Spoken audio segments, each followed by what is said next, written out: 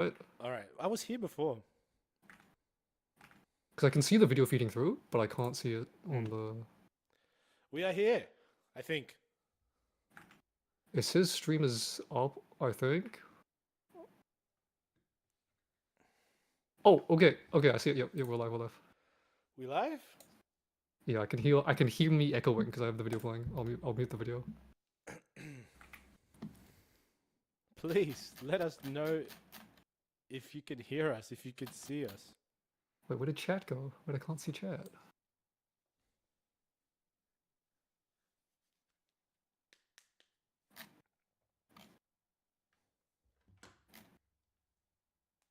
Alright, it said we had 6 people waiting, but I don't know if they're actually here. I don't know if it's me 6 times in the background.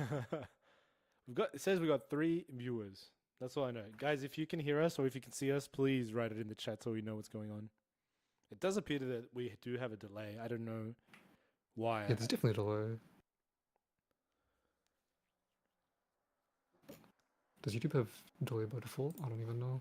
I remember it asking if you want a delay. Okay, Tim said that he can see us, he can hear us. What, in chat? I don't see him in chat. What the? You know, he texted me. What did he message you separately? Alright, easy. Nice. Alright. Alright.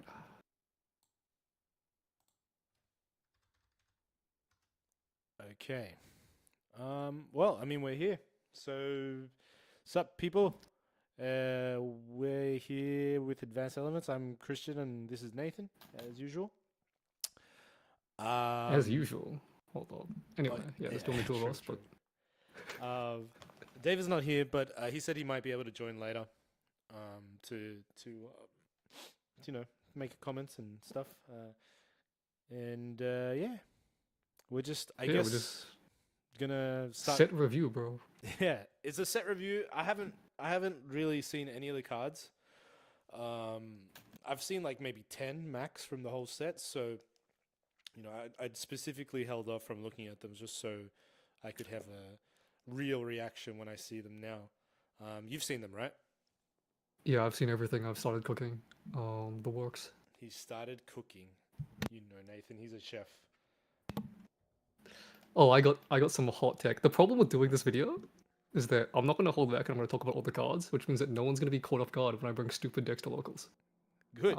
But good. You know, that's fine, I guess. That's fine. Yeah. But yeah, I guess, I mean, like, we'll just jump right in because, yeah. Sounds good. You want to pull up the first card? Yeah. So here we go. We're just gonna go in order of the searches of the website. So I literally included every card, like even the spirits, because you know we're all about the art on this channel. So God. anyway, first card. You can see it, right? I'm watching stream, so I'll see with a bit of delay, but I'm following on index, so I should see them in the same order. Okay, let me know when you do see it, so I know how much delay there is. I think there's quite a lot of delay. That's cool. I think it's like over a minute of delay, but we should keep going. I'll let you know later. I think it's like a lot of delay. Okay, well, fuck. All right. Anyway, Spirit of Fire. Okay. I just saw the Spirit of Fire there, by the way. New Spirit of Fire. Cool. I mean, this one's got like a cauldron, so yeah. Yeah. All of the spirits are like above like a pool of something, which is, I mean, it's fun.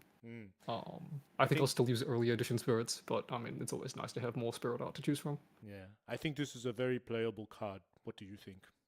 Spirit of Fire? No, this card sucks. Yeah, actually. Who plays this element? This element is terrible. Worst spirit. Yeah. Anyway, next one, Spirit of Water. It looks like it's on a fountain. That's very cool. I'm gonna just move straight on to Spirit of Wind. And yeah, this one looks like another. Spirit of Wind is the strongest one by far. This card's crazy. This card's broken, crazy good. Man. This card's broken. Yeah. Alright, you wanna move on to the Alice Golden Queen? Oh, hold on. It says that my audio might be coming in only through one ear. Is that the case for you, Nathan? Let me unmute the... Yeah, you are... My left ear is definitely enjoying your voice. What the hell? Okay, let me just change that for a moment.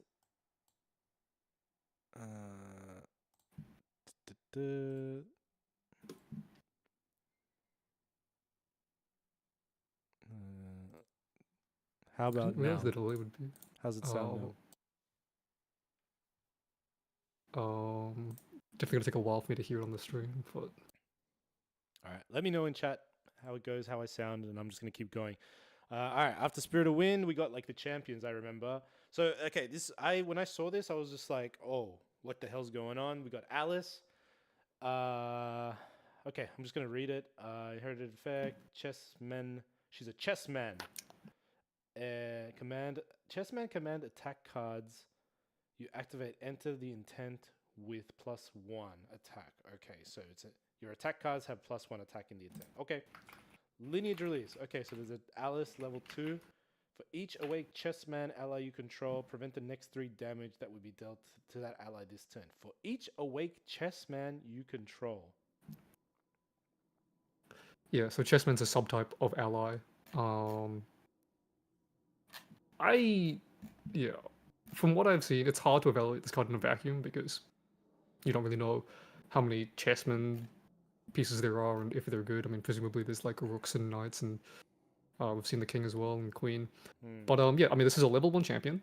It has a lineage release, so it's designed to have a level 2, but there is currently no level 2 Alice in the set. And chessmen command attack cards, like +1 attack on them is like this effect is generally pretty weak for a level 1, right?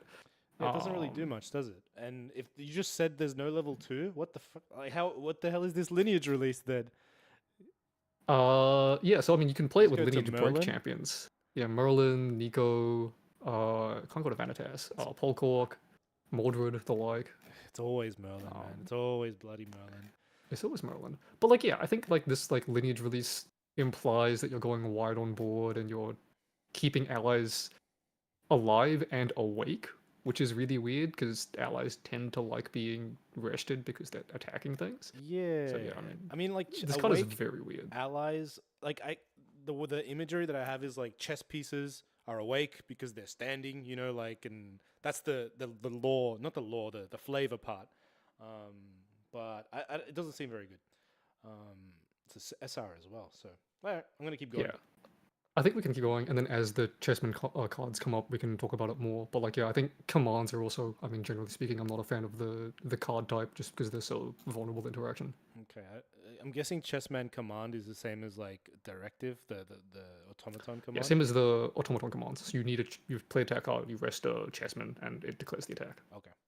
All right, this is the CSR. I'm gonna move on to the move off the CSR now. Okay, there's 2. There's a CUR. So she has the CSR and a CUR. So there's 3 versions for her in the set. Okay. Which is cool. Which is cool. Okay. I think I looking at both different ones. I think I prefer the CUR. Looks cool. I'm sure some people have waifu'd Alice already. I think everyone who pulls this card will be very, very happy. Yeah. Then we got CL. We've already talked about CL, so I'm just gonna move like past him. CSR looks nice. Then there's level 2, the discard for the omens. I did like reread them one more time before just to confirm what they do because, you know, forgetful. CSR level 3. What do you think? After I haven't seen all the cards obviously, but after seeing all the CL support, do you think his level 3 is you know, up there, can be played? I'm really not sold on his level 3 after looking at all the cards. I think there's probably a playable build, but nothing jumps out to me as like this is really strong and I want to play it. And especially like the Umbra package. We'll get to it like I think right at the end, but the Umbra cards like don't scream to me win the game, but I do like the design. I think it'll be fun. But one of the things is just CL level 1, like his level 1 champion, his mastery. It's so good at generating value over time, and it's kind of the first level 1 that we've ever seen that can win the game by itself. And that, you know, in the long term, it'll just keep generating value, keep applying pressure, in the sense that once you get these omens, you have like a Merlin effect every turn, right? Yeah, you are effectively on a clock. Yeah, so if we want to think about like level 1 decks that have been able to store the game and like get high influence and like be really annoying, like CL really fits that archetype really well. But the level 2 and 3 impress me a little bit less. And even the level 2 is like something that gets more value the longer you stay at level 1. Hmm. I don't think we're going to see any turbo to 3 strategies. I don't think that'll be popular. He might go to level 3 as a consequence of this type of build, but I don't think it'll be like the traditional level 3s that we've seen in this game if he does go to level 3. Even so, if he stays at level 1, I feel like the deck will be very different to any level 1 deck we've seen. So Oh, far. absolutely. I've really enjoyed cooking with CL, even though I don't think his Umbra package has been very interesting to me. Okay, just one more question. Servile Possessions of the Mastery, it's unique, right? Yes, I believe it is unique. Just checking, because you can't do some shenanigans and get 2 Servile Masteries by leveling him down or something. There's nothing about this that says unique. I'll be honest. So maybe you can. Oh, double But Servile Possessions? so the thing is, the on enter says you gain the servile position's mastery, not like generate or create one. So maybe if you like gain a mastery, you can't get it again. What does shifting current say? I don't know. But guys, in the chat, if you have any comments about like any cards and how they could be good in cooks, just write it down. I'm curious to hear as well. Absolutely. I see AJ, I see Daniel. Who's Rekka? I know that sounds familiar. Who's Rekka? Name yourself, Rekka. Bro, don't dox people on stream, bro. I see Josh. I see Chris. I see David. What is he doing? He should be doing something else. I think he just wanted to join chat. Maybe he's busy. Anyway, I'm gonna move on. I'm gonna move on to the next one. So Diana, we've all seen Diana. CSR looks pretty nice. I like CSRs when the art looks different to the original art, not when they just kind of like copy and paste over with some extra colors and stuff. A good example is like Purse. I really like the Purse CSR. Yeah, I definitely think that's the case for I think most people. They prefer to have the card be like uniquely different, but at the same time, like seeing the full art, especially if you like the main art, is quite nice. Yeah. And I still think like the Diana and CLCRs went really hard. So yeah, I really like Diana level 2's art. I really like this one. It's really nice. Hello. Well, the CSR art, I mean. And okay, Beastborn pause. Oh my god, more Beastborn pause. All right, let's see. Yeah, so 0 mana cost. you'll actually banish, pause, target animal or beast ally. You can do +1 and wait, what? This is a reprint, Christian. Oh fuck. There's actually a lot of DOA reprints. I think they're trying to fit them in so that all of the like common and uncommon staples and maybe even the rare staples from DOA, they're just like reprinting them in new sets because they don't want to have another like DOA alter. Sure. Or they don't want to do another print one of DOA alter. So there's actually quite a lot of DOA cards in here that we'll find. More Dream Fairies, more Arthurs, more Gilduses, more Frostwolves? Again, I don't know if they'll reprint the SRs and especially the unique allies. I don't think they'll be able to do until we go back to like Cambria at least. But yeah, a lot of the like random Regalia pieces and some of the like commons and uncommons, you'll see them as we go down. Okay, I'm gonna read it'll come quite a bit now. Candlelight Hourglass on enter, draw a card, cost 1. Okay, so it's already might be playable. On charge 2, all right, I don't know what that means. On charge 2, Candlelight Hourglass gains activated abilities of all allies you don't control. Activated abilities of all activated abilities. Does that include on enter? No, on enter is a triggered ability. So activated abilities is one where you pick the timing to activate it. Okay, it costs 2 more to activate. So I'm assuming this has to do with the chessman mechanic because a lot of them have like activatable abilities, right? That's what I remember. You're thinking of suited. Oh, the suited guys, yes. Yeah. Like the cards that are like the 4 of hearts, 3 of hearts, 5 of hearts, all those guys, they all have the cardistry ability, which you can activate. Obviously, this also hits like any other what cards have activated abilities? Like Purse has an activated ability. Yeah, anything that's like tap to activate, which I mean there aren't that many of in the game. Okay, so yeah, this card's interesting. Yeah, this card is interesting. So it's not a banish to have it; it's more like a permanent effect after 2 turns. Right? That's how I'm reading it. Yep. Okay. Yep. That's cool. Yeah, it's interesting. And people can also like you can suppress it if you want your activated abilities to become cheap again. But then like because it's a one cost draw card, they'll get the drawback. So that's pretty painful. I like the design, and the charged mechanic is like kind of cool because it means that you can't just rip it and turn off an entire deck if a deck is reliant on this, like Suited might be. Is this what Spectrometer should have been? Is this what Spectrometer should have been? If you couldn't sacrifice Spectrometer until you had 2 charge counters on it, that card would just suck even more, wouldn't No, it? but would it be on enter draw a card first? Yeah, but then it's just better than GCR, isn't it? Yeah. Okay. All right. Moving on to the next one. This card seems interesting. Will it see play? Maybe. It just depends on. I think it looks like a side deck card to me. When I first saw it, I got scared because I thought it was like Captivating Opulence and hit Regalia as well. But it only hits allies, which is, I think, a far less big a deal. Oh yeah. Um, For sure. and it doesn't turn off F cards in graveyard, so it doesn't affect the activated abilities of like Seaside Ringleader, which is one of the things that you might want to hit. Okay. Yeah, makes sense. All right. Next card. Condemned Trinket, 0 mana. Okay. Cost 3 to banish it. Banish a card from your graveyard and put an omen counter. Ooh, okay. Yeah, so this is one of the few ways to accelerate omens in CL. And it's not CL restricted, so in theory you could accelerate omens in other champions as well, but I mean obviously it's designed for CL. I'm trying to think if this is good or not.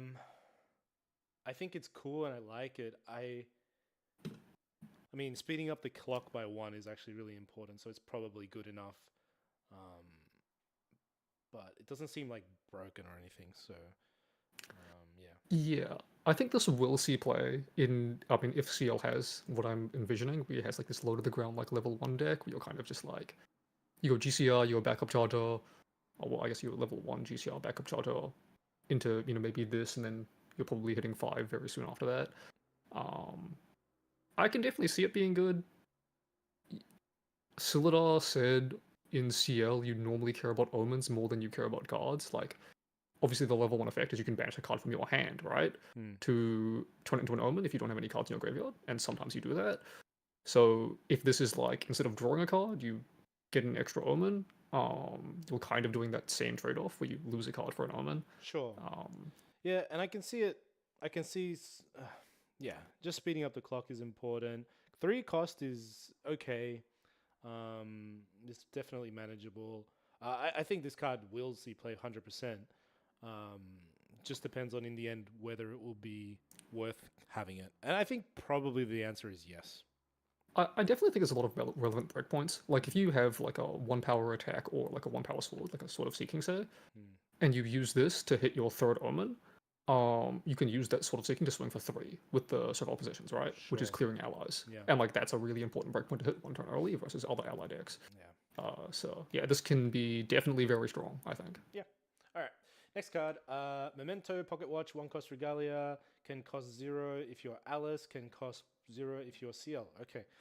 On charge 3, banish it and draw a card. Okay. Okay, GCR. The next attack you declare with a unit this turn gets +3. Pretty good. Pretty good.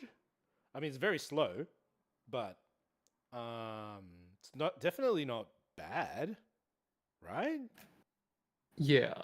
It's a shame that Cleric and Guardian, so the Alice and CL classes, Alice is a Cleric if you missed that. They don't have good ways to turn +3 attack into more than 3 damage. Like there's no Rending Flames or anything in this deck. So it is. I mean, it's a card and it's 3 damage, which obviously on a card is absolutely broken. But losing it for 3 turns is. Yeah. I mean, you get the first charge just kind of straight away, right? So you get it in 2 turns later. That's true. Yeah, so it might not be as slow as we feel. Yeah, but it does feel like it might be 1 turn faster than 1 diary, right? And I don't think that +3 attack is worth being like. I mean, it's definitely better than 1 diary. Don't get me wrong. 100%, yeah. But like 1 diary really sucks, and I don't think this card is. I don't think people have heard of 1 diary. Okay, the only reason why I know about it is because it's a scripture or a tome or whatever. Because of Zoyu. Yeah. Yeah, and like also you have to go to level 1 before you can bring this out, right? So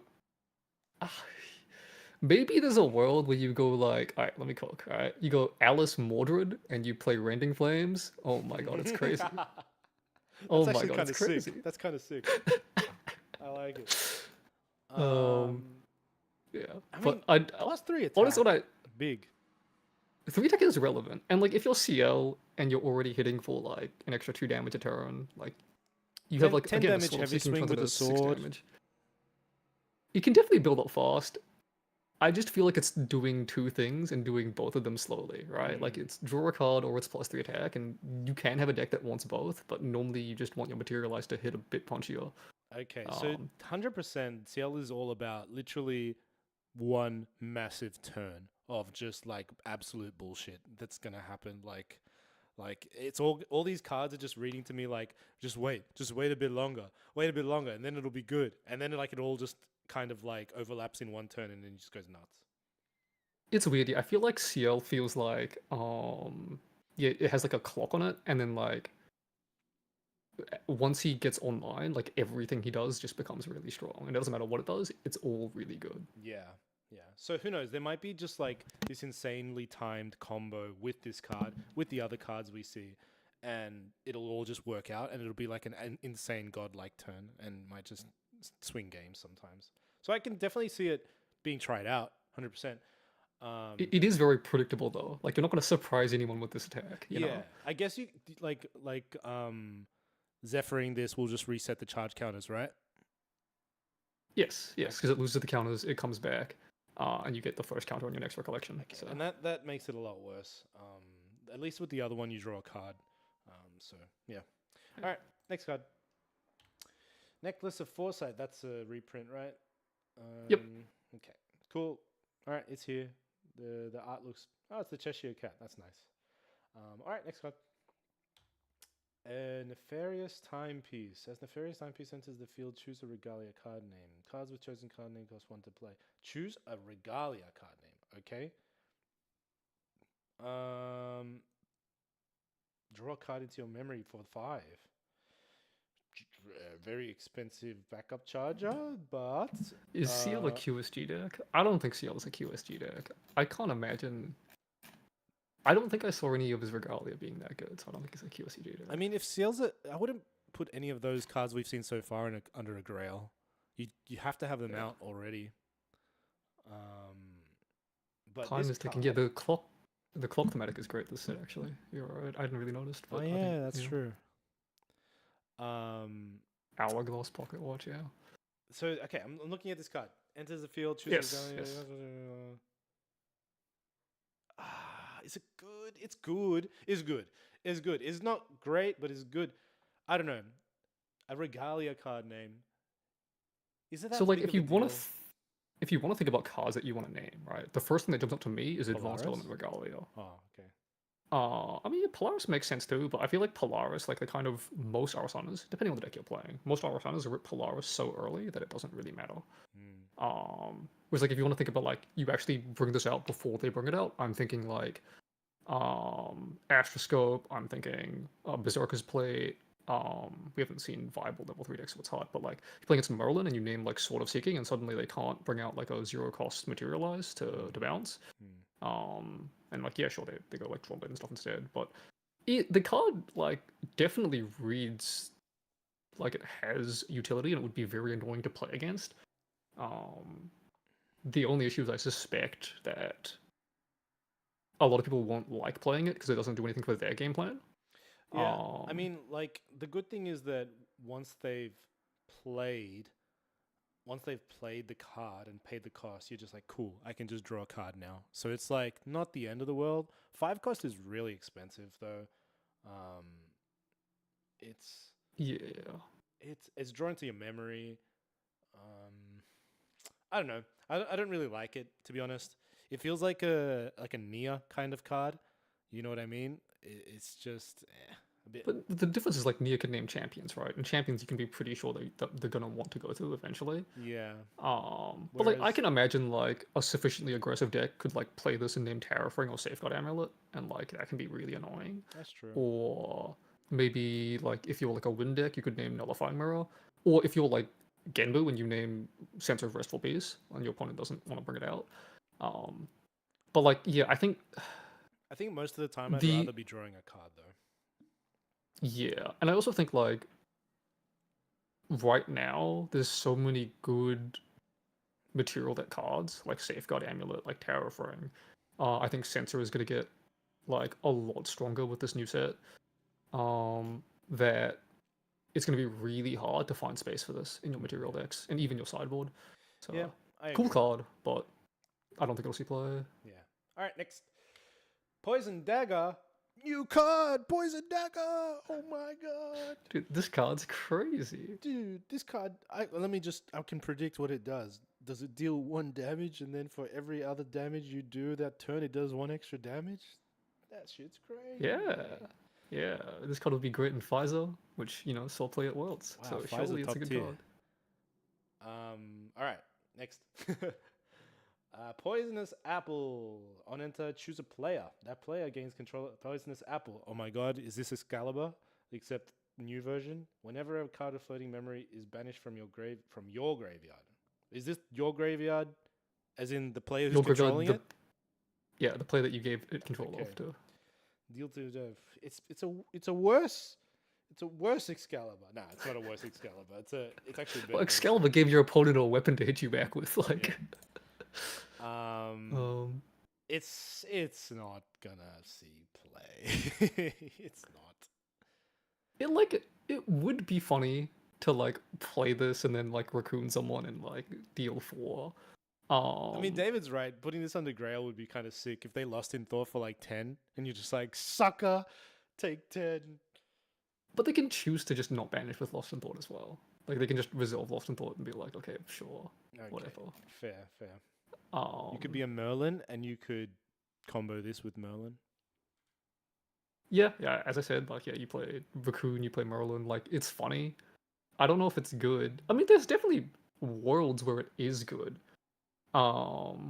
Like if you're playing like an aggressive deck and your opponent has 2 floating, and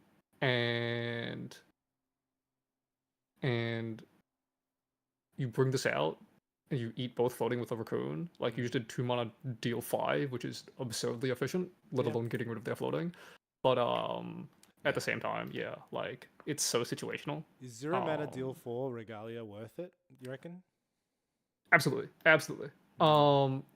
Like doing damage with Regalia is really, really strong in aggressive decks. Like Poison Dagger, on average, is dealing about 3 to 4 damage.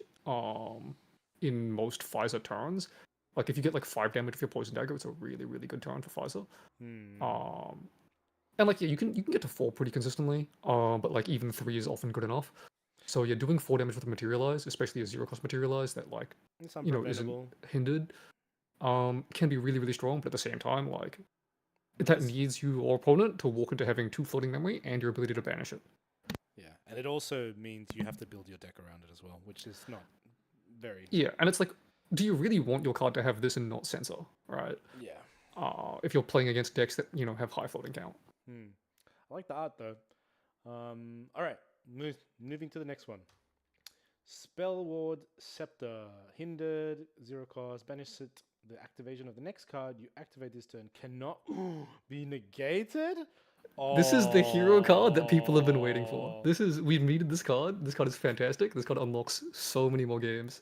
Oh my god, I need this. I need this in my... I can play Assemble the Ancients again. All right, I can play it again. All right. Oh, this card is sick.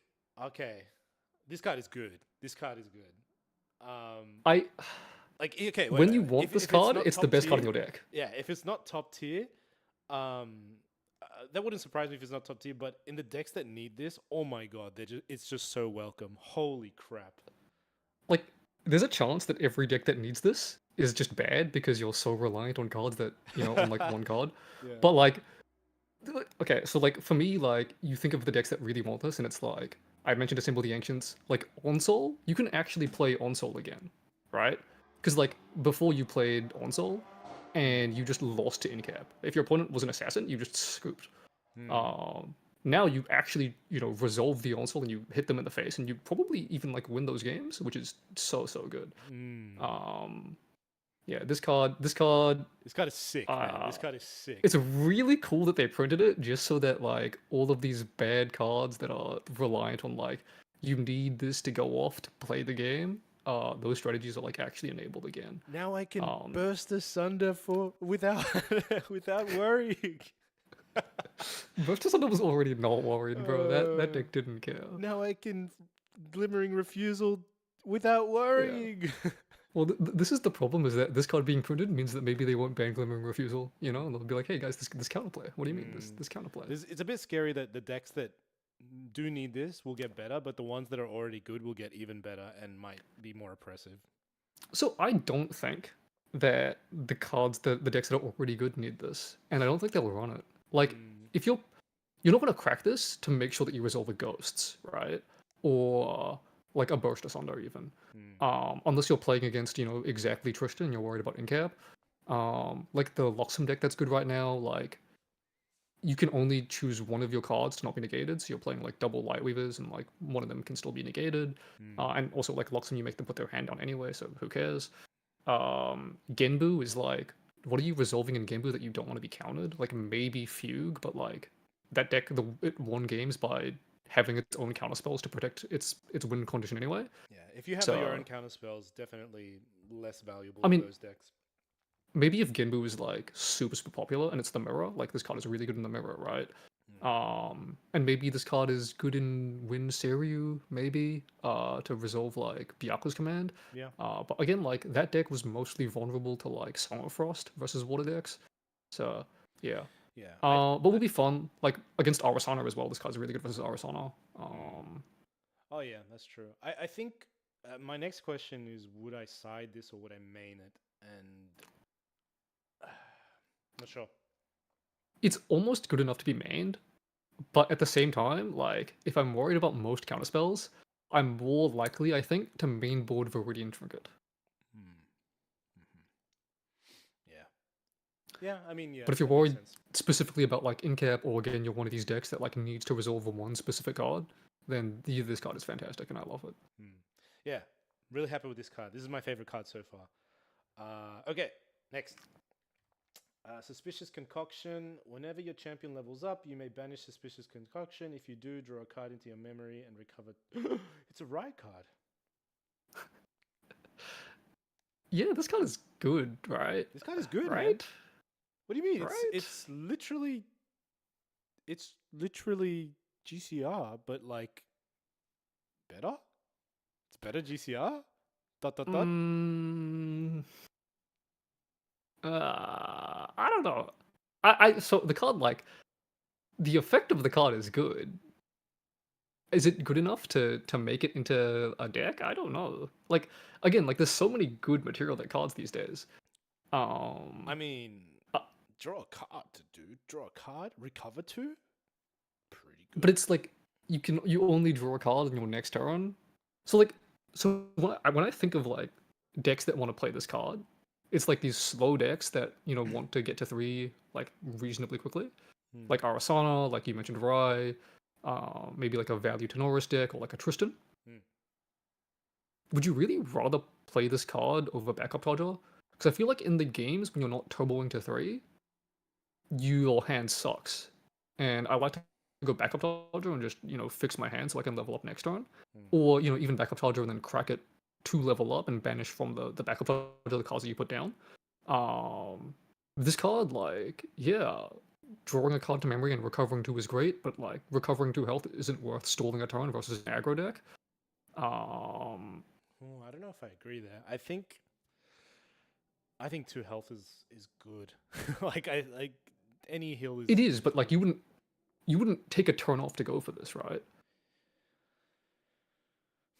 Like maybe you would take a turn off instead of Backup Charger, but would you really take a turn off instead of leveling if you had a good way to level? No, definitely not. So yeah, and if you don't have a good way to level, this doesn't find you a good way to level. I suppose once you hit level 3, the card's dead as well. Yeah. So it's cool. I like the idea, and like cards like this, like the more options we have, the worse Backup Charger gets, which is nice. That not every deck in the game will be playing Backup Charger because maybe someone wants to try this. But And like there's value in like you can bring this out because you think you'll need it and then not crack it when you go to level 1 and crack it later Mm. if you really want to get value out of the recover tomb. Yeah, just keep in mind, people, that this doesn't include like just using level counters or stuff like that. This is purely just when your champion goes from 0 to 1 to 1 to 2 to 2 to 3, and that's it. Yeah. So no Merlin buffs, but no Rye buffs, nothing like that. but you can use this with Fireblooded Oath, so you know that's the real. Oh, I'm sold. I mean, I like the card. Yeah, I mean, but like you can bring this out and then play Dungeon Guide. Like there's worlds where you can like get the level up on the same turn, but Yeah. again, it's also drawn to memory. So if you level up in main phase, it doesn't change much. Although actually, there's that there's a fire level card that we'll see later. That actually, when I think about it, this might be good with. Okay. But we can talk about that when we get to it later. All right, next card. Sort of Seeking. Will it find a new job for me? All right, next. The Looking Glass. I've seen this as Divine Relic. Let me just, on the record, I did call it would have Omni Shroud. I think a few people called it. I didn't want it to be Omni Shroud because I thought Omni Shroud was the boring answer. So as cards in the material deck, you may begin the game with it on the field. Ignore the elemental requirements of distortion cards you play. I've seen some distortion cards. I have to look at all of them as a package to see whether this is worth running. I'm assuming it is, or at least it's worth considering, because otherwise, why would they make it a Divine Relic? Yeah, there's a few combos that people have talked about already that I'll get into as we see the cards that make up those combos. But as a Divine Relic, I mean, look, I really like this card as a card. I think it's really cool the things that they've done with it, like all the distortion cards that they've unlocked, the distortion like mechanic as a whole. But I don't like the design of it as a Divine Relic. Just because it feels very restrictive. In that like, yeah, they'll print like cool distortion cards of this set. They might print cool distortion cards in next set, but then I don't think they're going to print another distortion card for a long time. Yeah. And so we have like these Divine Relics like GCR, like Grail, even like Spectrometer, Mercurial Heart kind of fell into this bucket that the Looking Glass is falling into, where like it's going to have like synergy right now, and even Mercurial Heart, right? They'll still print more bots, I think. But this card just feels like it'll be really good this metagame. It might be good next metagame. It might still be good the set after, but like it's just gonna stop receiving support at a point, and it won't be like Grail or GCR where it has like a lot of longevity and can really be played like no matter what deck you're playing. Yeah, it's definitely in that it's capped for a time period thing. But yeah, all right, let's keep going. All right. Tome of Knowledge. Wow. This is a Rye card. They finally printed another book for Zoyu. I mean, it looks better, that's for sure. The other one was boring as hell. All right, next.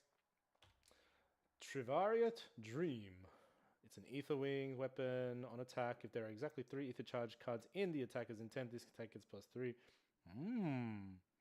0 cost. No Spell Shroud. Still pretty decent. I don't know how easy it is to get 3 in your intent, but I'm assuming it's not. Like, as in, like, it's not a consistent thing. You'd probably be able to do it once, maybe twice in a game. But what do you reckon? So I would actually say that getting 3 in your intent is not that hard. Before level 3 or after level 3? Before level 3. Really? Okay. I think there's so much like cycle and filter that like you can get 3 cards pretty easily. And like this card hits. This card hits hard. 4 base damage, 3 cards in intent, probably doing 1 each, so you're hitting for 7. Yeah, Fire aggro Diana like might cook really hard. It might. It is a class bonus, so there's that as well. But I think most of the time you will be leveling. Oh, it's +1 damage from her being distant as well. So yeah, it can hit really hard. Hey, I think it's Dean. Is that Dean? Hey Dean, how you going? Yeah. So this card like, I think you'll be able to get like Impact Hammer, Heated Vengeance, Blazing Throw damage like really, really easily in this deck. Okay. Also, because like Diana 1 can bring this out. So like, imagine you go level 1 Diana, you backstep, you bring this out. Distant gives you 1 damage if you can load it a couple times. To get the threshold, that does at least 7. So you're hitting for 8, and then Blazing Throw, and you're doing 12 damage. And like if you can do that all pre-rec, because a lot of the Aether charges are fast. You can um, play. I don't know what a cheap way to level up is, but maybe it's creative shot pitch floating, and then you're Yeah. left with like 4 cards in hand, and you like distant and then load 1, recollect, load 2 more, shoot blazing throw. I'm assuming You might be able to there's play another card with fire that. ether charges then, right? There's ether charges in every element, and they're all based on their identity. So fire ones are damage, Hit hard. wind ones look like they're kind of trying to control the board and do like weird suppress effects, and then water is like glimpse mill, kind of the ones that we saw in the starter deck. Okay. Um, Well, this seems but strong. yeah, this card But I think is a bit scary. it's not without its counters though, so I'm not too worried about it. But it can be scary at the Sure. right time. All right, next. Lacuna's Grasp. Hakuna Matata. Seal's bonus. 1 mana, 1/2. Cost 1? No, don't like it. If there are no cards in the attacker's intent, you may pay X. X can't be more than the amount of omens you have. More than you. Okay, if you do, it gets plus X. Ooh, hit very hard. Yeah, so plus X is until end of turn. It's confirmed that that's getting eroded. It's not like a permanent effect. Okay. So actually, is it fully attack or end of turn? Let me check the errata on that. So this card's good. Yeah, It's it is still end of turn. I think. You think this is good? Yeah. Yeah. You don't think Okay, it's good? okay. I think it's like just bring it out on the kill turn, right? I just feel like this card is worse than Bulwark Sword. So no. Bulwark Sword is 3 power, pay 2, and it's a 0 cost. Like, I don't know. I'm willing to pay 1 to first of all not have to pay 2 to attack, and also the potential of up to like plus, Okay, but if you 6 don't damage. pay 2 to attack, this is doing 1 damage. Oh wait, sorry. Oh, okay. So you're paying for the omens as well. Okay, gotcha. So it's not just Yes, you pay for every power that you want to gain. okay. So like, if you pay 2, it's the same as Bulwark Sword, right? Okay. It's not that great then. So And then also it can't be used with attack cards. so you're paying 6 to do like 7 damage. All right. Yeah. So like you can like get like as many heavy swings as you want out of this, right? Which is maybe good. And like you're not vulnerable to counter spells, which again is maybe good. But Okay, it's not that great. if you're not like I think CL really wants to be playing attack cards if you're doing this like attacking strategy, because you play the attack card goes to your graveyard, and you move to end phase and you turn it into an omen, right? But if you like tap out your hand to swing with this thing, and by the way, like if you want to get 6 damage and make this a heavy swing, like you have to have 6 omens, which is like you've probably already won the game. So Okay. yeah, I don't like this card at all. I think this card sucks. Yeah, I'm convinced. I thought I didn't, pay attention to the paying X part. So yeah, I think it sucks as well. All right, next. Salamander's Breath. It's an Ether Wing, 0 mana 1/3 on attack. You may banish up to X fire element cards in your graveyard. X is the amount of free to charge cards in the attack's intent. This it's like a rending flames. Well, kind of. Yeah, so if I thought the other cards sucked, this card is this card is gas. This card is gas until your opponent zappers it, and then it's not at all gas. But the interesting thing is, right, you read the on attack. The on attack does not say that this weapon gains plus attack. It's that this attack gets plus attack, right? Ah, okay. So once you declare the attack, They can't do this anything on about attack it. is resolving no matter Yeah. what. I like Right. that. So yeah, that's a really cool thing that they've done. Finally. Is it good? Is it good? I don't know how many fire cards you'll get in your graveyard. I don't know if there's better uses of it. Like Kindle, they're putting more Kindle cards, and I think Kindle is probably a very strong way to use fire cards. So I don't know if this is good enough. But like, Oh man, this is I've been hit by like turn 1 damage. So turn 1 fire card to 1 damage. I think historically has been good enough, right? Yeah, Fiery Momentum's a good card.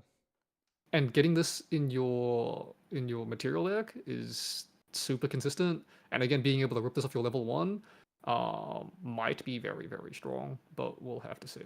Yeah, I can definitely see this card just clocking people. The problem I have with Fire Aggro is that Fire Aggro is viable in so many champions that like a lot of champions that have good Fire Aggro cards still don't see play. So it's very maybe Fire Dino is saturated. really good, but she has to be like the best Fire Aggro deck for it to actually see play. Yeah, which we will see. All right, cool. Next one. Confidence Oath.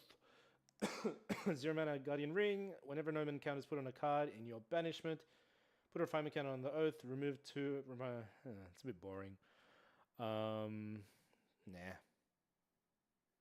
No? No? Nah. Dude, I think this card is broken, isn't it? What? It's fine. Like, it's just backup charges like GCR. It's just like another one. It's just another one. But you can go infinite. You can go infinite. This card is Oh, you don't banish it? Oh, okay. Hold on a No. second. Hold on a second. No, this card is Okay. All right. this card is gas. Okay. This card is gas. Okay. So you can just keep drawing cards.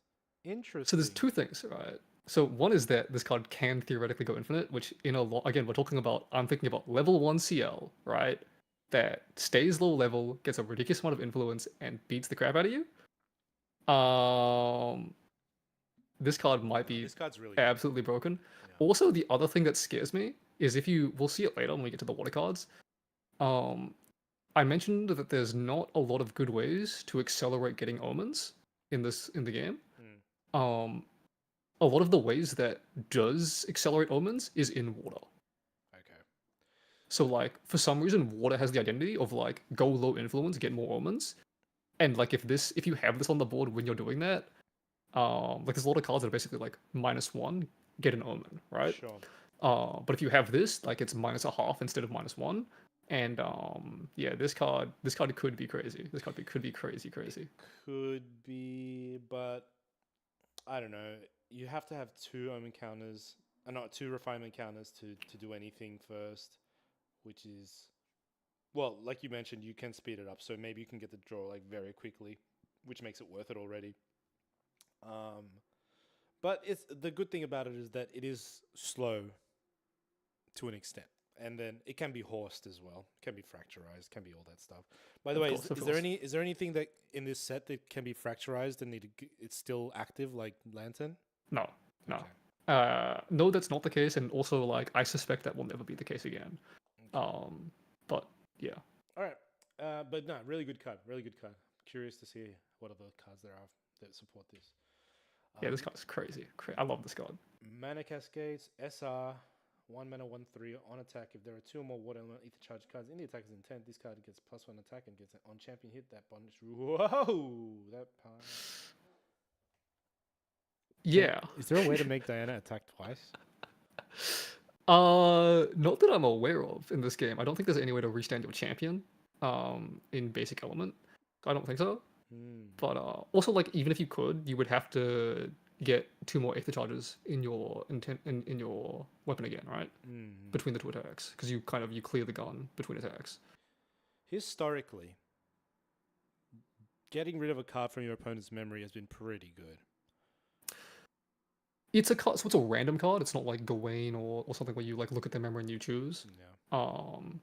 Also like this is a 1-cost Aether Wing, right? It's a 1-cost Aether Wing that doesn't have Spell Shroud. Yeah. It's in water though. I trust they'll have floating. There is no requirement on Diana level 1, so you could bring this on level 1 if you have enough floating.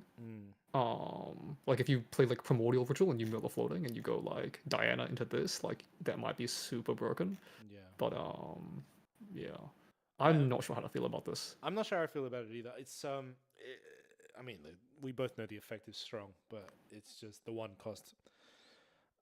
The 1 cost, the conditions, and like again, you're still vulnerable to fracturize. Yeah, it's the typical non-spell shroud things. Okay, I'm on the fence about this one. All right, next card. Legion's Wingspan. On attack, it's a 0 mana. 0 mana, 1/3 SR, okay. For each wind element card in the attack's intent, choose an ally you control. That ally gets okay. Wind element card in the attacker's intent. Yeah, so that'll probably always be the number of ether charges that you had loaded in this. I'm trying to think if there's anything else other than ether charges, and it's probably just you can't use attacks with these, right? No, yeah. it's basically never. Like you could theoretically use Slice and Dice, but that's not a win card, so it doesn't matter. So Okay. Uh, let's see. 3 ether charges. Ally gets +3 attack. Second wind. Rally. No, rally doesn't work. Second wind does though. Could be good. Could be really good. Is it as good as If you, or better than like yeah. a power cell buffing something and just second winding it? Not sure.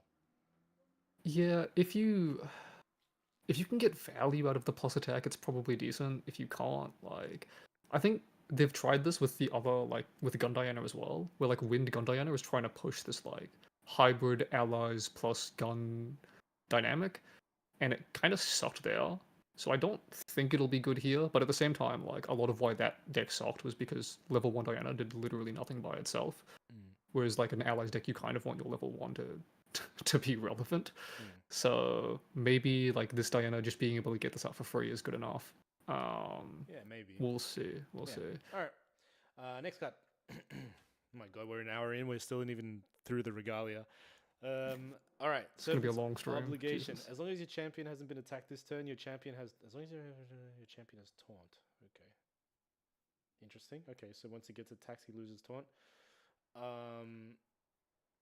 Right. That's how it works. Yep. So you get taunt for 1 attack every turn. Okay. Banish summon a vacuous servant token. Do I have that here? Yep.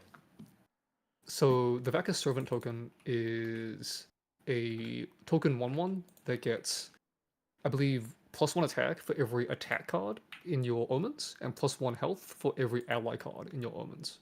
Oh. Hey, that's cool. So it's really cool. Really, really cool. But it sucks. Yeah, good. I don't know about. It's cool. I'll be honest. I really, really doubt the Vacuous Servant token mechanic. Like as a mechanic, I think the mechanic kind of probably sucks. Okay, I mean, I'm paying more attention to the taunt thing though. I'm wondering how relevant the taunt thing is. I think it'll be actually very useful. Having taunt for 1 attack each turn. If you're playing allies, this card has to be good, right? Like, Yeah. it's so much harder to clear your board if you have to send an attack at phase every turn. Yeah, 100%. Especially, I feel like that's very valuable. Any ally mirror, like this card has to go crazy. But like versus anything that doesn't really, like, when taunt isn't valuable, the card is going to be completely useless. But then you can like turn it into like a 1/1 that's hopefully not just a 1/1. Yeah. Yeah. But I mean, maybe I'm not an allies player, but I just don't believe in CL allies. Like, it's another SR. the fact that the Vacuous Servants, you need to banish attack cards or allies to get the stealth. Like, if you banish action cards, you don't get anything. And I think for me, when I see how CL plays, I mostly want to be banishing action cards because it's more reliable to get them in the graveyard, and also because most actions and allies are -1s, right? Yeah. So it's really hard to maintain influence if you're banishing allies and actions. Unless you play a bunch of Windmill Engineers and they kill off all your Windmill Engineers, and you can banish those for omens. So I think it's really hard to get stats on the Vacuous Servants, and it's really hard to make them good. But I mean, we'll see more cards that synergize with them later. Would you play a squirrel for 3 mana from your material deck? A Hinded Squirrel? A Hinded Squirrel. I think there are. Yeah, sure. Yeah, it doesn't have to be Hinded. I think I wouldn't. Okay. But all right. Anyway. I mean, if I was going to, I would rather play the bot Squirrel. Next card is Consumption Ring. Banish Consumption Ring. So this is a distortion card. Until end of turn, non-ally cards your opponent activate. Non-ally cards. They cost 4 more to activate. It's a Tariff Ring. It's a Tariff Ring, but not a Tariff Ring. Your opponent's recollect. Yeah, it's a Tariff Ring. It's good. Card's good. Card's very good. Right? This card is great versus Rye. All right, it's fantastic versus Rye. Well, okay, I'm just thinking about its matchups that it's good against. In the matchups that it's good against is really good, right? So I actually don't know when you want this card. I can't visualize it because it only affects slow action cards, right? Doesn't it affect ether charges? Sure. But you're cracking it in their recollection. I mean, maybe. It seems like it would go nuts on Arisana as well. No, Arisana just draws and passes and does everything on your turn. Oh, fair. Mm, Like that's it has to be a deck that wants to play slow action cards. beats Rye. I hate this card. Yeah, it's fantastic versus Rye. I'll give you that. But yeah, it's hard for me to figure out what deck this like really fights, and like maybe it's good versus like Tristan because you turn off Shadow Strike, right? Mm. But like, you know, Terraform was kind of already doing that. Yeah. So yeah, we'll see. It's a nice option to have for the Distortion Regalia for sure. 4's a lot. So it's worth considering. But yeah, next card. All right, Enfeebled Dagger. I think I've seen this. Deal one damage to a unit until end of turn if that unit would deal damage in yeah. Oh yeah, I've seen this. It doesn't come in hindered, so that's good. Isn't this card just good?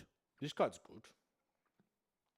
Heal for 3. Maybe. Heal for 3. Heal for 3, Nathan. 0 mana What? heal for 3. Okay. 1 damage heal for 3 is good. Yeah, 1 damage deal 0 cost 1 damage heal for 3 is good. It's definitely good. It's assassin class bonus, which I feel like it didn't have to be, but Oh, you're right. I still think it's decent. I mean, Luxem, does Luxem need this? Not really, right? if anything is hitting you twice, this card is crazy. Like if anything is ever hitting you twice, Yeah, this if card you're is getting absurd. sliced, they're unhappy. If you're second, Oh, dude, because if it's slice and dice, so if they don't have a weapon with slice and dice, you'll deny the on hit, and it's absurdly good. yeah, But yeah, also even if they have a weapon, you heal 6, which is really good. And like versus rending, it's really good, right? Or any other double effect. I'm sold. Like heal for 3 out of material like is good enough with Yeah. 1 damage. yeah, 100%. It does stuff to Seal and Diana both as well. So no, I can see it. I don't know what other good allies there are, but maybe it does something to them too. I mean, just turning off a Gildas for a turn is really nice. So yeah, Yeah, or if you can deny on hits with this, like that'd be really strong. yeah, exactly. All right, cool. Next card. Inert Sword. I think I've seen this one too. This is like the Bulwark Sword, right? Yeah. Pay 2 to materialize it. Okay. Yeah, I mean, this card is just broken. Yeah, this card's really good. It's card's just really good. It's just so strong. Like, Sword of Seeking has seen play in so many decks, and that True Sight like almost never does anything, you know? Yeah. And like paying 2 it's a cost. Like it matters, but like, come on, it doesn't matter. It doesn't. Like, No, it doesn't. And like any class will run this as well. If you're a Guardian, you're just cheering, but any class could run this. yeah. And we'll talk about Cheshire Cat later, but like this card with Cheshire Cat like is kind of really strong. Okay. All right. Cool. Yeah. All right. Next card. Necklace of Hindsight. Okay. Look at the top card, 4 cards of your opponent's deck. Put any of those cards at the bottom of the deck, and the rest at the top of their deck. Interesting. Yeah, so it's again like it's distortion Necklace of Foresight, so you get to choose what your opponent is doing. I think it'd be really fun to play this card versus water players that have like a Fractal Rain, because like, oh, I don't want to put like a floating on top of their deck, but like maybe you do leave like a bad floating on top of their deck, and then they mill you because they think that they put like a card that they don't want milled, and then they draw like something stupid into their hand. But like yeah, I mean this card it's cool. I don't know if it's good, but it's a bit cool. of a meme. Like there's a chance that you'd crack this and you see like, you know, 2 dungeon guides and you win the game, right? When is would you that, rather like- do this than draw a card? Yeah, it's also like cleric class bonus, so you're playing like one of a few decks, and it's like what? It's Arasana, Vanitas, Diao-Chan. Yeah. Maybe Fractals could run this, but like yeah, probably not. Yeah, it's a pass for me. Not my thing. All right. Radiant Vega. Okay, ultra rare. 1 mana 2/5. Damn. 1 mana 2/5. Diana bonus. Jeez, this is a lot of requirements on this. Pay 2 to tap it. Remove 2 durability counters from it. Negate target card activation. Okay, I'm really paying attention. Negate target card activation until its controller pays X, where X is the amount of ether charge cards loaded into Radiant Vega. Interesting. Activate this ability only if your champion is distant. Yeah, they hit you with a surprise, one more requirement right at the end. That's a lot of words. That's a lot of words. I'm just trying I to tr- think if how good this card is. Well, the so effect itself is very strong. so the first thing that I think of when I look at this card is it's competing with the starter deck Regalia, right? Mm. So if you remember the starter deck Regalia, I believe it's one cost on into Glimpse 3, 3. Yeah. and then all of your Aether Wings get on hit, create one of those Astra Shards, right? That lets you Glimpse 2. Mm. And is this stronger or weaker than that? Um, on vibes, I lean that this is probably stronger, but at the same time, like, part of me just thinks this card really sucks. Mm. Because I don't know. I just feel like it's so awkward of when, like, so the specifics of how this card works with combat, right? Is once you declare the attack, all of the Aether charges move to the intent. So they're no longer loaded in the gun, which means that this has nothing in it to counterspell once you've Once you declared the attack. attack. Okay. But Now it's a lot worse. it will have Aether charges in it before you declare the attack. So if you're Just worried load about it up in someone, there and just sit on it for a while. there's that, or also like if anyone wants to fracturize your gun or Zephyr your gun before you declare the attack, then this is still online, right? So for these like pre-combat phase things, or obviously in your opponent's turn, if you want to like load things and counterspell like on their turn, like this can be very, very good for that. But if you're worried about Song of Frost, this doesn't fix the problem. If you're worried about like, I don't know, any combat tricks, like this doesn't fix the problem. Is there a world where you can sit on this and just have it be there? 3 cards in the intent, and then have other weapons to load up. You know, just let it be a fat Yes. counter spell. Yeah, like that could exist, but like you are removing 2 durability counters every time, so you can only do it twice. Mm. And it does cost 1, and you're loading 3 things into it, right? So you're losing 3 to 6 damage. Yeah, I don't know how much you can load and how quickly you can load up again. But You can negating you can twice definitely, yeah. and negating twice, having 3 loaded, so they have to pay 3, and then on the last durability you smack them with the 3 things. It sounds all good on paper. You also have to be distant. You have to have a distant enabler every Yeah. time, right? So like it's weird because like let's say you're playing against a deck and they play a card and you want to counterspell it and you're not currently distant.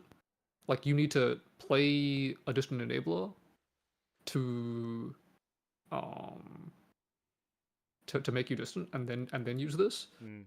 Um I think in our which previous video we talked about how well could she keep herself distant the whole time. And I'm pretty sure she'll do a good job of it. Like she needs to be distant for level 1, so you have to be running a good, like, healthy count of distant enablers. So it should be doable. It's just, yeah, I think the resources that you're putting into this is probably more than it's worth. Because you have to play a distant enabler, and then you have to pay the 2 to tap it, right? And then it gets it gets fracturized, and you're like, well, kill me. Yeah. So So I don't know. I don't think it's that good. But yeah. All right. part of me just feels like it's worse than the other weapon. Yeah. Yeah. Ranger Strides. And then to draw a card. I like it already. Target Ranger unit gains range 4 until end of turn.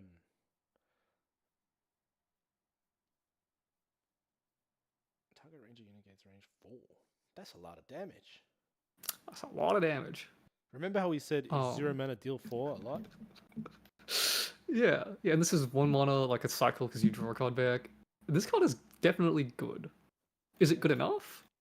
Is distant a good enough mechanic for beatdown decks? Dude, Carter's not a ranged unit, right? Carter, he's a Guardian. Is he Guardian Ranger? Ranger, right? Or is he just Yeah, because he's Guardian? Diana, right? No, he's Guardian Ranger because he's Diana, right? That's kind of cool. There's gas Wait, if you put this on Carter. It's oh no, this is distortion. You can do it. You can do it. Yeah, yeah. Looking glass Carter, and then you CL play Carter, sacrifice something, crack this, cleave for 8. Oh wait, Is it good? I don't know, but it's fun. Oh, you need a distant enabler for Carter as well, but Yeah. you know, surely that's not a problem. All right. I mean, I like it, but will it be played? Hard to say. All right, next. Sword of Shadows. Ooh, Sword of Seeking's cousin. Hold on. We have that one card that will reload wheel charges into an Aether Wing. Oh, okay, yeah, that's true. That's true. Yeah. Quakums in chat said that for the other gun, like there's a card that lets you gives you like on hit, like kind of reload all of your aether charges to another gun. So if you load everything into that gun and then you hit them, and then you can move all your aether charges somewhere else if you want, or maybe keep it in there to keep negating. Okay. It could be relevant, yeah. It could be relevant for sure. Yeah. All right, Sword of Shadows. Sorry. Okay, 0 mana 2/2 weapon. Excuse me? 0 mana 2/2? As long as your opponent controls an ally with stealth. Oh, Sword of Shadows is fine. That's good. This card's good. Yeah, this card's crazy, right? Like, this card broken? I don't know. Bro, is the downside even a downside? Like, it's... Like, we got like a Nerd Sword, and they were like, hold on, what if we gave Lorraine something better than a Nerd Sword? Yeah. This card's just good. Can I give it to Rai? I can't. No, damn it. It's a warrior bonus. Okay. Yeah, warrior bonus. It is funny if you play this in Rai and they have a stealth and it's just a 0/2 sword.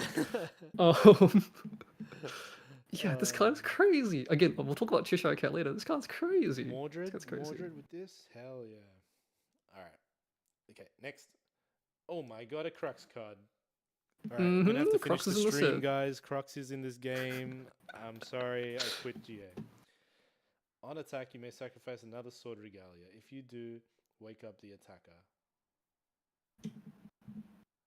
Costs 1. It's an SR. Sacrifice a sword. If you do, wake up the attacker. Merlin class bonus. Lorraine. Well, it's a Lorraine card. Actually, this is an on-soul card. This is a good card.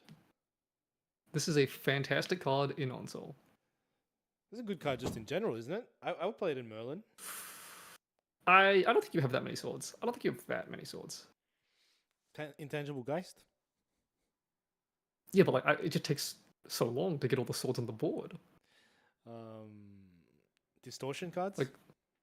Like Merlin normally only has like one sword at a time. She normally is bouncing it back with ghosts. Dude, you can distortion. You can just... Oh. Yeah, I mean, you're right. Ensol is the best card for this. Its card's good, Like man. I can see you it swing being with played all on your other Crux Knight, right? swords. Yeah. You swing with all the other swords. You break all your swords. You know, the sword that doesn't break, you sacrifice with this. You wake it up, and then you swing it again with this. And like this sword can swing and then wake itself up as well. I don't know exactly how that works, Double Crux Knight swing is freaking painful, man. That shit. And then it can't be negated with the other Regalia. Oh my god. Well, like it could be triple swing, right? Because you swing with this, you sacrifice a sword, you wake it up. You swing with this again, you sacrifice another sword, you wake it up, and then you swing with a different sword. That's gross. That's gross. So you can get 3 swings out of this thing, right? Like That's insane. it's just so broken. Like Onsol is so unbelievably back, so unbelievably back. That's. And like again, like you're playing Onsol, you have that card that stops Onsol from being counterspelled. Like I'm telling you, like they just brought Onsol back this set. This is gonna be painful. All right, Rai's dead, guys. Rai's dead. Yeah, we're actually like David is never gonna let us see the end of it if he believes in Onsol. Okay. I mean, this card is just really good. All right. This card's so broken. Moving to the next one. Bauble of Scarcity. Each player discards a card. I think I saw this before. We talked about how if you have no cards in your hand, it's pretty good. Or if you have like a floating in hand, or all floating in hand, or I don't know. Or I guess if you wanna. No, card sucks. Card sucks. If your opponent is playing floating or like liminal guide or something, yeah, I mean it could be really good. Like if your opponent has like 1 card in hand and like they're saving that dungeon guide and you hit it, like it's just so lights out. Actually, no, no. But even like if they have breaking points with certain combos, like interfering with that could be really nice. So it's better than I thought it was, but I still don't think it's good enough. Yeah. And again, I think like material deck slots are going to be so tight that like these cute cards that might be good, like that like could situationally be really, really strong, like don't have space. Holy crap, man. And so with that, would you run Distortion in Crux now? Absolutely, bro. Yeah, you can would, ghost, right? You like, just get out all those OP swords. That's insane. Bro, also, you can ghosts the Looking Glass back. Oh, that's gross. Because the Looking Glass has Omni Shroud, but Ghost doesn't target. What is it an on enter effect, right? The ghosts? Yeah. Or the Looking Glass? Oh, the Looking Glass, sorry. No, the Looking Glass has to be on the field for you to continue to enable them. Okay. But like, Onsol doesn't care about elemental requirements, right? Yeah, that's insane. Okay. Anyway, oh yeah, sorry, this card. No, let's pass. Yeah, probably not. Probably not. Beastborn Claws. Wait, I'm trying to remember if this is actually new or not. It is new. Yeah, this is new. This is new. Yeah, of course. Alright, yeah, this definitely, is- definitely. Okay, it's this distortion card. This is new. +2 health and stealth. Slimes are back? Nah. I don't know. There's probably animals or beasts in this set that I don't know about, so I'm gonna withhold my opinion so far. In a vacuum, the card doesn't seem very good. No, sorry. I take that back. The card seems decent. Smoke Bomb has always been a good card, and so this could be relevant. That's all I'll say for now. Yeah, I don't have a strong opinion on this card. It might be good if you want to save something, or if you have animals beasts that you want to stick. Like, if you play this with Tidestone Bovine, like, holy crap, how annoying is that? Yeah. So could be really good. You can give +2 health to Gembu. True. Hit them a little bit harder. True. All right. Next. Oh my god, when will the Regalia finish? Whenever an ally controls dies. We're towards the end. We're towards the end. Okay, when you do look at the opponent's hand or memory. Look at hand memory. This is better. This is better than the other one. Still sucks though. Yeah. I mean, it's cool. Again, it's better. I would play this over Life Essence Amulet. Oh yeah. 100%. But yeah, I don't think it's that good. Nah. All right, next. Devouring Malice, another ultra rare. It's a Chessman artifact. Devouring Malice enters the field with X gem counters on it. Okay, it costs X as well. All right. Okay, so you pay 5, you get 5 gem counters. Okay. This is the first X cost Regalia. Yeah. Okay. Remove a gem counter from Devouring Malice as a spell. Okay, choose one that hasn't been chosen. Put 3 debuff counters. Deal 3 damage to target champion and recover. Oh wow. Deal 8 unpreventable damage to. What? What? This card's so broken, bro. What is that Okay, last so it's an effect? advanced. So it's an advanced element Regalia. Okay, so you can't. This is not distortion. Okay, Yeah. so you can't choose this out. You do have to be Umbra to bring this out. Bro, I'm paying 1 and doing that last effect every day of the week. So every individual effect on this card is worth a card, Yeah, right? yeah. Like 3 debuff counters on an ally is just like you materialize of removal. Like, that's fantastic. The deal 8 draw 2 is like, dude, there's definitely a lot of situations where that's worth it. And then deal 3 recover 3 is like, Yeah, what is that? Searing Rebuke. there's definitely times where that's worth it too. So as an individual card, this card's crazy. It is Umbra, right? So you're playing CL level 3, and that's the only holdup I have is like, Yeah. you have to be. It's like kind of late in the game. Doesn't this work like insanely well with that card, the Curse Strength? A curse strength. Oh, the one that draws you. Like No, does it it? costs less based on your influence minus. Yeah. You draw back to like 3 cards basically, Yeah. depending on the number of crosses you have. Yeah, but it doesn't this doesn't give you crosses. But like, yeah, I mean, so yeah, you could. I guess you pay. Okay, so you pay 3, then you play a curse strength. Yeah. Okay, I see. Yeah, that could be. Yeah. Like That'd be really funny. I mean, paying 2 is still worth it for this card, simply because you draw 2. But it's really funny if you like. This is an X cost, right? So X can be more than 3, right? But you choose one that hasn't been chosen. But once you choose all 3, it doesn't matter, right? It's dead. Yeah. But like, hypothetically speaking, if you just wanted to cycle cards, you could pay like 5 with a curse strength, like on Sure. the stack. Yeah. Like you go Grail, play a curse strength, crack this, banish all the cards in your memory, and draw back to whatever you want, and then like resolve this. Yeah, I mean, this card's definitely good. This card like all of these effects are Has to be, broken, right? Yeah, all 3 of these effects are insane. So Yeah, nah. I mean, I'll try to make it work. This seems hella fun. Dude, 8 unpreventable damage on a Regalia? Like what? What is no, that? that's to your No, that's to Oh, your to your champion. champion. Oh my It's god. take it. Okay. Bro, Okay. okay. Okay. Okay. Okay. Wait, you thought it was deal Holy damage to crap. them? You thought it Yeah. was deal damage to them? Ain't no way. Oh No. This is my take god. it. Okay. Okay. Okay. It's balanced. It's Okay. it's strong. It's balanced. Like all of the effects are like kind of the limit of like this is like good. This is like worth a card to do. Okay. It's been significantly nerfed, but it's still good. Okay. Okay. Okay. All right. Next card. Next card. Tome of Ignorance. That's what all Riot players are called. Banish Tome of Ignorance. Draw a card. Yeah. Next card. Yeah, we can move on.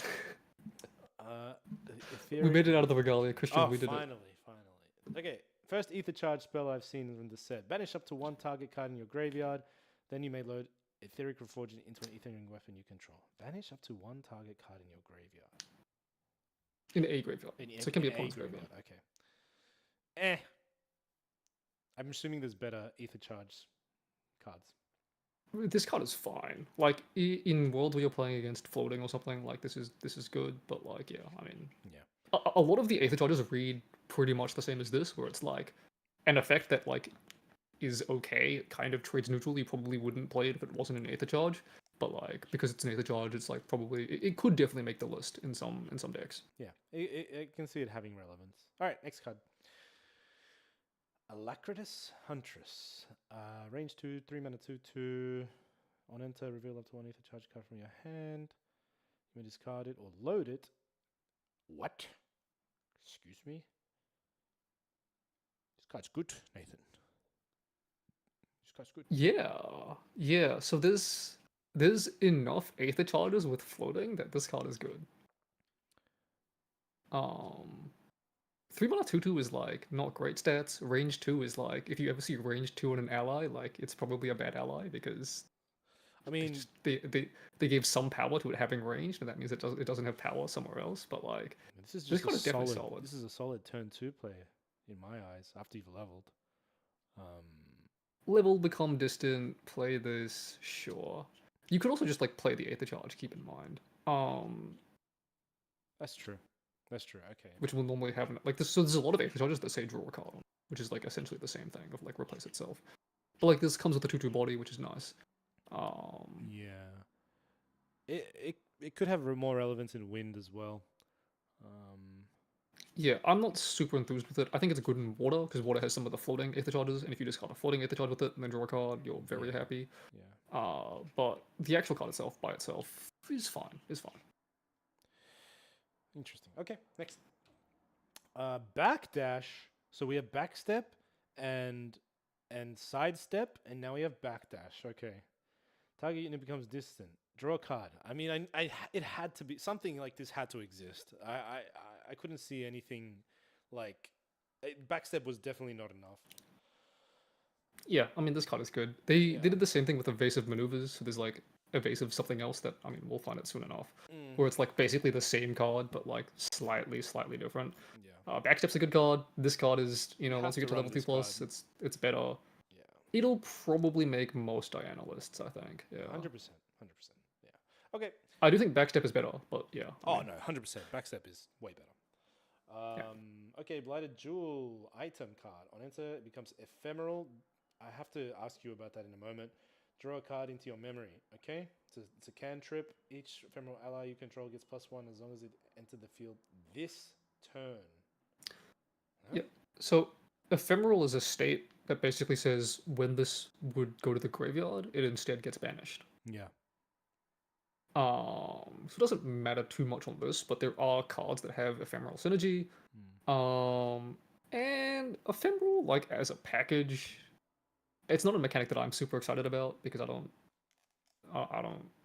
really vibe with the whole like board allies like cycling effect, and I'm not convinced on the resources of it. But like this card is, I mean, it's an item that draws a card to memory, and we love Forest Cake, we love Mnemonic Charm, we love it focusing costs 3, round. it draws into memory. It's an anthem effect. I don't know how likely you'll have like more than 2 ephemeral allies on the board. If ephemeral's if ephemeral allies like is a deck, this probably makes the list. But at the same time, it might not because I think it's probably a fire deck and it might be an aggressive deck, and this is a bit too slow for an aggressive deck. Yeah, I have to know. Although it's a decent turn one play, I guess. Yeah, I have to know what are the other cards do, the ephemeral cards first, before I make a real opinion. Okay, next card. Chateau de something. Chateau de Coeurs. On enter. Oh, it's a unique domain. Okay. Siegeable. Oh no. Remove all buff counters from all objects you don't control. Okay. Buff counters can't be placed on objects you don't control. Next. Yeah. Cheshire Cat. Okay, this is the one you've been hyping. All right. 3 mana 1/3 spell shroud and stealth. Interesting. It's unkillable. Holy moly. All right. It's a distortion card. I noticed that. It's EX. I don't know what EX is. It's a Pokemon. It's an EX card. Gives you 2 prizes. That's how you know it's a broken. All right. Cheshire Cat has all activated abilities of this. Okay. Okay. Cheshire Cat gets plus X, where X is the total base power among distortion weapons. Holy shit. So, EX means that you can. It's an elemental requirement that basically says you have to have an advanced element unlocked to play this card. Oh, okay. So you can't play it. So this is a level 3 card. Level 3 card. Okay. Except for the fact that it has the word distortion on it, and EX is an elemental requirement, which the Looking Glass does ignore. So if you're playing the Looking Glass, you can play this at level 0. Okay. But otherwise, you would have to have an advanced element unlocked. This card is crazy. So there's a line where you go to Lorraine level 1 with the Looking Glass, and you bring out Sword of Shadows, or a Note Sword, and then you play this. And you get a 2/2 weapon, and a 3/3 with Stealth and Spell Shroud, and you have a good time. That's pretty And good. maybe next turn you bring out the other one, and you have 2/2 weapons, and a 5/3 with Stealth and Spell Shroud. That's insane. Maybe you play Beseech that wins that turn, and you bring out the other set, and you have a 5/3 with Stealth and Spell Shroud, just chilling on the board. This is the most fun cook card that we've seen in a long time. This card can break the game in so many ways, and I won't get to all of them right now. I mean, just but just to every give you an single idea, discard card we talked about that was meh can be really good now. So yeah, all of these so you gain all of the activated abilities, and a lot of them read like sacrifice. But so maybe we should wait till we see Excalibur. But there's an Excalibur card coming later that synergizes really well with this card, and it lets you break the game. Okay. Which we'll talk about when we get to Excalibur. But yeah, this card is. I haven't had this much fun cooking with a card in a long time. This card is so fun. This card is so strong. Dude, I'm playing this in Sylvie Distortion. Yeah, like the fact that it can gain all these activated abilities, it can gain, and like the power thing is less exciting to me, but that's definitely the stronger part of it. And then just having a stealth spellshot ally is just like, yeah, what is up with that? That's not so fair. frustrating to get this off the board. Like I'm back to okay, I was playing like Ensnaring Fumes and Ravishing Tempest just to deal with Genbu and Seiryu, and now I'm playing with it to get this stupid smug cat off my board, bro. You have to run Dream Fairy again. It's crazy. Nah, good card. Good card. If it's not good, it'll be extremely fun. But I can't see it not being good unless the whole distortion mechanic is crap. Just that one Lorraine line is enough for me to know that this card will see play. Because you just play win Lorraine allies and you play this and how do you what do they do? Yeah. The swords were strong enough. The swords were good enough to run themselves for the Looking Glass, So, okay, yeah, this card's good. This card's really good. I'm interested. What's this EX mechanic called? Exalted. Exalted. Okay. Right. Yeah, and as I said, this card has a lot of crazy interactions, and you can do some really dumb stuff. And it's gonna make me build decks that are not trying to win the game, but are trying to make me do things just to say that I have done them. I did this with my cat, but we'll talk about it later when we get to Excalibur. Okay. Let's move on. All right. 3 mana 1/2 Deadly Opportunist gets +3 attack as long as it's attacking a rested ally. Floating Memory. Class bonus though, so nah. Next card. I think this card is good. Nah. I mean, I think it just kills Frostwind Paladin and then it has floating. you're gonna play this in Luxem or Maybe that like Tristan? win Luxem deck that exists, just like anything that like you just want to fight back on board just a little bit. Like where Sadi is not enough, you know. I think it could see play. I don't know if Okay, it's good, if but I Sadi's think it not could see enough, play. yeah, I get it. Maybe this unlocks like a fire assassin thing list. Maybe. Yeah. Yeah, it could be. And like you could, if you're playing Fire Sage, you pitch this with creative shock and stuff. So Yeah. yeah. Okay. All right. Devious welcome. This is a rare. It's a skill assassin 3 cost. Activate this card only during opponent's recollection phase. Okay. Oh, the Mad Hatter, and I don't know who the other. Oh, is that the bunny? The time bunny. I'm late. That. I don't know. I don't know anything about Alice in Wonderland. I'll be honest. Oh. Okay. Each player draws a card. Then, I don't like it. Next. Then Keep going. Keep going. Keep then going. you choose an action or ally. You choose an action or ally. No, you choose action or ally. You Oh, choose you choose the action class or ally. action or ally. Okay, okay. Yeah. At the beginning of the next end phase, if the turn player did not activate a card with the chosen type this turn, that player discards a card around. Oh. So I believe the wording on this is that player discards a card at random from their hand and memory, as in one from hand and one from memory. Oh. Yeah, I mean that's what it reads, right? So discard Yeah. 2. Discard if they play a card, right? If they just pass, then they only discard a card from their hand. But it's at random, which is something. I like this card. This card definitely could be very strong. Like against certain decks. Like if you're playing against Rye, I mean, okay, but if you're playing against Rye and they play Zoyu, you just scoop.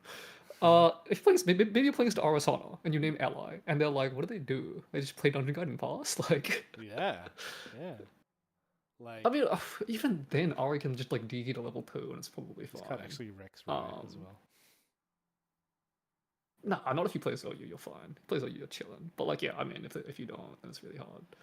I like it though. It seems really cool. I'll have to like really read it again many times to process all the implications. I mean, of also if you're playing against an ally deck and you name action, like ally decks never want to play actions on their turn.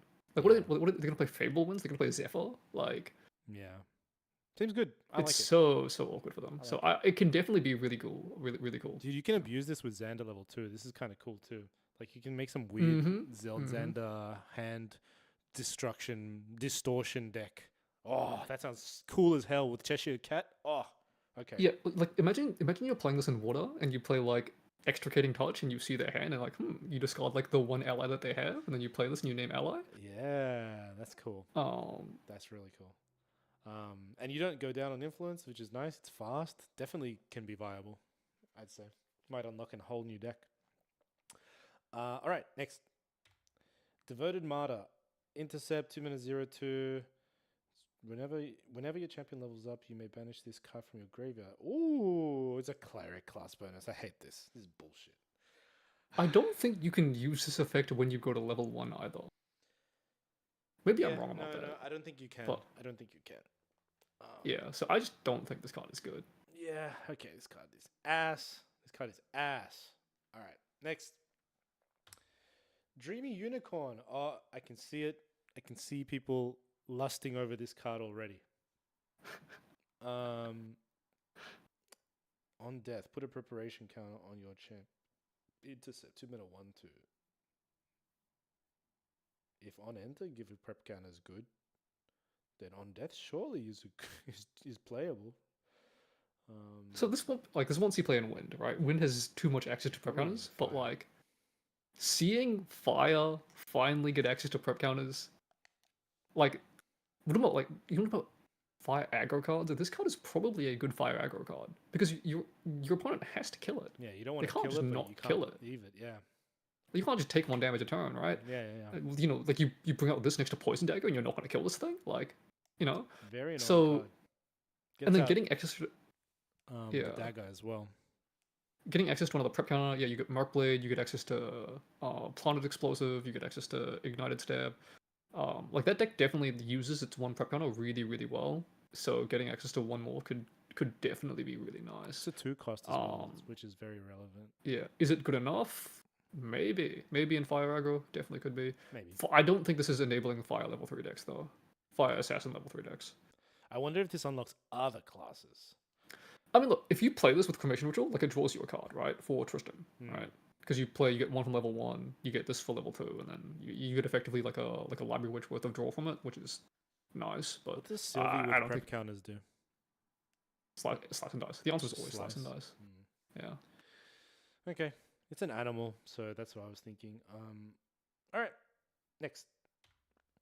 Dyadic Fletcher, range 3 mana 2/2. Whenever you activate an ether charge card for the second time each turn, it becomes distant. So it becomes a 3 mana 4/2. A second time. Nah. Class bonus. Nah. Yeah, this is like what I was talking about earlier. Like sufficiently aggressive allies are like, I think they're just not it. I think it's really hard because when you put this much power on an ally, like 4 power on an ally, it's really hard to want to fight for board control with it because it's normally overkill for most allies. Yeah. And you You kind of just want it to go want big face, but then if you face. want it to go face, you're just like a burn deck, which is normally you have better options than 3 mana. I mean, it's not that bad, but I don't know if it's good enough. Yeah. It seems a bit meh. There's a lot of animals in this deck, in this set. Yes, yeah, there are, which I guess is just like Animal Girls, I guess, just probably thematic of the set. I suppose using those beast bond things to give it stealth might be irrelevant, but Sure. yeah. All right, next. Enchanted Feet. Recover 3 and draw a card. Oh my god. This is it, Christian. This is the card you've been waiting for. Rise Report, dude. Oh my god. So it is a 4 cost. Nah, right? I don't care, man. I don't care. I'm playing And this. there is a norm card on top of your deck, right? Like to be clear. Like the card on top of your deck is always Dungeon Guide, right? Like this card, no, but this card is just good. This card is just good, man. is it? Okay, in Riot it's definitely good. There are definitely decks where this card is great. I play this in CL. I might play this Sure. in Sure, I can see that. Tony as well.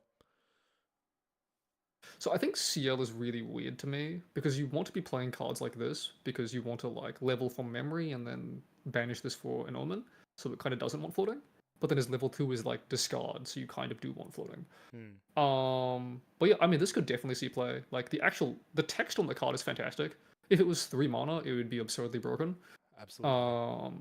So 4 mana, it's probably good enough. But like passing with 5 in hand is so hard, I think. It is, but not for Rai. Yeah, I mean, there's definitely decks where like you don't care about doing anything except for playing the one card you need to level up, and in those decks, this card is just probably the best card to do that a lot of the time. Like Loxam will love, like Fire Loxam will love this card, like the Serene Spirit one. Arasana might want this card, although she has plenty of options, but this might be better than those existing options. Yeah. Rai, as you mentioned, will love this card. This card definitely is solid. I'm playing this. I'm just checking. Is Mad Hatter? Is that a girl or a guy? It's a guy, right? Mad Hatter, I believe, is a guy. Okay. All right. Next, evasive. Okay, this is like evasive maneuvers. It's literally the same card, right? So evasive maneuvers can make any ranger unit distant. This can make your champion distant.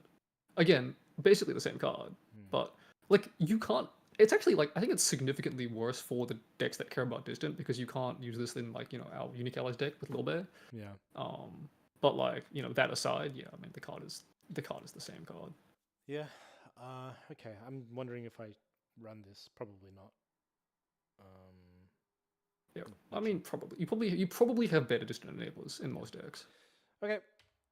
Excalibur. It's Merlin. Yep. Excalibur Reflected Edge. 3 mana, 1/2 main deck weapon. Okay. Oh, Yes, Merlin bonus. Yeah. Okay. Merlin gets 2 attack. Okay. True Sight Spell Shroud. Okay. On destroy, summon a token copy of a non-distortion Regalia you control with memory cost 0.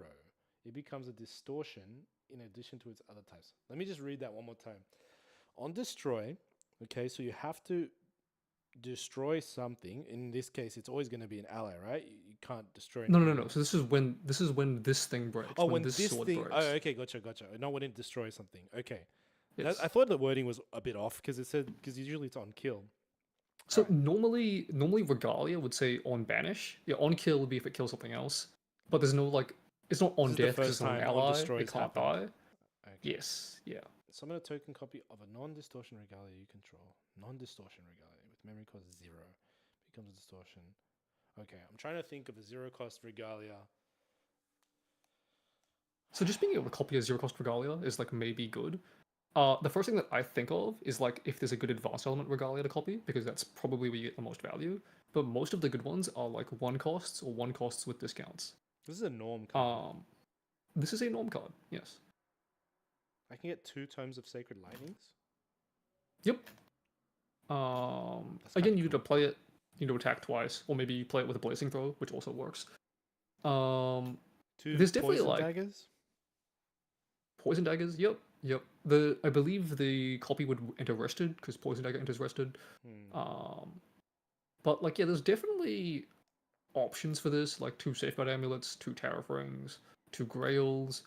Am I missing something, or is the fact that it becomes a distortion kind of irrelevant? So, do you remember Cheshire Cat, Yes. which gains the activated Oh abilities yeah! of all Oh distortion my god! Regalia you control? So if you have a Cheshire Cat and you have a safeguard amulet and you have a distorted safeguard amulet, you have 3 safeguard amulets. That's Because you can sack the Cheshire Cat, you can sack the safeguard amulet, you can sack the distortion safeguard amulet. And when I said that you can really break the game with this interaction, like you definitely can. I like this. So if you want to know one of the obscure interactions, if I can go for a little ramble about Go an for it, Nathan. obscure I know you Cheshire want Cat to. I interaction. know you want to.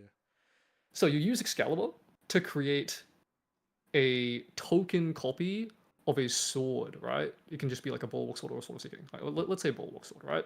So you have a token distortion bulwark sword, Okay. and you have Cheshire Cat, which gains all of the activated abilities of that sword. Okay. And you're playing Tony 3, specifically Sword Tony 3, Okay. which his ability is like the one that replaces any tokens with swords. Yep. And he also has the text that he gives all of your token weapons the ability to sacrifice themselves to grant their power to other swords, Okay. which your cat also gains. So the cat can like sack itself and have like 12 buffs on it. Is that what you're saying? So the cat gets the power of all your distortion swords. So it'll get the power of the distortion bulwark sword, which would be +3. Yep. So you swing for 4. Swing for the cat. Then you yep. sacrifice it and give its power to one of your other swords. So you can sacrifice itself and the sword. So you get getting +7 power to your other bulwark sword, and you swing for 10 more. Not bad. There's like a lot of ways to like transfer abilities and do like weird things with Excalibur that like it's just, and then giving those activated abilities also to the cat, that like makes this interaction like really fun to build with. Is it good? Like I mean, not really. It requires a lot of setup. Like you need to play Excalibur, you need to break it, you need to have hella your fun though. 0 cost. But it's fun to cook with. It's fun to cook with. I'm gonna have fun looking at all the 0-cost regalias that do something. My first thought was Tome of Sacred Lightning, obviously, but I'm sure there's better options out there. Grail? Yeah. It's hard because a lot of the advanced element ones are 1 cost. You can't run Grail with this. Yeah, doesn't make sense. Oh wait, I mean if you don't run the Looking Glass, but yeah, you kind of have to run. I mean, you don't have to run the Looking Glass, I guess. Yeah, not for this. yeah. Okay, cool. Very cool card. All right, next. And the art looks sick. Exorcism. For each ephemeral object each player controls, its controller sacrifices it unless they pay 1. It's just the anti-ephemeral, like, random tech card that they include sometimes, where if they're worried about an archetype getting out of hand, like, you play this if you want to beat it. But I mean, I don't even know if it's good versus that. It's slow. Next. Yeah. Exploit vulnerability. Okay, that's in the set. Yep. Cool. It's a reprint. Expose darkness. If target unit has stealth, draw a card. Okay. Then that unit loses stealth until the end of the turn. Okay. I like it. Yeah, I mean, it's that's an a good efficient. card. We finally have like an efficient Dream Fairy answer. Like, it's just you don't have to play like some random like you don't have to play like Stifling Trap or Tempest Downfall or some random like removal spell. This Yeah. replaces itself and gives you a way to get it off the board. It's nice to have. Card's Definitely nice good. to have. Card's good. Card's solid. 1 minute draw is insane for fast. Taking this There, off. there has to be a there has to be a stealthy note on the board, right? It's like it's quite conditional. You mean Xander? Or what's Xander level 3? The other one, Kohazi's chosen. Is that the Yeah, one? yeah, Give him because he the one that, enters with get stealth, right? yeah, and then you remove your own stealth to draw a card. Under fire, this card. Oh my god. Oh my god, go Well, -1 to go it's plus more 0. like just like end phase do this, right? Yeah, sure. Sure. Like I can see this in like definitely an assassin deck. Just run Shimmer Cloaks and do them on your own dude. Cheshire Cat, right? This can be targeted. Oh no, it's got Omni Shroud, right? No, it's got Spell Shroud. It's got Spell Shroud. Do you really want to? Yeah, okay, yeah, and then it gains stealth back straight away. Yeah, Yeah, okay, it's all okay, on yeah, the I end can, phase. I can see it. I can see it. Yeah, yeah, yeah. Sure, sure, sure. Just depends on how many stealth. Or you even use. in your even in your recollection, right? Because stealth doesn't matter for your turn. Yeah, I like Yeah, this. sure. Card. Okay. I can see it. I can see it. All right. Fight for the crown. 6 mana. Ooh, each player sacrifices an ally. 6 mana. Yeah, it gets around every form of immunity because it's sacrifice, Yeah. but it's 6 mana. It's the ultimate Guoja counter. Like I read this card and I was like, I don't think this card is good. But then I asked myself, like, could they have printed it at 5 mana? And I don't know if the answer is yes. So fair enough. Is this card good if you discard it as an omen, or if you banish it as an omen? There's one card that like deals damage equal to the like lowest cost among omens you control. Lowest cost? So, yeah, lowest cost. Okay. So if you only have one advent in your omens, it does 15 damage. Which is That's fun. sick. Actually, that's Yeah, insane. I actually I've been cooking a lot with advent in my CL decks. I'll be honest, but yeah, not relevant for this, I think. Okay. All right. Next, 5 of spades. Okay, here we go. We're in the cardistry suited area of this game now. All right. Let me read this. It's a 5 mana 1/4. Those stats made me want to just end the stream right now. Yeah, not the most stat efficient card we've seen. That's fine. 5 of spades gets +5 attack until the end of turn by paying 5. This ability costs 1 less to activate for each suited object you control with different reserve costs. Activates the ability once. That's a no from me, dog. That's a no. I think this card is fine. They're really trying to push like allies that cost more than 3. And this is a decent one. Like this is a good turn 1 play for this deck because it gets you a 5 cost suited ally on the board, which is really relevant because all of your other suited allies will scale with different costing allies. And this gets you 5, which is normally a really hard one to play. If it dies, you don't care that much. It has floating. If it doesn't die, like it's good and it has the opportunity to maybe deal a lot of damage down the line. But okay, I get the cardistry synergy with the other suited things, but do people play veteran soldier? No. Like Sure, but I think this card is much better than Veteran Soldier. I guess. I mean, it is 100%. It is, but okay. If it lives, it's really scary. It's true. I don't know, but I don't believe. Okay, it. if you're playing Rai and this hits the board turn 1, are you? Yeah, not, of course I'm like... shitting myself if someone plays this against me. Like if they hit me for 6, it's insane. And I think most decks that aren't exactly allies that are playing 2/2/3s and killing this thing, they are. I think most decks are shooting themselves.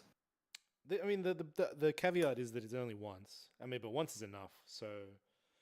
And like the thing is, like it also like if you do kill this thing, it has floating. Like it's fine.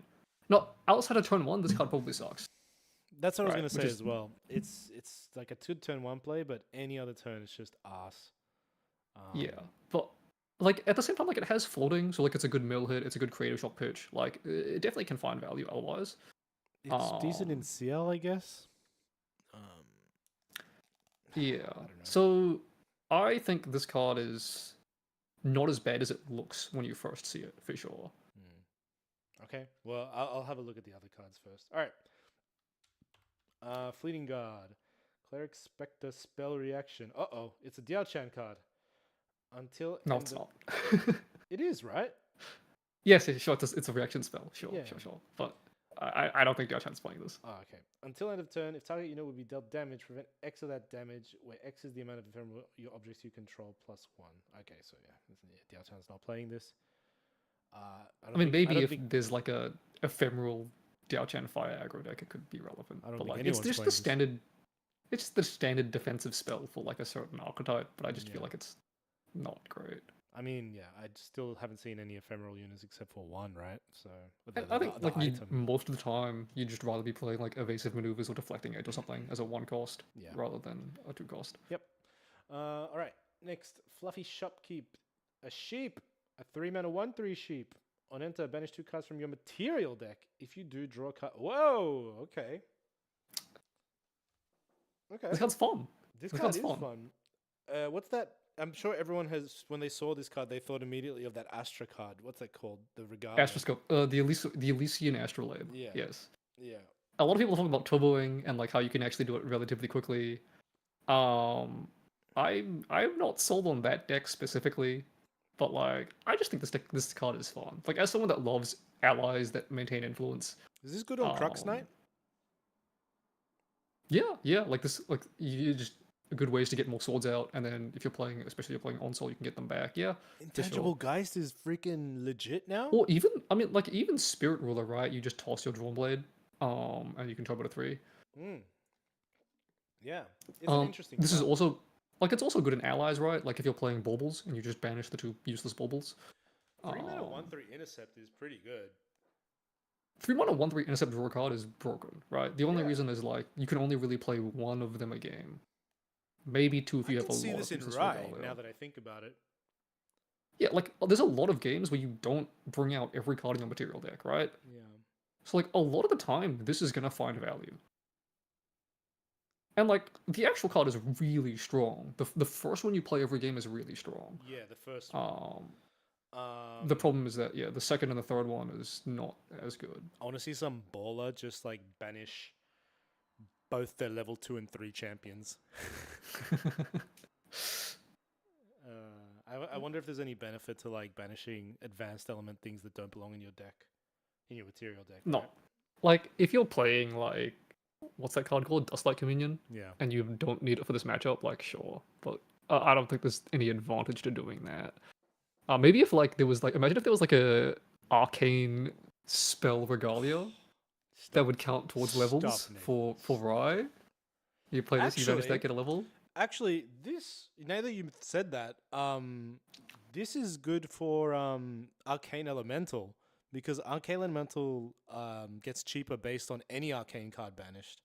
So Okay, so you could just ban like Storm Tyrant's Eye, Tome of Sacred Lightning, yeah, or which- Tyrant's Eye, or the other one, the one that no one plays. I forgot its name. Arcanist's Prism. Yeah, Arcanist's the Prism. Prism. Why do I know the name of that card? Anyway.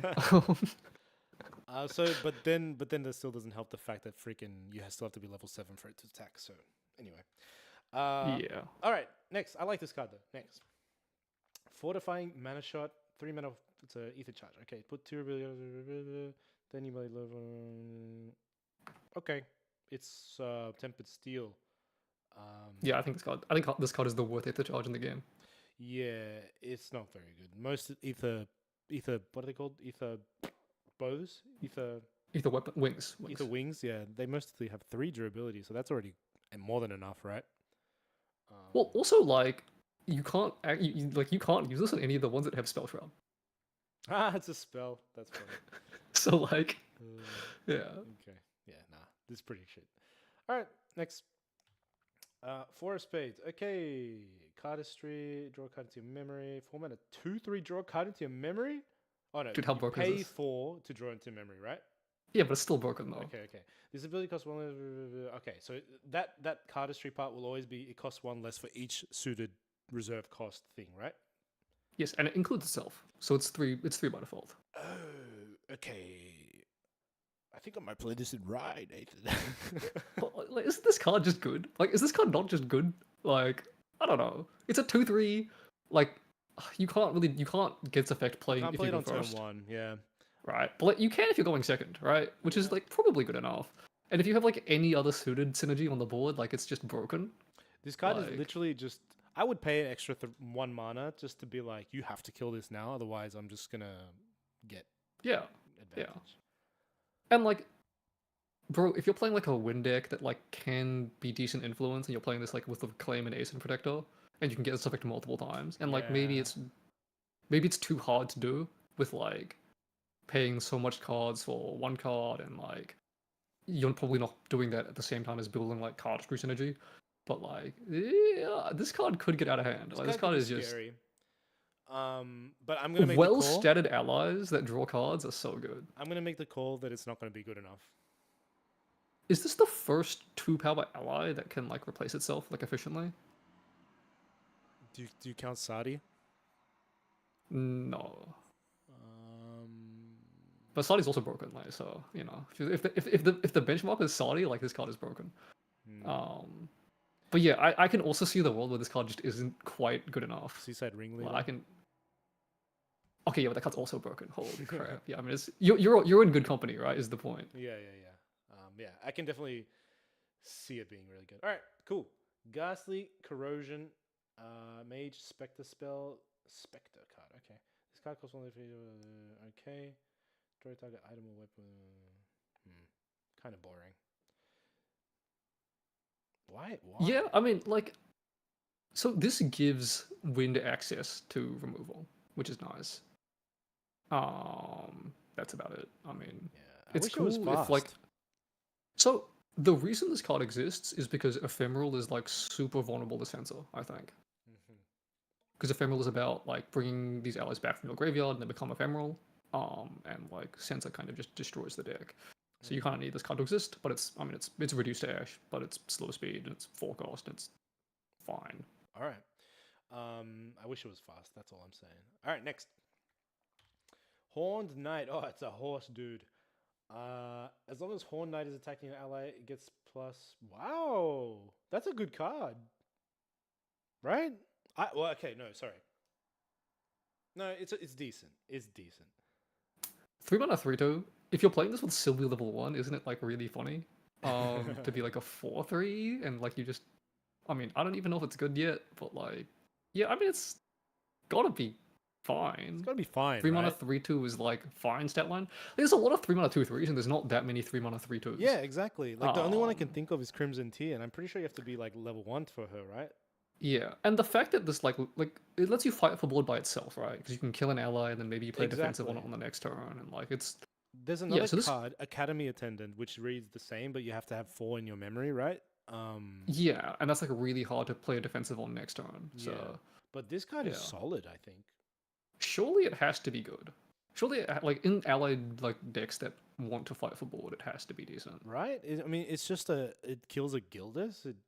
It kills anything that's 3 health. Like, and then like you Yeah. don't really care if you're not doing 1 extra damage to the face because most allies do 2 damage anyway, right? It's just how the game goes. So, yeah. I mean, will it see play? Probably not, unless allies are really, really a thing. But it's decent. Yeah, I think it's mostly good in the ally mirror, right? Yeah, 100%. Okay, cool. Juggle Knives. Okay, Juggle Knives got a reprint. Looks pretty cool. Lawser, the Carpenter. All right. So unique ally, 3 mana 1/3. On enter, he gets +1 attack until end of the turn. Where X is the amount of other Spectre allies you control. Spectre allies you control have stealth as long as they're awake. As long as they're awake. Okay. I haven't seen any other Spectre ally. I mean, ephemeral. Wait, Spectre allies. Okay. Have I seen any Spectre allies? Not many of them. It's mostly a fire archetype thing. So when we get into the fire cards, you'll see a lot of them. Yeah, I mean, this card it's a good. It might be the finisher the deck needs, but again, like, how much plus attack do you need for this to be good? Like, if you get +1, the card is fine. Fine, it's like not great because it's for 1 turn. You get +2, 3 mana deal 3 is like solid, I guess. I'm gonna say How many this is allies can you realistically have? Yeah, I don't think it's great. This is a bait. Spectres feel like bait of the set, or ephemeral in general. Actually, except for that taunt guy that I saw. Okay. Hold that thought until you see the file ones. Okay, that's all I'll say. Okay. Yeah. All right. Yeah, this is like the SR that. This is like the worst SR I've seen, I think. Oh, actually, some of the Regalia SRs were kind of mediocre as well. Yeah, I do think this card is not going to see a lot of play, but yeah. All right, next. Liminal Guide. 3 mana, 1/3. Whenever your champion levels up, return this card from your graveyard. If you do, it becomes ephemeral. That's cool. Isn't this card... So this card That's really good. This card is super broken. Oh, it's an SR. They knew it was good. They knew it was good, Nathan. So to be clear, this is the guide card of the set. So every set has a guide that... Oh, yeah.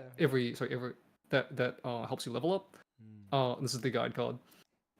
Which is, this card is just an alternative to floating.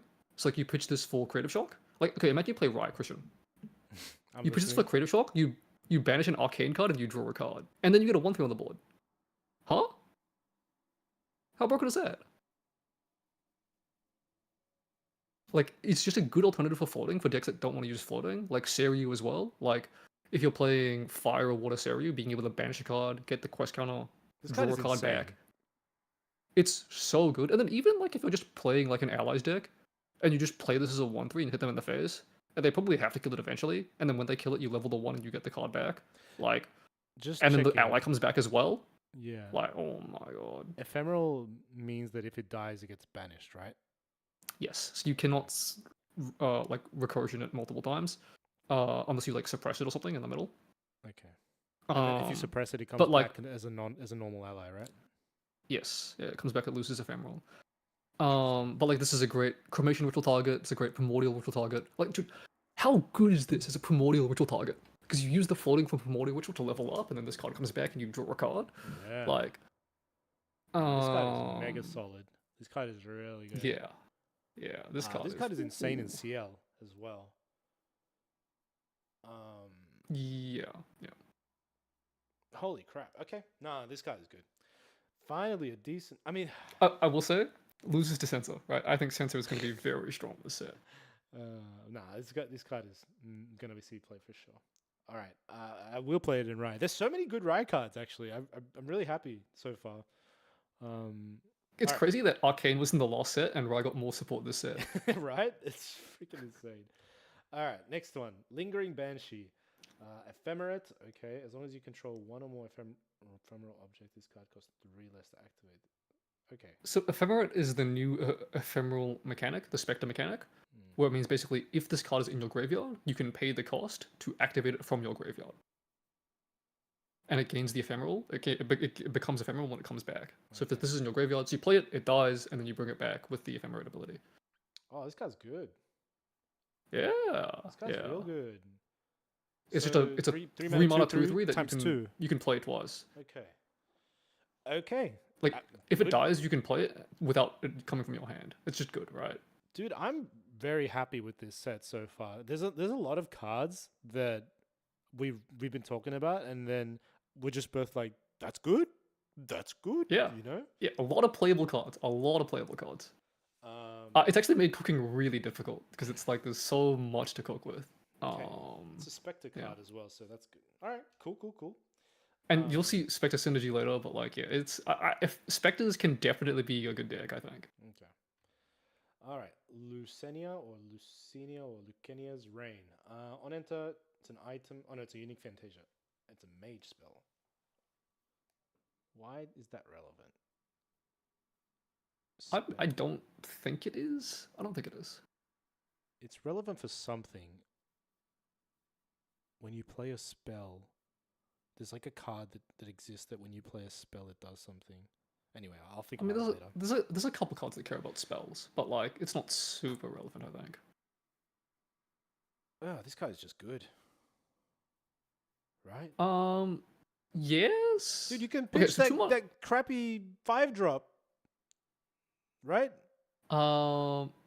It has to be a chessman command card, which is Oh, the Chessman attack command command. card. Okay. Yeah. Also, the card that the 5-drop you have to count is a suited. Suited is not chessman. Oh Okay, my there's god.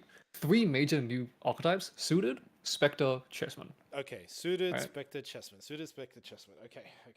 So Yep. it's the suited versus the Chessman. Okay. Yeah. So this is a chessman card. So you play the chessman attack cards. The chessmen have like the command, like bots, right? They have command cards. They have some things. This requires you to play command cards. I don't know if that's good, but like 2 mana drawn to memory is I mean, fine. it's fine. It's unique, which is like honestly it doesn't even matter. Like you play a second one, you sacrifice the other one, and you really don't care. Um, yeah, I mean, it So could is there any be. Chessman command card with floating? I don't. Maybe. Let me have a look. Hmm. I don't think so. I don't even think like when I was looking through all the cards, I didn't think that there were a lot of chessman command cards. I still think this card is decent.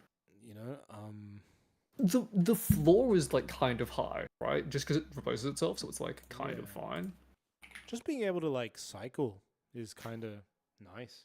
Yeah, yeah.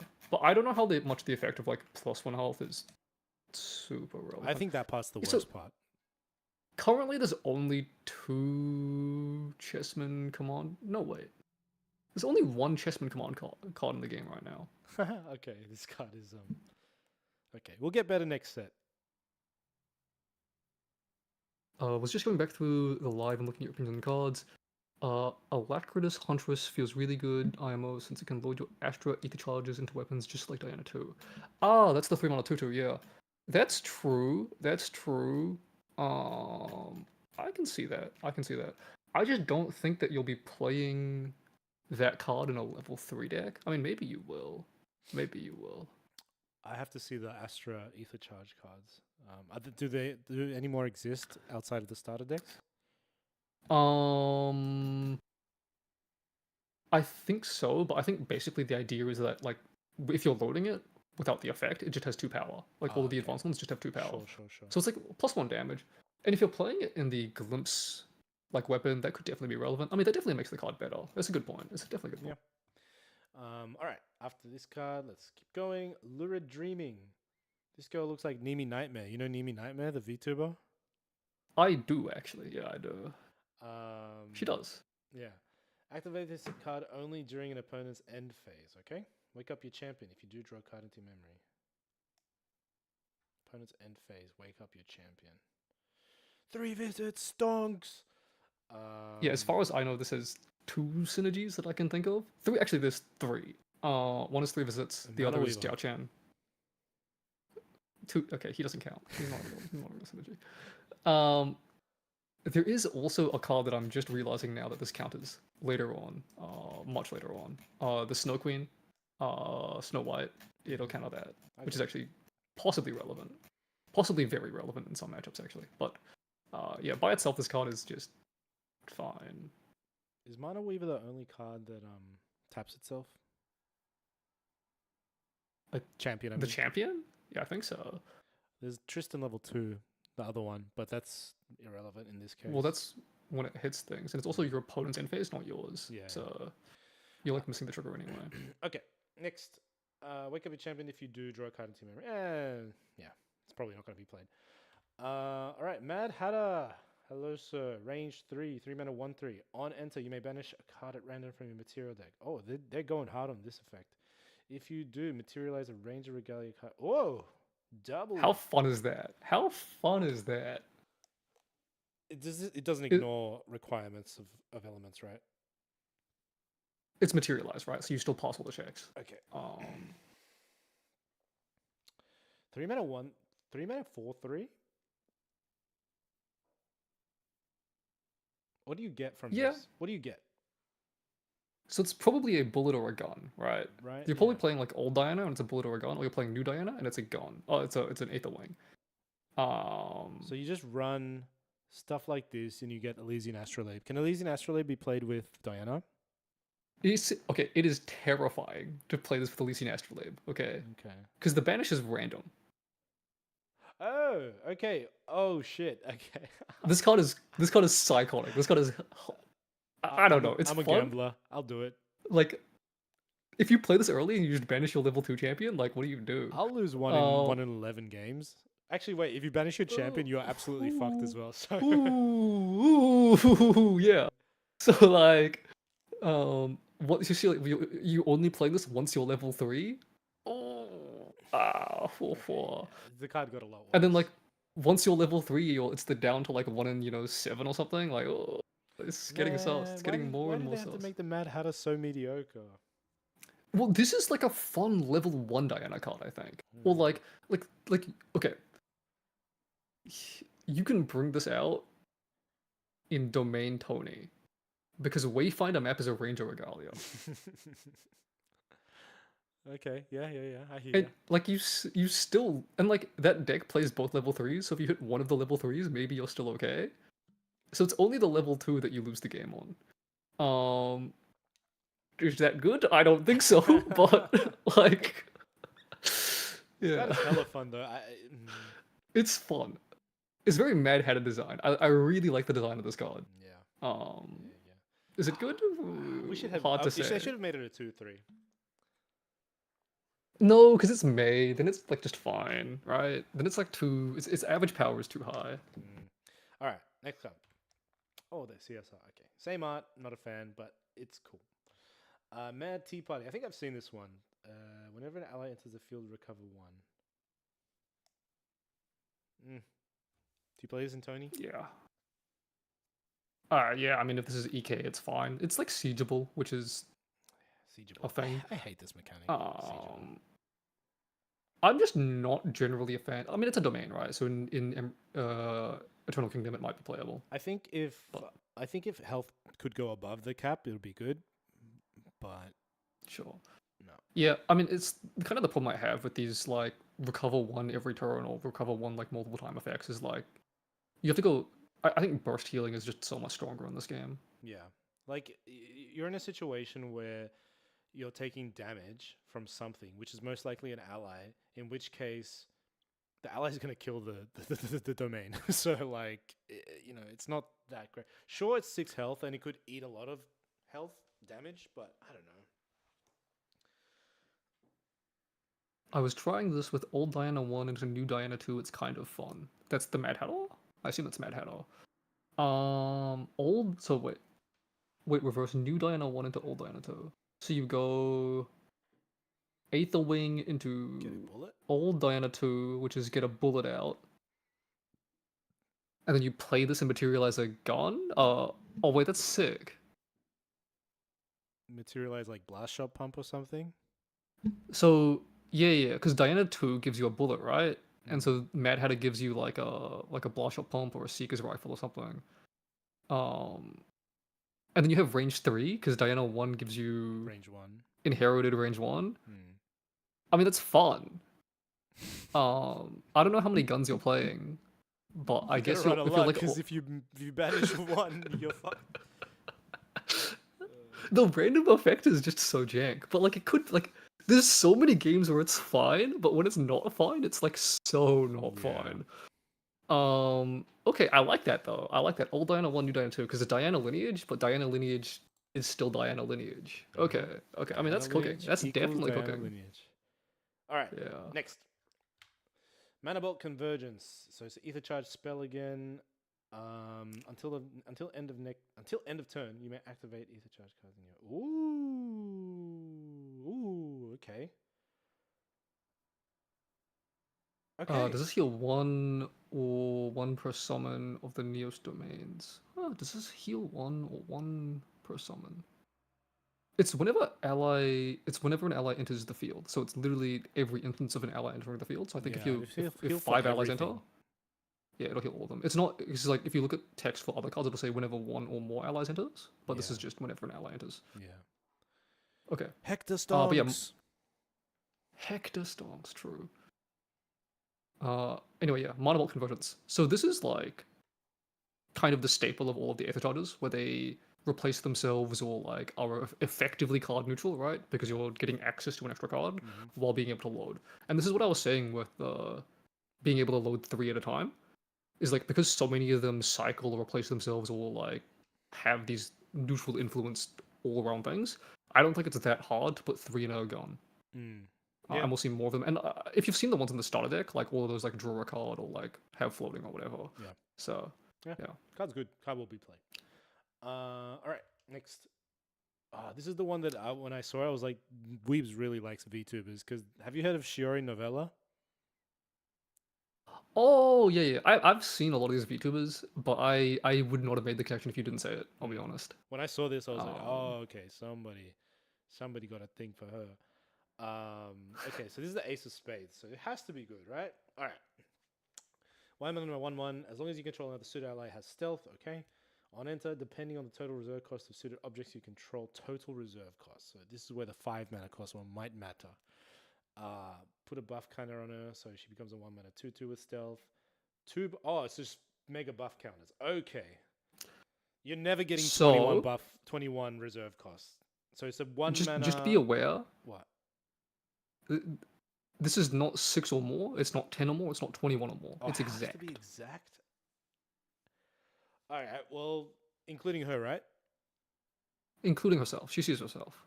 So you need 9 mana cost worth of things to make her good.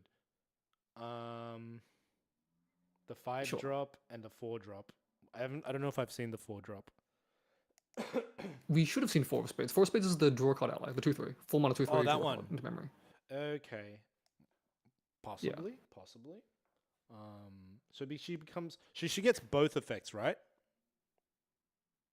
Well, you can't have 6 and 10 simultaneously. Oh, yeah, you're right. Sorry. Yeah, I'm an idiot. That's not good. She's not good, Nathan. She's not good. So we have seen 2 suits. Okay, we've seen hearts and we've seen spades. Yeah. Because there's spades is in norm and hearts is in fire. And both of the aces have this effect where like if you have 6 you get 1 effect, if you have a 10 you get another effect, and if you're blackjack you get super broken effect, right? 1 mana 5/5 if you have blackjack. Yeah. Yeah, I mean if you can get 6 is a 1 mana 2/2 It's a rococo. that has conditional stealth good. It's fine. I mean, it's fine. I mean, it's good. Let's not say that a 1 mana 3/3 isn't good, but just getting there. Okay, if you get to 10, 1 mana 3/3 is great, right? Yeah. 1 mana 6, so 1 mana 2/2 at 6 is probably fine. And that only requires you to have the 2 and the 3, right? Yeah. Which is probably doable. And then the other thing is that like this card will also discount all of your suited abilities, right? Because like you play this if you have 10 and then to everything, yeah. All of them have cardistry. So the aces have this effect and all the other ones have cardistry. So this card will probably be in the suited deck if the suited deck is good. In which case, if it is know. it'll be really strong. If this is hitting the board consistently as a 1 mana 3/3, this card is great, right? Yeah. If it's consistently hitting the board as a 1 mana 1/1 that discounts all your suited effects, it might be okay, but probably not. Okay, I'm gonna. But I think you can sometimes get this as a 1 mana 2/2, which is completely fine stats. It's actually good stats, right? Great stats, 1 mana 2/2. Yeah. For 1 mana, it's definitely great stats. Yeah. Okay. All right. Next. That's the CSR, and then Pride's Smith, a human animal lion, 2 mana 1/3 on enter, put a durability counter. Ooh, that's interesting. Kind of. It just went straight to that weapon that gets attack based on its. Oh no, that has to be a craft thing, doesn't it? Okay. Yeah, it gets more durability counters for craft, so it's not great with that. Okay. No. Yeah, this card it like is cool thematically, but then like when do you actually want to play it? It's basically Armor Smith, but instant. So yeah, so the payoff that I saw is if you play Onsol and then you play this card and you put a durability on that rune blade that restands your champion, and you swing for a 4th time. But like, is that good? I still don't even know if that's good. Yeah. Yeah, it's a bit windfall. Yeah. Okay, next. I do like the 2 mana 1/3. It's fine. Prize Vanguard, another lion. Ambush, 3 mana, 1/3. Retort 2. Oh, okay. Oh, this card is good. Yeah, so if you're one of these like slow level 3 decks that just wants something to like hold your ground versus allies, this card is fine. We've seen Guan Yu see play Yeah. in Aratana, Yeah. and this is like 3 damage is like kind of the same as 4 damage, except Yeah. for the fact that you lose to Frostborn Paladin and Ace and Protector really hard. So it's definitely worse than Guan Yu, I Bro, you think. play it in Sylvie and it gets +1/+1. Oh, ho, ho, ho. Yeah, yeah. Yeah. It's a good animal. Yeah, okay, I'll say we've got a lot of good animals, a lot of playable animals in this set, and that might be enough to make Sylvie good. Yeah. Yeah. I have to think of Mortal Ambition as well. I completely forgot about unique allies and Mortal Ambition. Oh, there's some Oath and Mortal Ambition targets that are. Oh, speaking of Ace of Spades, right? That's a 1-cost Oath enabler. Yeah. Okay, that's cool. That's really cool. Which is relevant. Which is really relevant. Yeah. But I like this card. There's a lot of just like very solid cards. Raise slash on attack. Put a buff card. Warrior says 2 targets. Oh wow. We have a similar card already, the Wind Automaton Command card, which basically saw no play, right? I think this card is so much better than the Automaton command card, though. This is not a command card, right? Oh, it's not. Okay, you're right. It's on attack. It's on attack as well. Yes, like this card is it's attune the winds, right? With 3 damage on it, right? Yeah. I'm not sure, man. Like, still not sure.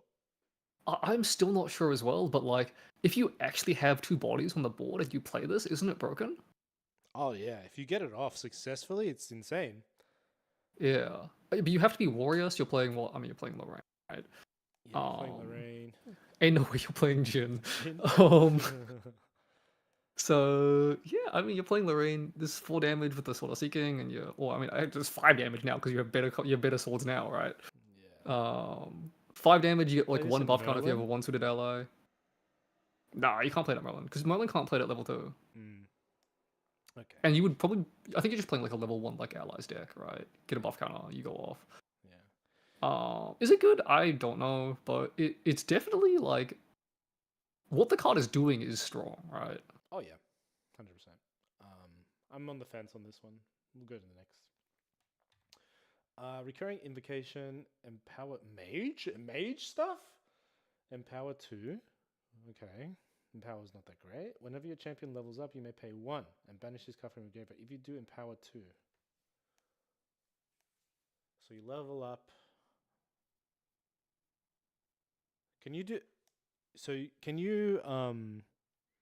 during materialize, you materialize into a champion. You level up. You play this on the stack from your hand. Can you then banish it once the champion has resolved to get a second empower 2 on the same? Yep. Okay. Yep. So you play this with your champion on the stack, and then this goes to your graveyard, and then your champion levels up, and then you pay the extra 1 and you empower to a second time. Is that good? I'm trying to think if that's good. Is that good with Conming when you go into level 2 and you empower like 1 billion in the same turn? I just don't know what you're playing. Empower just sucks, right? Like, yeah. Okay, this is 3 mana prereq, and then you like fireball them for 4 extra damage. Cool. This card sucks. I mean, like if you do this when you go to 3 as Rai, can you play Advent? Maybe. Can you? But you have to. But you can't dungeon guide, right? I mean, you could. You would just pay so many cards in that turn, right? You could like prereq this dungeon guide, pay an extra 1 after the dungeon guide for 2 more. You could like theoretically play this in a deck that runs a lot of discard, mill or whatever. Run Nascent Blast, whatever it's called, and get just a free Nascent Blast. Maybe you can incarnate off of this, plus 4 levels for incarnate. I mean, that's got to be relevant, right? Yeah. Okay. It's probably not good enough, but yeah, there's applications. Empower just sucks, man. Empower just sucks. It does. All right, Regal Inquisition. Okay, another exalted card. So you have to be advanced element to play this. Yeah, and this one's not distortion, so there's no trickery here. Okay. Look at target opponent's hand and memory. Okay. Discard any amount of cards from. Okay. If it stopped there, I'd be like, For each card discarded this way, that opponent reveals the top card of it. Okay. Card sucks. Nah. All right, let me just think about this. On first read, it sucks, but. No, card's fine. Card's fine. Card's fine. It's not amazing, but the card's fine. You could just, So, like, you could just get rid of all their win cons. So there are decks where this card is really good against, right? Like this is really good against Loxum. It's probably pretty good versus Tristan as well. Where like they just need to find certain cards to win, and like they kind of want to hold them in their hand for a little bit. Yeah, I can see that. But there are also like a lot of times like this is just it's -1 for you and it's not -1 for your opponent. 100%. And that like matters a lot. So yeah, again, it has its applications. Maybe it's a side. I do think it's funny. I do think it's funny because they were like, oh, they reveal the top card of the deck and put it into their hand, and it's not draw because if this card worked with Tithe Proclamation, oh my god, cooking. Oh, but shit, yeah. Unfortunately, it is not draw, and you can't shenanigans them. Doesn't work with what's it called? The Mandate of Honor? Nah, because they would have to have 8 cards already, right? Okay. Okay. I mean, I don't really like it to begin with, but it's interesting. It's also slow speed. Yeah. It could be like there's definitely decks where it might be a good tech card. Like if you play this versus, you play this against Rise. I was gonna say versus Slimes, and I'm like, you don't want to play this versus Slimes. It's always a good counter against Rye. God damn it. All right. Next, Renaissance Sharpshooter. Whenever it becomes distant, whoa! Hell yeah! We finally hit the good 3-mana 2/2 Ranger ally. Holy crap! This card's broken. Okay. Pedal back a little bit. So I really love any ally that can replace itself, and this obviously does that, and has the potential to be super broken. Like, oh my god, the number of times I am going to skirting step this card to keep it alive. This with skirting step, I was thinking about that. Holy crap! Yeah. But you don't play Diana, right? Or do you play Diana? You have to be Ranger. Oh, you have to be right? Ranger. Shit, yeah. The problem is it's a Ranger class bonus. If it wasn't Ranger class bonus, oh my god, I would cook this card to the moon. Yeah. But you have to be Ranger, and like Diana, like old Diana kind of sucks, and new Diana might Diana play this. Doesn't. I mean, new Diana. Dude, this card is really good with evasive maneuvers as well. Yeah, like it turns every distant enabler into like, oh my god, it's just so good, bro. Like backstep on this or the new backdash, like card's solid. Just being able to replace itself is so good. It's so good. This could potentially just be draw a card every turn, and like it's like Lena, right? Well, like Lena, like you could distant and like cycle 2, but like it's got 2 power, which Lena doesn't, and that's like a big deal. I will say though, I can definitely see it being a dead card. Yes, it could also suck. It could definitely also suck, and the fact that you have to be level 1 is so painful. So painful. But it's an interesting card for sure. Any card that, like, I'm with you. Any card that replaces itself is always worth considering. Resolute Stand. Okay. Okay. Cool. There's a new typo on this one. It says attack combat damage, but you know, other than that, whatever. All right. Resonant Ether. It's a ether charge spell. It gets +1 attack at level 2. Load. Okay. Yeah. Resident Ether, yeah, it's fine. It's not great. Yeah. All right, next. Rictus Tiding. Reveal the top 2 cards of your deck. My favorite card. Your favorite card? Okay. All right. Reveal the top 2 cards of your deck. Cleric skill. 2 cost. If the total reserve cost of the real cards is 8, put both... Rye! It's a Rye card! Bro! It's a Rye card. Otherwise, put one of them into your memory. Wait, what? This card is just good. This card's broken. What? How good is this card? I was ready for like a downside when it said otherwise, and I was like, that's not even a downside. Like, what?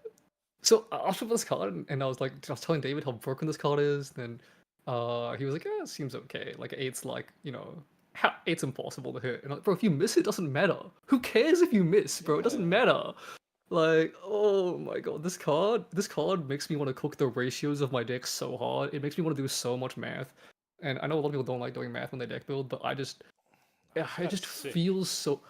It's gonna feel so good when I spend 5 hours on a spreadsheet trying to figure out how to make this card work, and then to hit it like in person. I'm 100% Um, playing this in Rye. Like 100%. Like and like, yeah, it's not easy to hit like 4 and 4, but I don't think it's impossible. absolutely not. Absolutely not. Dude, Like Tristan efficiency would love this spells. because Mm. anything that has like a this cost is reduced by 1, like dude, Razor Gale with like Razor Gale calling, and like there's another Oh card that's like yeah. a 4 cost search, like. Oh my god. Tristan would love this because you play Mastermind Scheme in that deck, and you could play like, dude, Mastermind Scheme, Shadow Mastermind Strike, scheme. Mastermind Yeah. Scheme, Surveil the Winds, Mastermind Scheme, Kazi Outlook, right? Or sorry, Windless Lookout, right?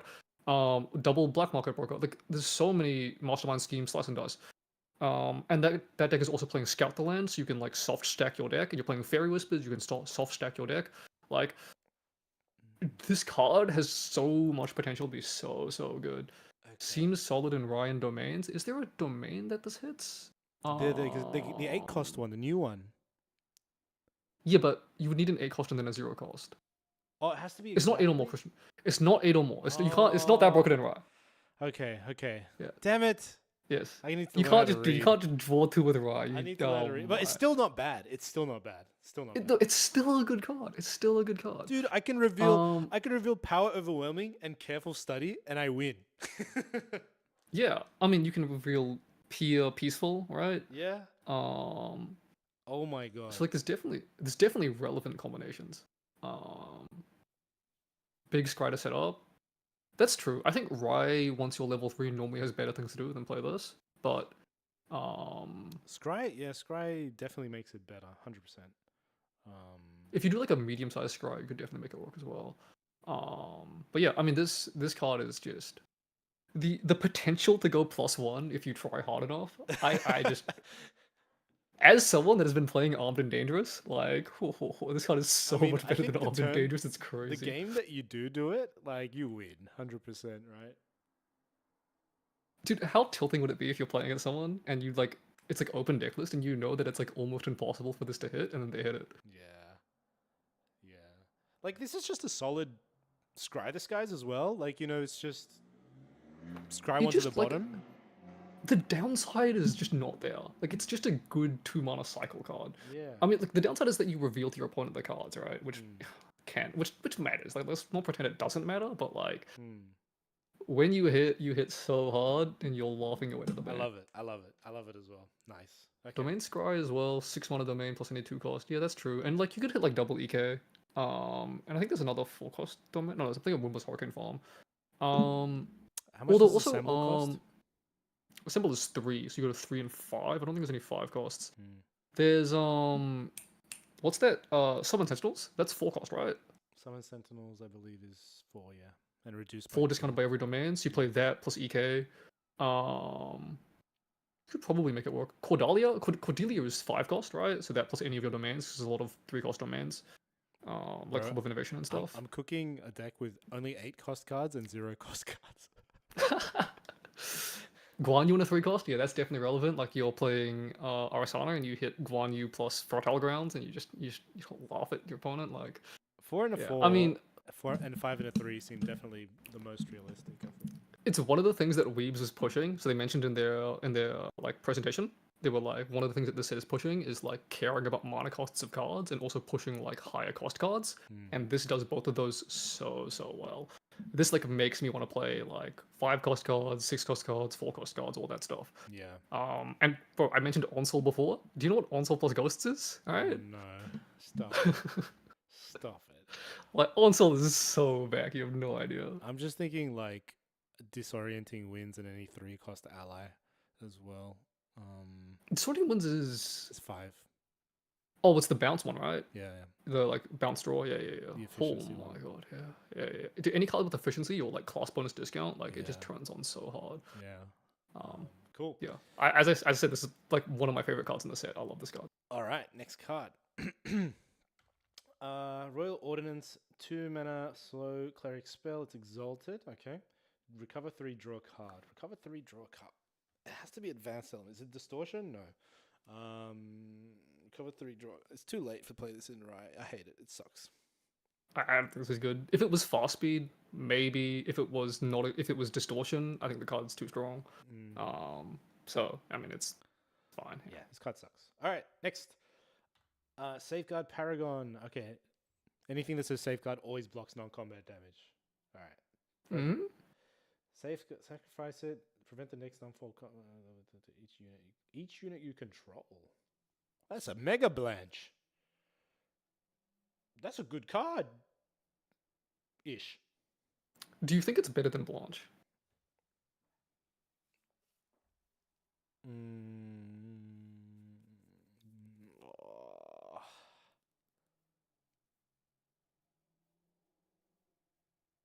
No.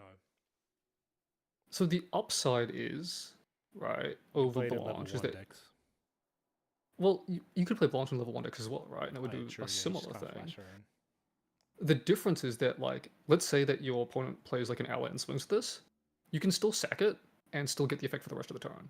That's right? fair, yeah. So Works. maybe this card is good. Maybe. Yeah. Works decently with self-damage effects, maybe. But then Blanche could do that anyway. I don't know. I want the card to be good. I want the card to be good. I just don't know if it is. Yeah. I don't know. Next. Raccoon. Scavenging Raccoon. This card got a new art? This What? card got new art. That's crazy. All right. Next. Seasoned Archer. That's an old card too, right?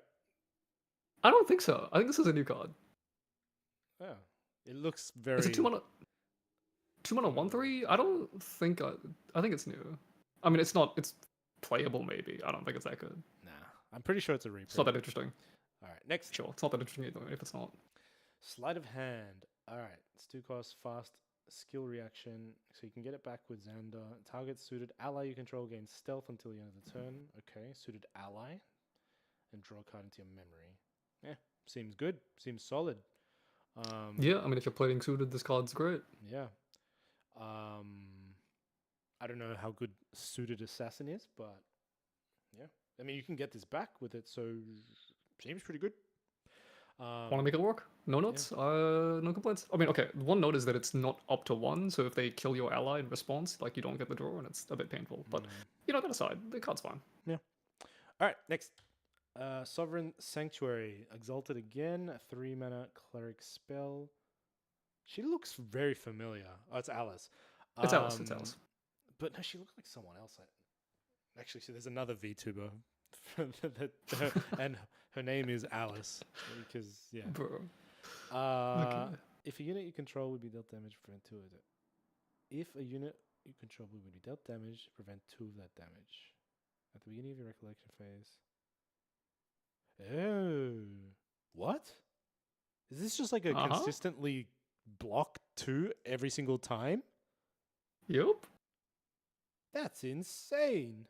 It's one turn, like, peaceful Unkillable. reunion, resolute stand, like, but then you draw into memory afterwards?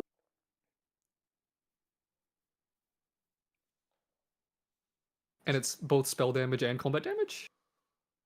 This card is good, Nathan. It's a pretty good card. This card is good. It's not a bad card. Yeah, it's exalted, so you have to have an advanced element enabled.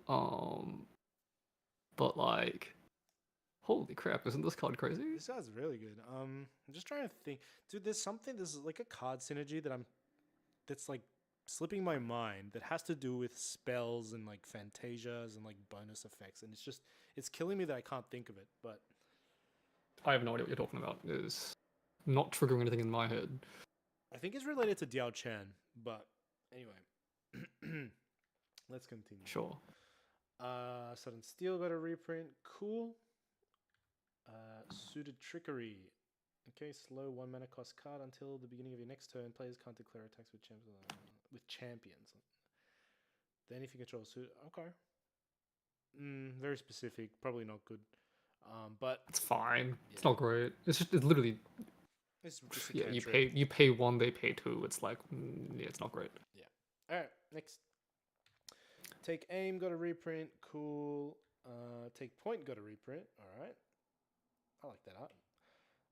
3 of spades. Okay, 3 mana 2/2. Cardistry. Target suited ally you control gets +2 until the end of the turn. This ability goes well. Okay. Probably the least interesting one out of all of them so far. It's probably playable. Probably. I mean, it just keeps any suited thing alive, so your synergies don't die out. Like suited really scales off of having a board. So if you can protect your board, it's really strong. Yeah. I mean, the big problem with like the suited that I'm seeing is like, if you lose board control, you lose the game really, really fast. 100%. Yeah. If your board gets wiped, you're dead. Okay. Cool. Next card. Train Sharpshooter got a reprint. I feel like there's a lot of Train Sharpshooter reprints, but I think one of them was one supporter pack maybe. Maybe. But yeah. Trump set. Okay. I like this art. Okay. What am I reading? 2 mana guardian skill reaction. This one less to activate this way. Change the target of an attack to a suited ally you control. If you do that, ally gets +3. Whoa. That's gonna hurt if it retaliates. Yeah. You telegraph it a lot because the suited ally would have to be awake. Unless it's turn 1 and you just played 3 of spades and they try and kill it. And then you play this and you retaliate and you kill their ally. Even then, it's not that great. Yeah. I mean, I think it's pretty good. You keep it alive. You keep the cardistry effect. But one of the things we didn't mention about 3 of spades, right, is because it's 3 cost and the ability is 2 cost. You can always use its cardistry on turn 1, so it's a 2/4/4 starting from the beginning of the game. Sure. Which is probably relevant. But yeah, I mean, this card is, I don't think it's great, but like, yeah, +3/+3 is really good, right? Yeah, it's fine. It's fine. The problem with this, Okay. the problem with this card is that like it doesn't protect you from spells, right? Because you can't just give it the stats. You have to change the target of the attack. That said, it's also like a cry for help, right? So if you're playing versus Tristan and they shadow strike you, like it's fine, right? Yeah.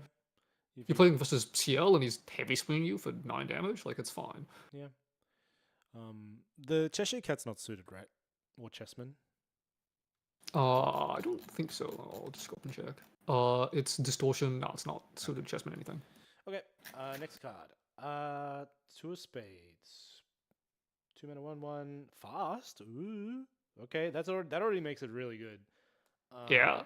Keep going. Put a buff counter on 2 of 2 mana 2/2. 2 mana. 3 mana 2/2, right? Oh, yeah, 3 mana 2/2 fast activation. That's crazy. Isn't that crazy? That's crazy by itself. Dude. And it's suited. It's suited. So you flash this in, and then you play another suited ally, and it's cheap. Oh my god! And then you get the buff kind of offers for free because you play another suited ally. Dude, it's gotta be good. That has to be good. That might even be good in non-suited decks. And just a 2 mana, just a 3 mana 2/2 that you can pay in costs. 2 mana fast activation. It's gotta be good, bro. It's Flash gotta Fire be. Horse.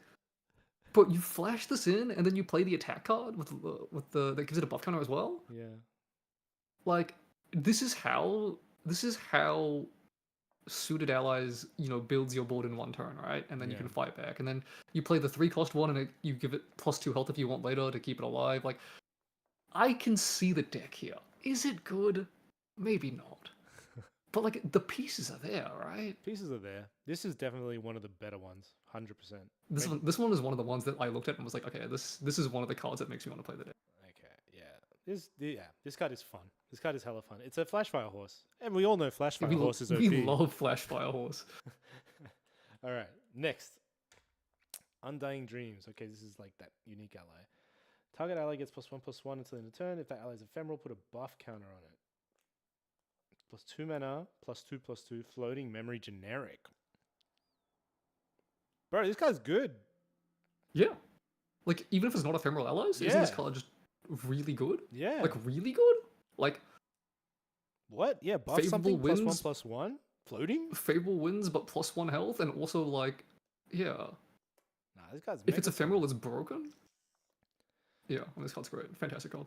Yep, I agree. Anything that's generic floating, Bro, loves like, place. just being able to play this on Hasty is so good, right? Like, if you just fire Merlin, like, Yeah, dude, playing this on what's this card? I will say, like, 2 mana fast speed floating got power crept really hard. And, I mean, you'll see it in the next card as well. Oh no. All right, next. Unwelcome Fortune. 2 mana fast. Look at target player's memory. Interesting. Okay, Yeah. that's good as well. Which one would I prefer? Like, being able to do anything with, 2 mana fast speed floating is just good. And, like, this is... It's hard to evaluate the strength of this. But, like... Realistically, are you versus playing this someone, over Fast Cure? Sometimes. Reprogram? Like, the info can be super relevant sometimes. Especially against, like, aggro decks where they put their hand down. I think there's a lot of aggro decks these days where, like, they put their hand down and they have 2 ways to kill you, either spell damage or combat damage, or, sometimes it's like attack cards versus allies. And you can normally play around either one, but it's hard to play around both simultaneously. And this, like, gives you the ability to play around the one that they have. Is it, good? Is that good enough? Maybe, maybe not. I mean, these cards will always be relevant. The baseline, like the floor of the card, is just pretty high. It's 2 mana fast speed floating. It's fine. Getting an effect is nice. Like, there's a lot of games where you play fast Q and you do nothing, and this is better than that. But then there were games where fast Q saves you. So fast Q is a fantastic card. Yeah. Right. Yeah. Cool.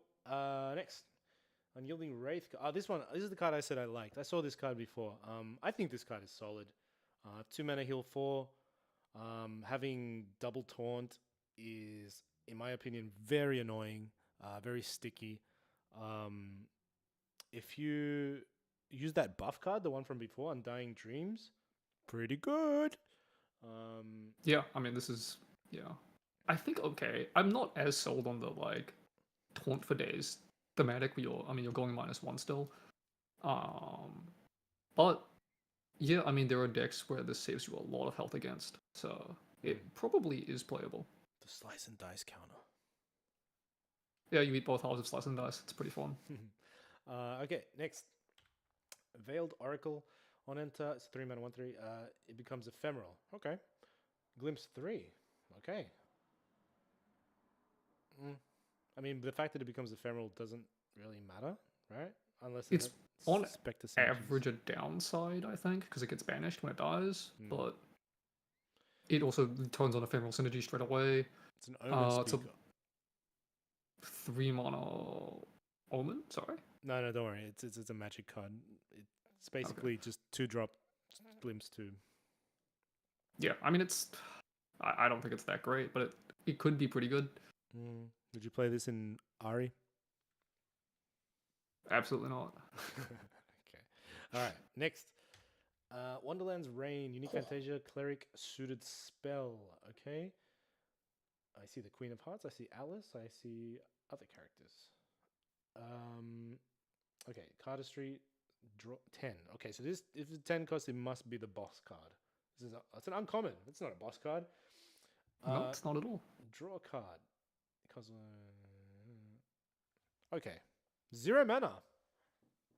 This is just all of your suited costs 1 less. All your cardistry costs 1 less. That's all it is. And it can replace itself if you get, cardistry cheap enough.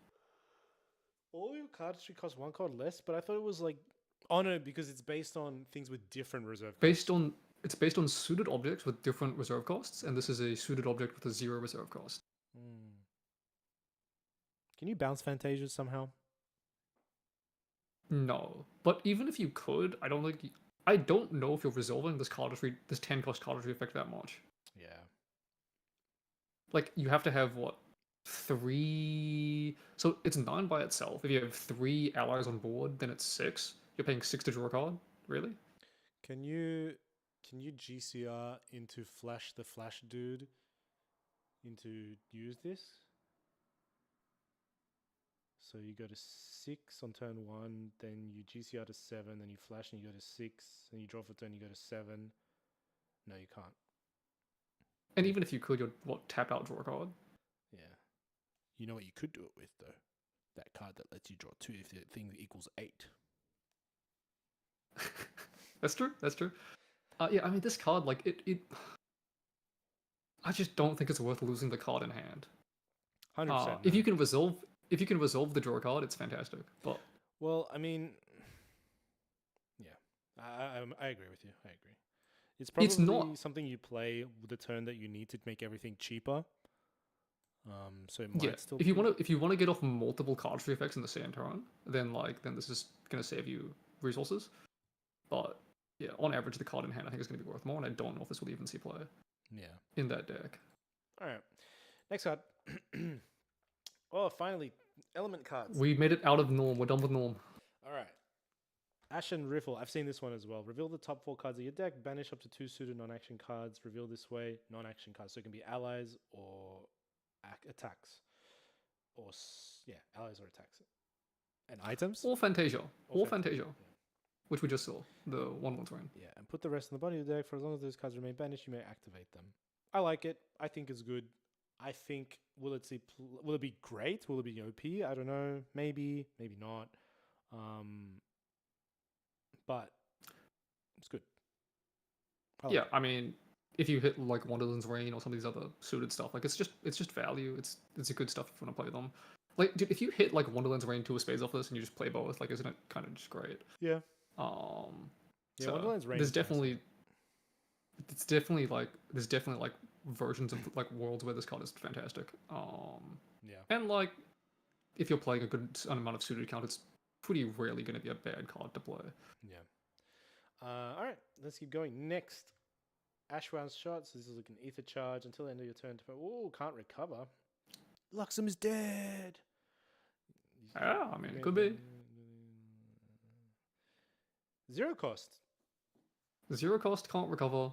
So it's fast speed, so you can play it in response to their recover spell. Okay. I dig it. I dig it. If it's definitely good in fire aggro Diana. Like, this is gonna be solid. It's 0 cost, 1 damage, and also potential huge upside, right? Yeah. Versus some decks. Yeah, just a lot of ether charge synergy. Yeah, card's good. And like you can also discard it. Like if it's not relevant in the matchup, you discard it with level 2 and load it. Oh yeah, and true. Yeah. Draw back to hand. So all of the like bad ether charges are still fine in the deck because of that. Wait, I'm just thinking. So if this card is in the intent, does that class bonus effect come into play, or do you have to play it? No. So the way it works is that you have to play the card to get the effect, and then once it's loaded, it just has the power. Okay, so you can't do some bullshit. Well, you can still, anyway. Blazing Cinder Charge, deal 3 damage to target champion. Oh, okay. If your champion has leveled up this turn, you may load Blazing Cinder Charge and up to 2. What? This is 3 mana deal 6. That's crazy, dog. That's really good. It's 3 mana deal 6. Right, it's good. Step, you level up, you from your graveyard. You can't do it. You can't really do it on level 1. All right. Creative Shock into backstep.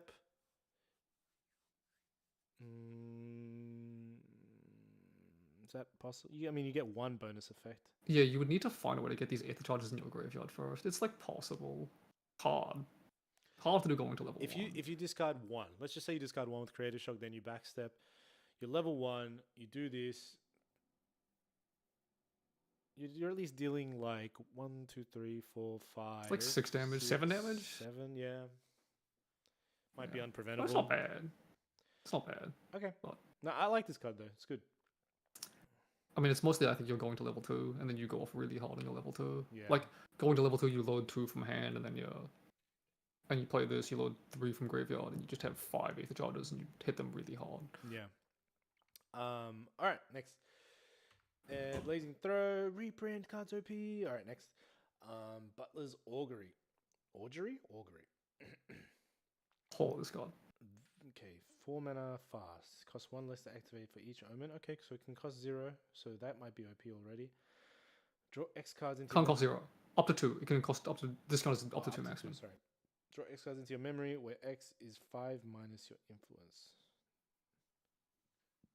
No, maths. My ultimate weakness. Basically, it's draw back to 5 influence, right? Okay. So if you have 0 cards, you would draw 5 cards. If you have 1 card, you draw 4. If you have 2 cards, you draw 3. This card's pretty solid. Yeah, this card is scary. This card is really Like, solid. If This you're card playing is just fire like aggro, this makes me not want to run Dungeon Guide. if you're playing fire aggro, this card says prereq draw back to 6 cards. And 6 cards is like a lot of damage for fire aggro decks, right? Yeah, it's like a Fire Bloom Flourish all in one go. Like, this is just like refill your hand. Like, oh, you lost you're like, imagine, right? You're playing fire aggro, you're down to 2 influence, right? You have 2 omens, you prereq GCR, crack it, play this card, draw back to 5, recollect a draw to 6, and then you just, Yeah, that's you're going insane. again. Yeah, that's You're going really, again. That's really good. Deal X damage to your champion, where X is 5. It's the number of minus cards you your draw. plus. Okay, so it's like 3 damage. 4. So if you're drawing 3 cards, you take 3 damage, yeah. 3. I mean, it's, yeah, this card is, and then you play like Rococo again and you go off, like, I think like, I like it. I like it. just being able to reset, or also like, yeah, turbo to 3 decks, right? You go to level 3, you have, you know, a couple influence left, you play this, and you're back in the game. You're back to 6 cards, you can play the game again. That's really good. Yeah, yeah. And like, CL has 30 health, man, like, oof. Yeah. Okay. CL, I see you. All right, next. Conflagrative Trounce. As long as you have 2 more omens with the same reserve cost, it gets +4. 1 mana deal 4? Fire aggro, baby, I've been telling you, is fire That's aggro. not hard to do. Yeah, yeah, especially in fire aggro is going to be running relatively low cost cards. Bro, just one Vermilion Decree and you're there. Well, I mean, you know what I mean. Vermilion Decree into like a 3 cost burn spell. Yeah, yeah, yeah. I mean, there's that. You could play like just like some cheap allies. You play like clumsy, and then like, you know, there's that 2 cost that gets you value if you discard 2 cost in the starter deck. Okay, Or you go. It's a CL bonus. Okay, it's a CL bonus. You go Vermilion Decree into Demolition or something. Level up. What's your influence now? You're 7. You're still at 7, then 6. Then you level up. You're at 5. Then you draw. You're at 6. So 6 influence. You've done 6 damage. You play this. You've done 10. You've got 4 more cards in hand. You can double Rococo. Yeah. Does the first Rococo count? Yeah, because you have 1 in memory and 4 in hand. It's pretty good. So you play the Rococo, you have 2 in memory, 2 in hand. And second Rococo, you have 2 in memory, 1 in hand. So that would be 16 damage. Yeah. Pretty good. I mean, it's just another OTK line. So yeah, this card's good. Yeah, there's definitely more ways to do 5 damage with 4 cards. But yeah, You can have this card's definitely good. You can't have your swing though. All right, next. Not from that. Duchess, 6 of Hearts. Okay. Unique ally. 4/2. Okay, interesting. Kindle 6. Oh. This can be free. It can be free. Okay. Banish a fire element action card with the result like- +2 or less from your graveyard. Yeah, go. Yeah, so the other thing is like, the suited fire deck is going to be running a good number of like fire. Like, remember the like Ashen Riffle that we saw earlier, right? Like, you're playing fire cards in this deck, right? Like and they're going in the graveyard. So I don't think it's impossible to Kindle. And also, like, the rest of the deck, I don't think is that vulnerable to Lantern. So I don't think people are going to play Lantern just to stop you from doing this card. So this is probably going to be like a couple mana 4 damage plus, you know, this cardistry effect if you ever get it off, like, is good. This cardistry effect is good. If you do copy it. So if you do copy it and so you copy Ashen Riffle, right? Yeah. Well, it can be any fire element action card that costs 2 or less, right? So it could be, there's that other one that, like, if you're playing CL, like the Omens one, there's like, it could just be like a damage card, it could be like Planted Explosive, it could be, well, not Planted Explosive probably, but like, it could be like Blazing Throw, it could be This card is very dangerous. Any action 2 cost card. And there's a lot of fire element action 2 costs, right? Yeah. Or lowers. I would play this in a non-suited deck. Yeah, outside of suited, like, the 6 mana card, I mean, it's 5, right? Because it counts itself. So the 5 cost cardistry is like not easy to resolve, but like also it's probably not impossible by any means. I just think if I had And 3 fire cards in the bin, a 3-mana 4/2 is already good enough for like, whatever. yeah, for sure, for sure, could definitely just it just has value. Yeah. Okay. Good card, good card. It's an SR, damn it. All right. Oh, got the CSR. Cool, cool. Next, Ember Crypt Burn. Banish target card from a graveyard, then deal 2 damage to each champion. Next. Yeah. All right. Fire Interference. Deal 2 damage to target unit. Okay, if that unit is a champion, its controller can't recover until the end of turn. That's not good. That's not good. It's situationally the best card in your deck, but most of the time it's pretty bad. Yeah. If it was like your opponent can't prevent damage until the end of the turn, then we'd be talking. I mean, then it's broken. Well, then it's broken. But yeah, okay. I mean, it's a decent card though. It's not horrible, but like it's not good enough, I think. I mean, is it even that broken? It's basically just Volder at that point. Yeah. Which is, I mean, Volder's pretty good. I mean, okay, not restricted fast speed Volder is kind of broken. Yeah, okay, anyway. Next, 5 of Hearts. Oh, he looks cool. All right. Comes in hindered, 5-mana 1/4. Put a buff count on each suited ally you control. Okay, costs. All right. Including himself? Damn. And you flashed in the 2 of spades at the beginning of this turn? Okay. I'm starting to see a deck here. 100%. The deck is, it's there. Is it good? I don't know, but it's there. It's there for sure. I mean, an ally, an attune to win with legs is pretty sick. So Yeah, and then you also have the attack card that gives you more buff counters. Like, they're all pretty fat as well. I appreciate that they all have like a lot of health just so like they can stay on the board. they're all like just sticky enough. They're not like oppressively sticky, but they're like sticky enough. I can see an archetype here. This is definitely like my foster mechanic. I might build this and be like, this is not gonna work, but it looks hella fun.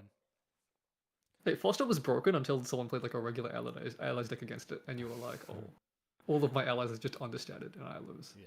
All right. Next, Flamebound Drog. On enter, it's a 3-mana 3/1 Spectre. It becomes ephemeral. Okay. Blitz Mage. Ephemeral. Yeah, Ephemeral Blitzmage, which is much worse than most fire decks because you lose fire count in your graveyard. But I mean, sometimes, bro, you play that Undying Dreams card on this thing. Yeah. And it's a 5/3. It's 5/3 for 1 turn, and then it permanent 4/2. Like, oof, oof, oof. Pretty good. Yeah. But no. Next. Flame Blade Chorus. Okay. You got reprinted as well. Yeah, that's a reprint. A Flickering Cinder. Deal 1 damage to target unit. Your champion becomes distant. Yeah. Pretty uninteresting. It definitely has applications if Snow White is a good card, but yeah, I don't think this card is fantastic. It's whatever. Next. I mean, okay, actually, if you're playing Diana, right?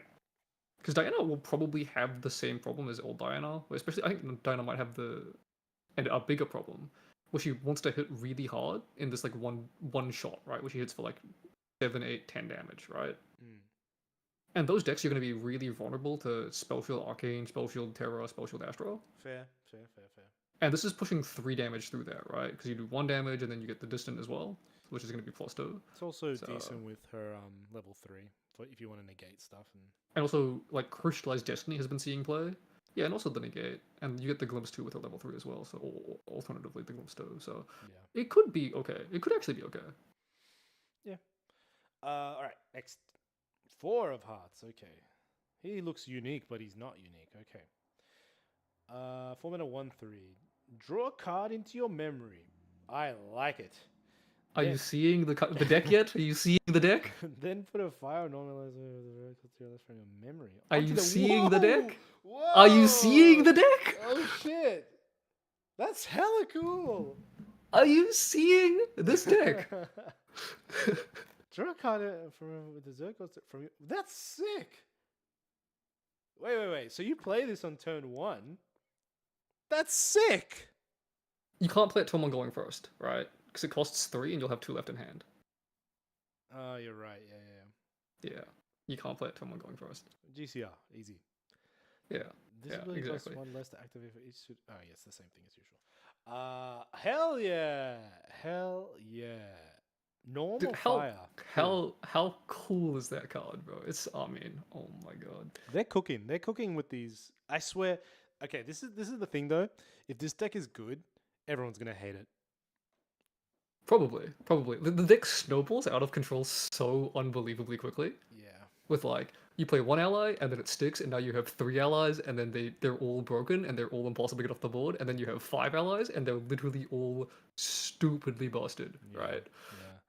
I can definitely see this being absolutely hated. Okay, but it looks cool for now. So next, Fumant Shield Maiden. Okay, as long as your influence is less than the amount of omens you have. Okay, that's gonna be hard. Fumant Shield Maiden gets +2 on death. Each player with instance foil draws a card. Okay, I can see it. Yeah, I think this is like rewarding turboing, but it's weird because as I mentioned at the very beginning, CL doesn't read to me like he wants the turbo. But like also like this kind of I think it also like rewards or I guess gives you some compensation for like if you need to or if your deck wants to banish from hand to create omens rather than banish from graveyard. Or like you can't fill your graveyard up fast enough, so you just go down influence. You don't really care because your deck wants to play low influence with this and the Butler's Augury that we saw earlier. This reads to me that like there's a lot of cards back like old cards that just read like discard a card, just go down on influence. That this card combos well with. I mean, if we're talking about Fire Aggro CL, like if you can play this as a 2-mana 3/3, like pretty sure it's a Guardian card as well. It's like a 2-mana 3/1 that reads like on enter, discard a card or something. So there's a 3/3 in the starter deck, right? I think that discards a card on enter. Okay. So yeah, this deck probably exists. I wonder if it's good. It'll be interesting. I like those kind of like all-in strats, and then you kind of refill. Yeah. All right. Next, Furnace Lava Bolt. Okay, so Ether Charge. Each player draw. I hate it. Okay, next. Yeah, I don't like this card. I hate Increasing Danger. I'm not a fan. Yeah, Increasing Danger can go to hell. Anyone that plays that in a Rye deck, I say you're wrong, but I will still love you for playing Rye. I will say, who was it? It was Quakems in chat was mentioning like, new Diana 1 into old Diana 2.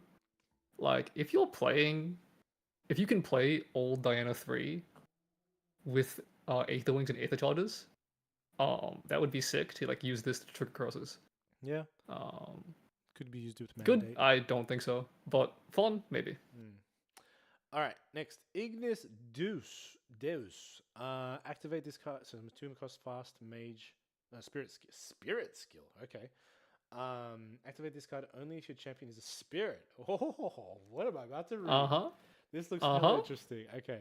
Oh, this is. I think I mentioned earlier there was like a card that would synergize with leveling up that might make it good.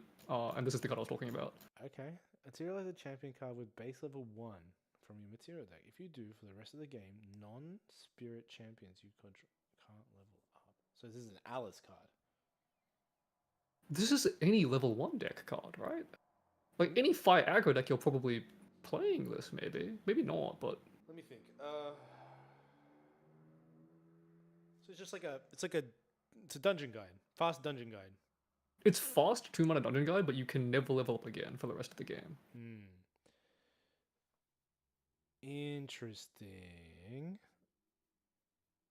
So like probably a lot of Fire level 1 decks this card is decent in. You can't, and it probably opens a lot of OTK lines because it lets you go to materialize plus get unlock all your class bonuses, right? Chris is saying that it's like the 3-color D level deck. I don't think you can do that, man. I think you can't level back up, right? That's how. No, you can because it's non-spirit champions can't level up. So if you go back to spirit, you can level back up. Okay. So yeah. All right. The deck is alive. I don't know if this is good. Do you think it's good? It's interesting for sure. I read it, I love having it in the game. When I read it and I think to myself that this is 2 mana fast speed Beseech the Wind, I think this card is broken. Okay, when you Right. put it that way. Okay, when you put it that way. Yeah, yeah, yeah. When I read it as like, okay, but like, okay, like, do you not think that there's just more lines where you go like, past turn, impact hammer, prereq, you play this, you level to 1, and they're just dead? It is really good Like- for turning on class bonuses. So Like, you turn on class bonus, you get a materialize, like, no, okay, no. you could like, there's no way this card can't be like it's impossible for do this you card to think- be shit. do you think you can't like level the Tristan 1, like main phase, like do some shit, level the Tristan 1, get agility 3, like get your hand back, go off again in end phase? Like, this card has to be good somewhere in some fire deck, some fire aggro deck. Also, like, I want to play this in Fire Vanitas 1, right? Fire Vanitas, Like, yeah. or Fire Nico 1, right? Where like this just, I can just unlock my other elements straight away and we just go off mode 2-element deck. Is it good? I don't know, but It's definitely interesting. again, when I say to myself that it's fast speed, 2 mana Beseech Beseech the- the Winds, yeah. I It think really this is card convincing, has to be right? broken, right? Like, Yeah. Chris said you can reuse Polk level 1. What does Polk level 1 do? it's so Polk level 1 is if you have a fire, if your spirit is fire, the next card you play is distant. The next ally you play is distant. So you can like do this, smack someone, and then de-level, and then Ooh, yeah, I agree with you, Quake. Oh my god, Diao Chan with this? oh yeah, Diao-chan, this is gas, right? Diao Chan with this is Surely this sick. is gas, because you could go like Grail, Grail Scepter, level the Diao-chan, and just go off, right? Bro, yeah. Flourish on turn 1? Can you do that? No. you Flourish can't. turn 1. Flourish turn 1, can you? Do you go minus... Well, you could, right? You could. You go minus 2 influence? No, it's not enough. Yeah. No. You need to Wait, play... isn't Flourish 4 or less? Isn't Flourish 4 or less? Yeah, but you're at 5. Oh, no, sorry. You're no, minus 3. You lose the Flourish as materialize. well. You Oh, literally get shit, the Flourish you off turn 1. can. Oh my god, that's insane. Oh, okay. I'm cooking that. Yeah, like this deck is good. Like, this card has got to be like, again, it's like you can't get around the fact that it's Beseech the Winds that's fast speed and 2 mana. Like, it's No, can you stack you the can't stack winds from- shifting no. currents, no. You can't get multiple copies of the same mastery. Okay, cool. All right. This is definitely a cook that I'm gonna work on. Next. Yeah. Also, if you're playing Looking Glass like Lorraine, again, you can like play this in Cheshire Cat turn 1, right? Just Oh, off the yeah. rip and just have that, and it's just like that's fun, I guess. It must be good with Seal as well, because Seal will eventually just recharge your hand. Oh yeah, Seal lets you get your first omen straight away, right? Yeah. Turn 1. Yeah. Turn 1, you hit your omen instantly. Yeah. Okay, next. 3 mana 2/2 Incinerated Templar. It's expect a card, okay? It's a cleric warrior class bonus. On enter, puts target expect ally card for the reserve card 3 or less from your graveyard on. Whoa! Oh. Still good. No, this card is fantastic. Still good. This card is fantastic. Yeah. Yeah. Still So good. also going back to the last card, I just thought of another line where you can fire aggro, right? It's fast speed. You go to Tristan on their turn and you get agility 3, and you get the agility 3 before your next recursion. Oh, that's sick. Oh, that's cool. Yeah. Anyway, we've moved on, so we can keep going. Rye? Can I use it in Rye? No, but No, then you I- can't use it in Rye. Rye, Rye's no, got nothing. Aggro Rye? Come on, man. Aggro, right? Okay, maybe there's something there, but yeah. I mean, any aggro deck can use it. It's I just can't. The card has to be good. All right. So this card is really But yeah, good this- too. Yeah, there's just a lot of like good specters that you can bring back. It's just good stats, right? It's 3 mana 2/2 that has like for 1 turn it'll have like an extra like 5 total stats. Yeah, it's really nice. Isn't I the mean, unique I guess ally? you only care about the power. Yeah, the power. Yeah. But we've seen the 3/1, right? Yeah. That you can bring back. The So Blitzman. it's got to be good. This thing has to be good. Yeah, and there's the unique ally as well, right? The norm one, the boss monster. Yeah. The one that we said was bad. Lorsa? Yeah. Yeah. Okay. No, this guy's solid as hell. Imagine just like cremation ritualing the card as well, the card that you bring out. I mean, if you can do that, it's super good. Yeah. All right, next. Infernal Mana Streak. It's Ether. I swear, the Ether Charge cards, they don't do it. Like, they don't excite me. They don't excite me at all. They're all boring, right? Mm. They're all just like thing plus plus load plus Mm. one damage. That Can being you said, this get card is back? good. Can you get back other copies of itself? Yes. No reason why you can't. And it will also get the Elementor. So like, if you have multiples in your graveyard, you can bring them all out. Mm. The Incinerator Templars. Yeah, that's cool. Is that good? I mean, they'll be ephemeral the second time, so like they'll go back to banishment. So like, it's definitely good. But yeah. Ephemeral Dude plus what's it called? Inspiring Call. Well, there's that one that wasn't there something that gave like all ephemeral allies plus one attack as well that we saw earlier. Something like that, yeah. The item. It was the item, yeah. Yeah, the item, like the Okay. This card though, this card's good. This card is actually good.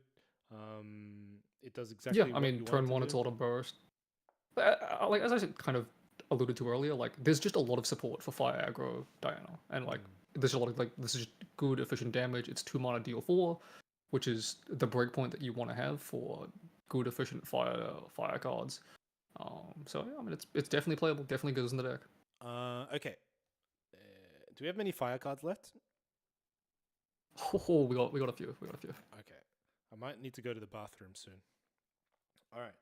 Yeah, all good. We're gonna take a Okay. quick break. I'll grab a drink or something. Yeah. Intensified Pyre. Kindle 3 mage spell. Oh, you can copy it with Rye. Deal 2 damage to target champion. If that champion's controller has 8 or more cards in their graveyard, deals. Whoa! Bro, this is actually good with Rye, with the Mana Weaver. You think so? Yeah. Right? Deal 12 damage to them? Deal 12 for one card? You kidding me? They have to have 8 or more cards in their graveyard. We can do that. How many decks do you think get 8 or more cards in their graveyard? Yeah. To me, it's just mill decks, and like some games go really long, and like some win decks will cycle, but like Diana will probably get 8 or more cards in her graveyard because she loads so many Aether Charges, right? This is. I'll tell you, if you ever play against a CL and he has 8 or more cards in his graveyard, he's doing something wrong. Okay, but it's still good with Mana Weaver. Okay.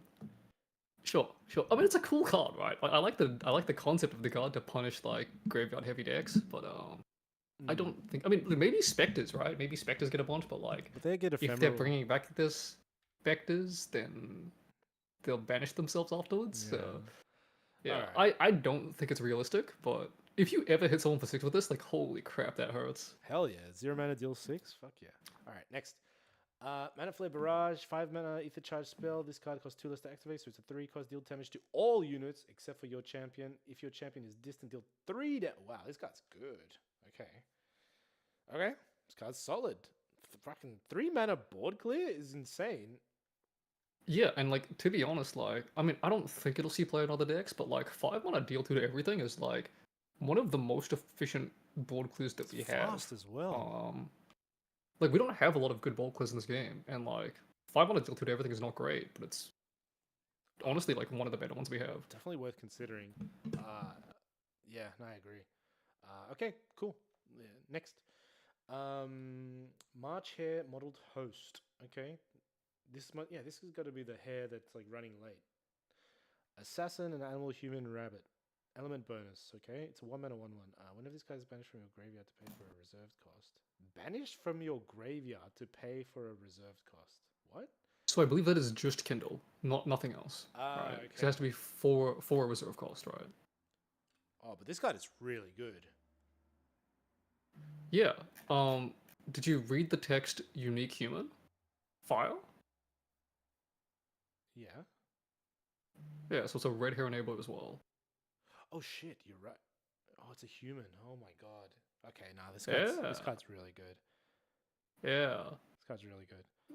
So like what? Like you play this with red hair, and if they kill this, you literally just have to kindle anything, and it comes back, and you can attack with red hair again. Is there? There's no like. Oh no, there is. What's that? What's that? What's that siegeable domain? The fire one that's got like 6 health that allows you to draw cards when an ally dies or something. Oh, oh, I do know what you're talking Jianyu? about. Mm, I think it's I don't Jianyu. think so. I have to look this up because I'm very interested in this too.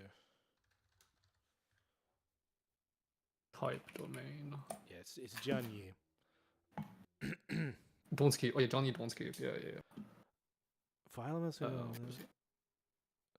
Doesn't this create On like, death if your influence is 6 or less, draw a card. doesn't this create like a loop with this guy if you kindle multiple of him? So yes, if you have multiple of him, because they're unique, the other ones will die, right? So if you have if you Yeah. have all 4 of them and you kindle 3 and then 3 come back and then they go back and you infinitely kindle 3, yes, you can. That Is that sick. realistic? Not really, but like it's cool It is. It's realistic. I promise you. to have like 3 copies of this guy. I mean, hey, if you draw 3, it's I don't even know if it's good at that point. Like you just have like Regardless, it's a good card. yeah. I mean, it's so much tempo, and the card itself is great, and like the fact that it's a red hair enabler as well is just like, oh my god. Yeah. Like a red hair enabler that can come back is like now they have to kill red hair. They have to kill red hair. 100%. It's so easy to kindle. There's so many good kindle cards as well. And then just getting like an extra 1 damage into a kindle is also really strong, right? Yeah, just like And like poison. it's a good Dagger? information visual target. John, you kindle 6. Yeah. Yeah, you can play Jianyu and this. Yeah, together. yeah. You play this. It dies, then you use it to play John Yu. Yeah. Okay. I mean I like that. that's kind of gas. Yeah. Cool. Really cool card. Really cool. Man, Fire's getting some gas, man. Finally. I would say that I would say that all 3 elements got some gas, but water actually I think didn't get that much gas. We are happy. Water got some stuff. I think everyone's but happy about that. Okay. I'll be honest. I think water was pretty underwhelming to be honest. But yeah, the fire got some gas, wooden got some gas. All right. Next is Peppered Chef. Cleric human 2-mana 2/1. You may sacrifice another ally if you do Peppered Chef. I don't think this card's bad. It just works very well with the last guy we just saw. Yeah. I mean, again, it's 2 mana deal 4, right? Which is probably good enough for most fire aggro decks. Very solid. But like sacrifice an ally, yeah. I mean, maybe not. I think it's fine. I think it works good with ephemeral things or things that come back. So Sure. Yeah. Yeah. Do I think it's broken? No, but 2-mana deal 4 is always worth considering. What does this work with? No, I'll think about it later. All right, next. Piercing Ether Fuel. Draw a card, then discard a card. Draw a card, then discard a card. You may banish 2 fire element cards from your graveyard if you do your champion's next attack this turn. Using an Ether Wing weapon gains combat damage. Very. You probably have to play it. Yeah. You don't think you need unpreventable damage? Isn't there already an Ether Wing bullet that does that? There's one that makes you unblockable. Unpreventable, yeah. Oh, unblockable was it? I thought it was unpreventable. I don't think there's an unpreventable one. There was one that stopped healing. I don't know then. I don't. But this is the only. I think this is the unpreventable one. I don't like the card either, but you might have to play it. We'll see. Yeah. I don't think the card is bad. I don't think it's good. It's I don't just think it's like bad if you either. need it, you need it. Yeah. If this gets you through Veiling Breeze, it gets you through Veiling exactly, Breeze, right? Exactly. That's just it. All right. Next. Rapid Combustion. 4 mana. Anything that reads Kindle already is just like, be careful. It says Cleric spell destroy. Oh, it's reduced to ash. Reduced to ash, but it's 1 more, but you get Kindle. And it's also more conditional, right? It has to have entered this turn. Is that good? I don't play enough fire decks to know. I think this is only in fire aggro, right? Because I think other decks where you have more influence, or you have like more time, you'd rather play reduced ash. It is really sick to like kill a tariff ring with this though, or a safeguard. It's just like if you have extra Safeguard. fire cards in your graveyard and you just like, but you can't like. I think most fire aggro decks, it's like not easy to hold up 4 cards in hand for ready stash, right? Yeah. So this can like let Holding you do one that is for definitely 2. easier. Yeah, hold 1 card and you just like jam this, banish some cards, and What you're do you like, kill yeah, though? I You can kill win the game. Terrafring, you kill... Terrafring, Safeguard, mostly. Safeguard is whatever, right? Oh, in fire aggro decks, I think it's can be relevant. They just... Like for Rococo, for planted and stuff. Oh, I suppose, yeah, sorry. They materialize it on their turn, you can pop it on their turn. So Yeah, you do it on their invade. Yep. Okay. No, it's actually relevant. Okay. I can see it being played for sure. Anything with Kindle. I mean, all I know is Lantern stonks are going up higher and higher. Yeah. All right, next. Rile the Abyss. Fast, draw a card. Then discard 2 spectre cards for each. I mean, this card's just amazing. This is the Spectre payoff. Yeah. This card is just amazing. If you ever live in the timeline where you discard 2 liminal guides, oh my god. Holy my crap, that's insane. Oh my god. Yeah. But oh my god. Most specters are mediocre. probably just giving you some decent value from being in the graveyard. Yeah. But yeah, liminal guide is the absurd payoff. Okay, I love this. You know what this reminds me of? Oh, you didn't play Yu-Gi-Oh, did you? Not pretty much no.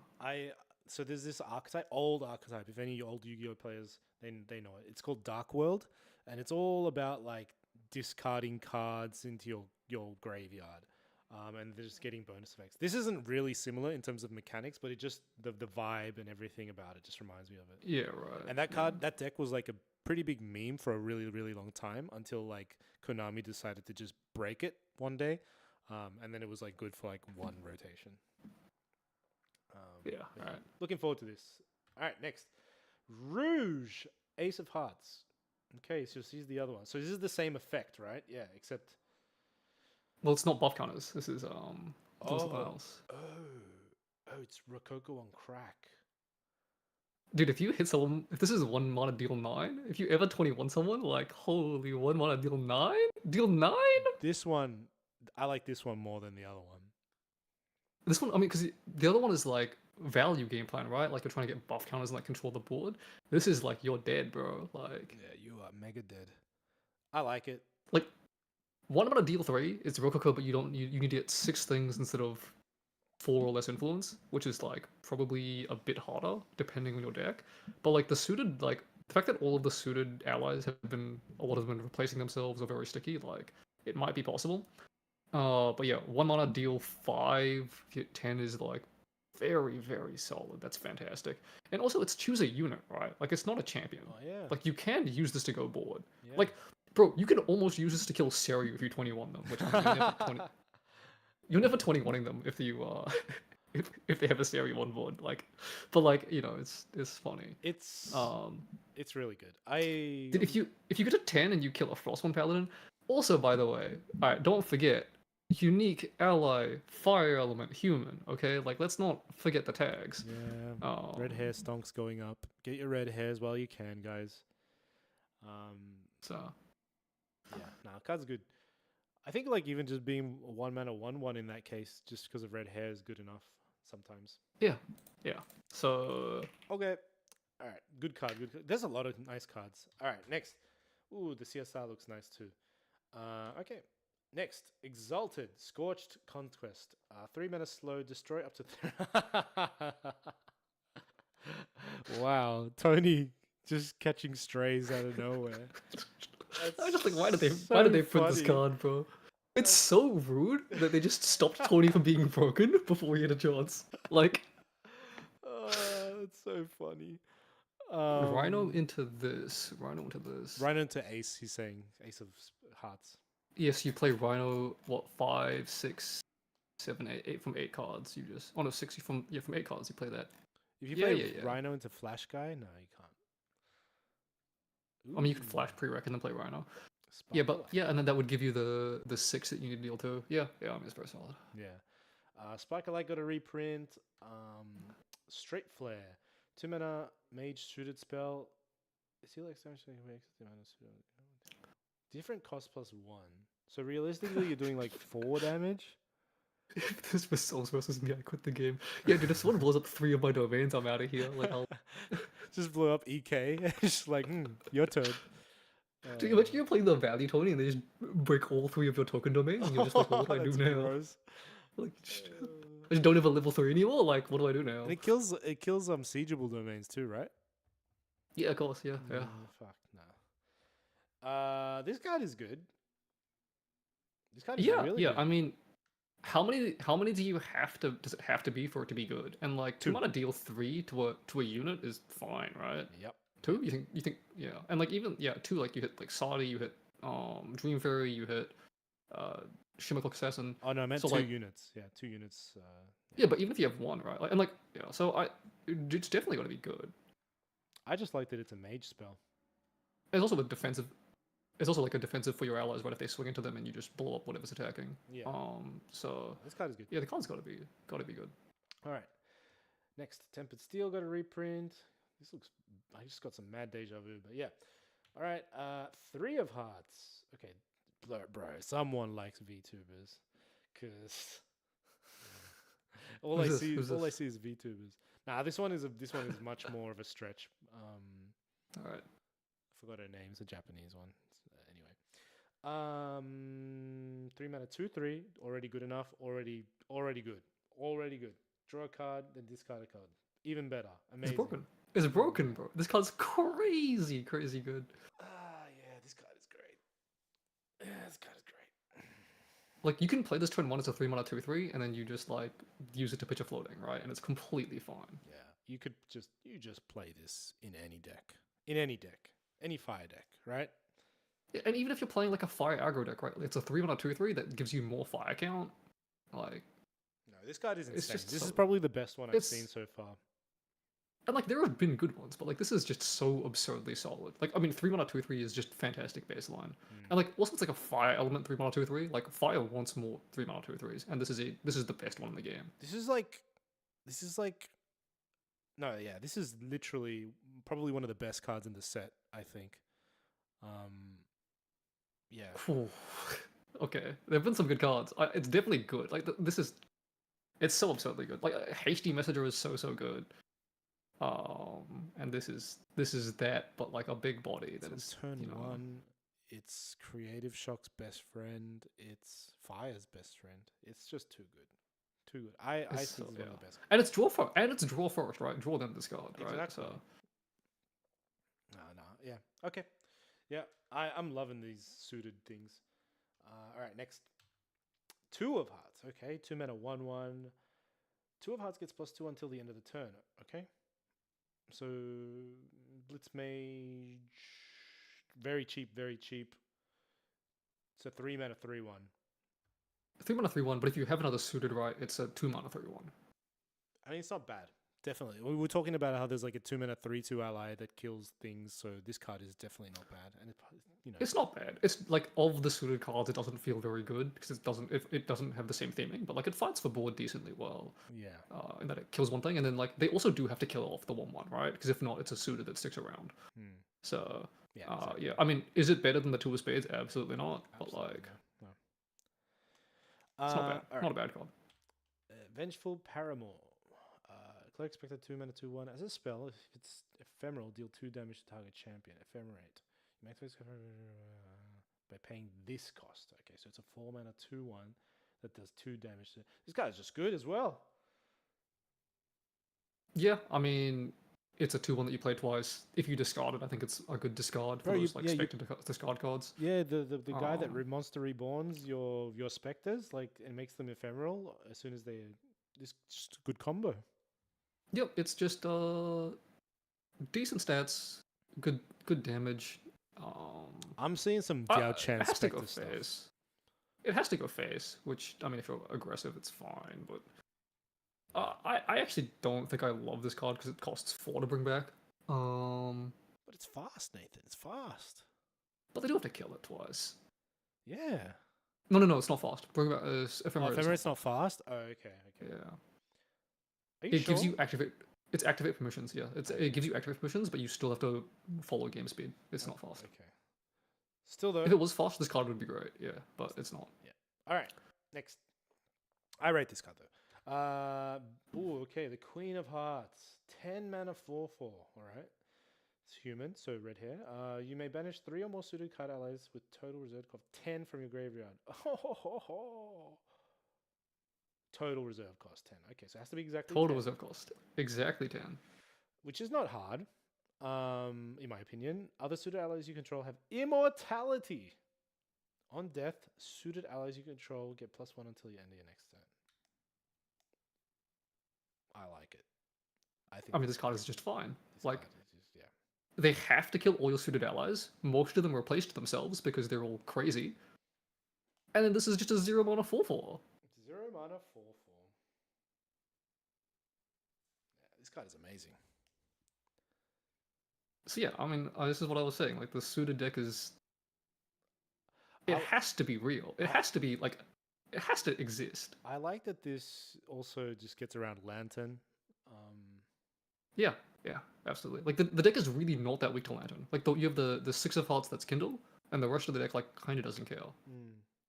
Nah, this card's really good. Yeah, this deck has to be real, right? And, like, dude, and the other thing I like about Suited is, like, we've seen Hearts and we've seen Spades. Diamonds and Clubs aren't in the set. But presumably, like, Diamonds is going to be, like, Wind and Clubs is going to be Water or something, right? Yeah. So, I'm so hyped to see more Suited cards. Okay. Next. Give me my Wind Suited. Get this Fire Suited out of here. Give me my Wind Suited, bro. Oh, we're on water. Okay. Let's take a quick Yeah. 1 minute break or 2 minute, 5 minute break. I'm going to go bathroom. Yeah, just I'll hold up, guys. I'll grab a drink, come back. I've been going for a long time as is, so. Yeah. So just be patient with us, guys. We'll be right back.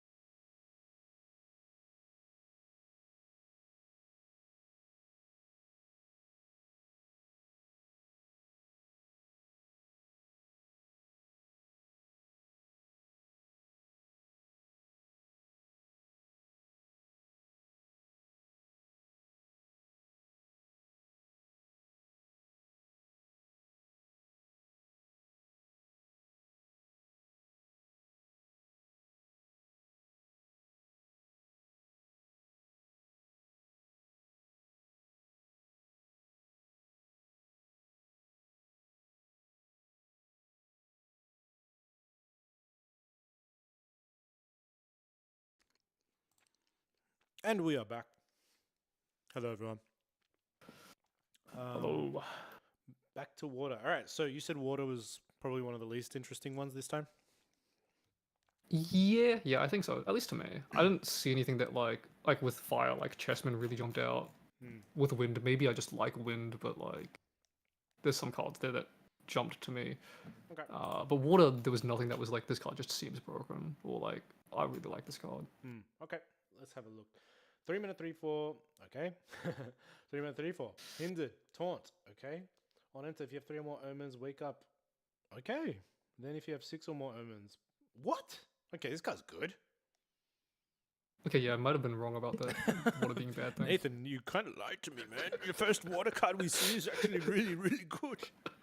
Hold on, why is there a 3 mana 3 door? 3 omens? That's not hard. Especially in water, I don't think it's that hard. Yeah. Okay. I mean, like, water seal I think will be good. Like that, I mentioned that you can get omens a bit faster in this deck, and then there's that water regalia, right? That gets you the draw for every time you get 2 omens. And this is a 3 mana 3/4, so ooh. Yeah. Okay. All right. Good card. Next. Brusque Neige. I pronounced that perfectly. You may sacrifice an ally Yeah. rather than pay this card's reserve cost. Okay. Interesting. Dewdrop hairs. They're dying, Nathan. Can you see them in the picture? No, my hairs. Until end of turn, allies My that enter beautiful the rabbits. field rested. Oh no, it's not even a good card. Hold up, keep going. Yeah, the last effect actually. Is that worth? So it is level 2+, which I think is the problem. If it was Yeah. level 1+, I think it would be fine. Again, like just trading a card for an omen is probably worth it. But level 2+, like it does make me want to play like empowering harmony or whatever it is, not harmony. Yeah. Prayer, empowering prayer. Prayer. And just like cheat this out and get an extra omen like a turn early. Mm-hmm. Is it good? I don't know. Like again, like if you have that regalia that gives you an extra counter and draws a card back, like getting this omen is you only lose half a card, and it's got to be good, right? No, It must be right. It's just, yeah. I don't know. We'll see. And again, you get to 5 omens, and I can't stress this enough. Level 1 CL, you get to 5 omens. Every time you do a 1 damage attack, it's hitting for 4, and you're drawing a card into your memory, right? Yeah. Like, you're getting Merlin 3's effect every turn for the rest of the game. The ends do justify the means in this case, I think. Yeah. All right. Cool. Next card. Oh, hold on a second. Okay. Castling Boon. All right. 2 mana fast spell. Chessman. Allies you control get +1 until end of the turn. If you control a Chessman Rook ally. Okay. We don't have any rooks in this set, right? So yeah, you saw that Suited and Spectre were both fire. Chessman is all water so far that we've seen. Okay. Allies are going to get +3 on the other side. Okay, cool. It's a mega favorable wins. Yes, yeah. If you have a Rook ally, which I don't. Is there a Rook ally in this set? Because I can't think of it in my head. No idea. But yeah, I mean, even regardless, like it's good. Card solid. Oh, there was a Rook. Is this good? We'll get to it. I mean, we'll get to it, favorable but, is kind of phased out, but Castling Boon, it's a water deck, so. Well, also because it's like a water deck, right? So it's a mill hit as well. Yeah. Like favorable is bad in wind because like you don't really have good uses for floating, but like it's a good mill hit. Okay, next. Change charge. This card costs 1 reaction.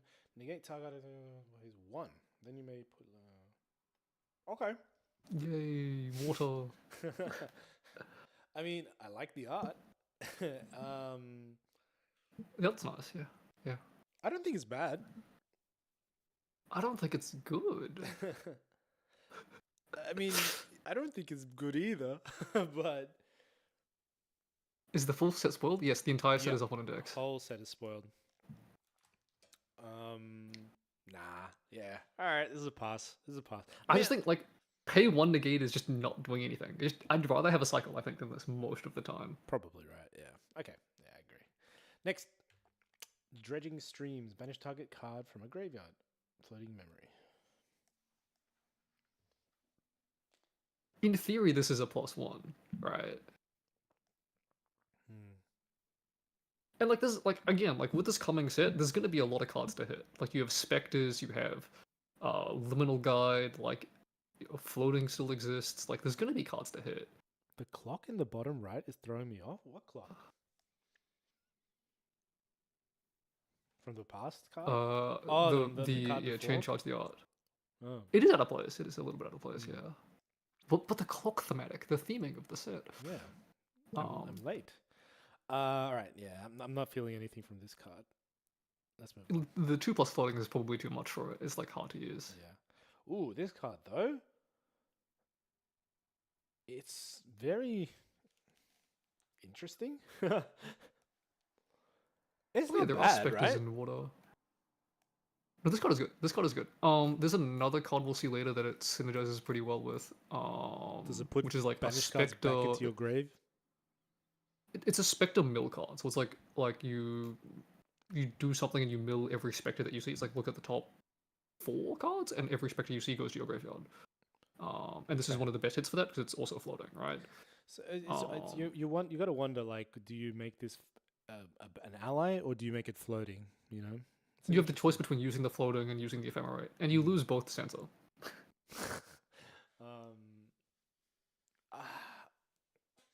I mean, just in a vacuum, It's better than non-class Honorable bonus Vanguard. floating.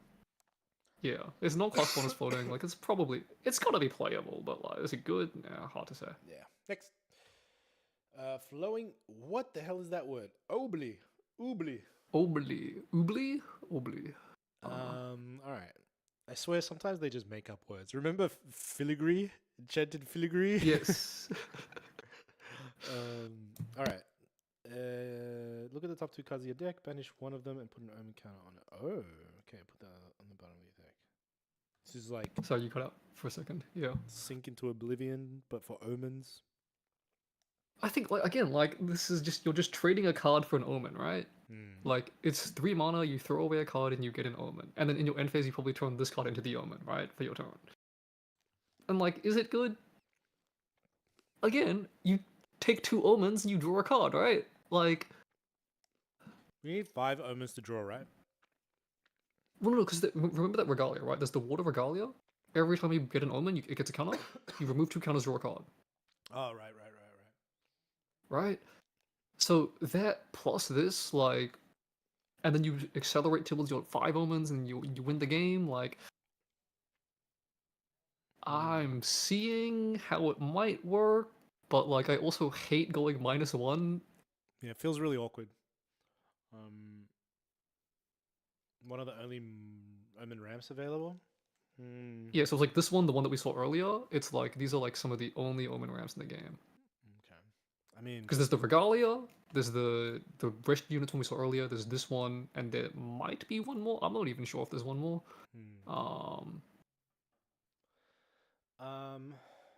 I think I'm gonna say it's not good enough, but that's just me.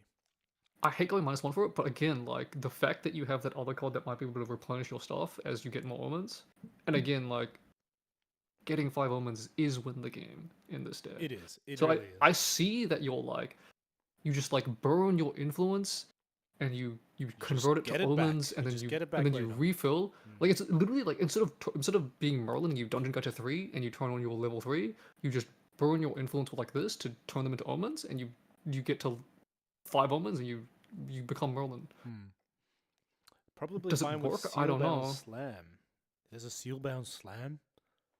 There is a slam card. All right, I'm here to see it. Let's keep going. I remember there being a card that was reminiscent of slam. We'll see it if it comes up. Yeah. Froglet Footman. Oh, cool, a frog card. I really like this art actually. This is cool. Interesting hair. Like frog hair? it looks like a bob hair, but she's actually got a a really long ponytail. Oh, yeah, you're right. Yeah. Okay. If damage would be dealt to Froglet Footman while it has a buff counter on it, prevent one of that. Oh, that's sick. Okay. I really like this card already. On enter, you may banish a card with floating memory from a graveyard too. Okay. 3 mana 3/4 on Sylvie level 1, maybe?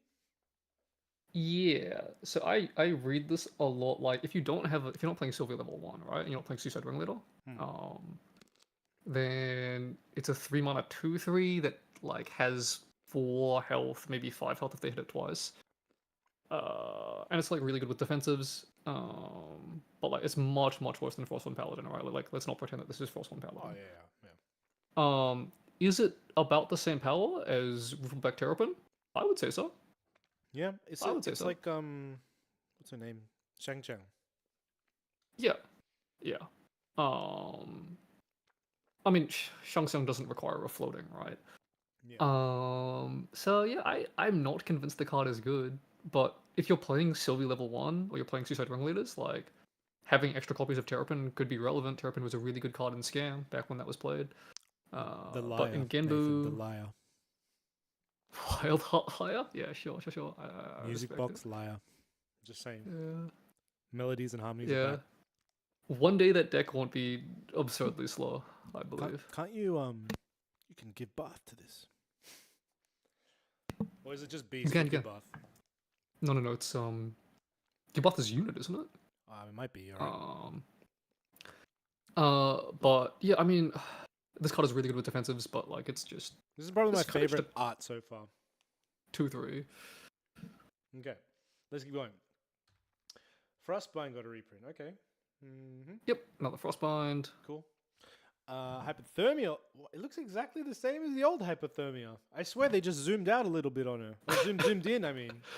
They just changed the angle a little bit. I swear to God, it looks exactly the same. Let me check. I can't be going crazy. It's very similar. It's very similar. That's disappointing. I was looking at Hypothermia the other day when we were at Smash because I wanted to bring cards to show art, and I looked at Hypothermia and I'm just like, this card art is very mediocre. No offense to the artist, it's a wonderful job doing the art, but like, as you know, as visually as a card, I was just like, I don't know, need more. I mean, you're looking. It was for Smash, right? So it's people that have never seen the game. You're looking for like the wow factor. Yeah. But yeah. Anyway. Okay, Imperial Accord, Exalted, 2 mana fast cleric spell. Oh, it can be used with Diao Chan. Alright, negate. Oh, you don't want to see. I don't want Diao Chan to have more cards like this. I'll be honest. Negate target advanced element card activation. What? You may banish the. What? Oh no, Diao Chan got better, guys. Level 3 Diao Chan's a thing. Like, excuse me. Like, what is this? Like, guys, this isn't right. Weebs, stop with the negate spells, please. So, look, they gave us the anti-negate card, right? Like, they gave us that. But, like, holy crap, this card is... It basically is hard negate, right? This is hard negate. This is about right? as hard as it gets, aside from ink like, cap. You literally just... You can't pay 6. You can never pay 6. No one is ever paying 6. Yeah, this card's good. I do wonder, like,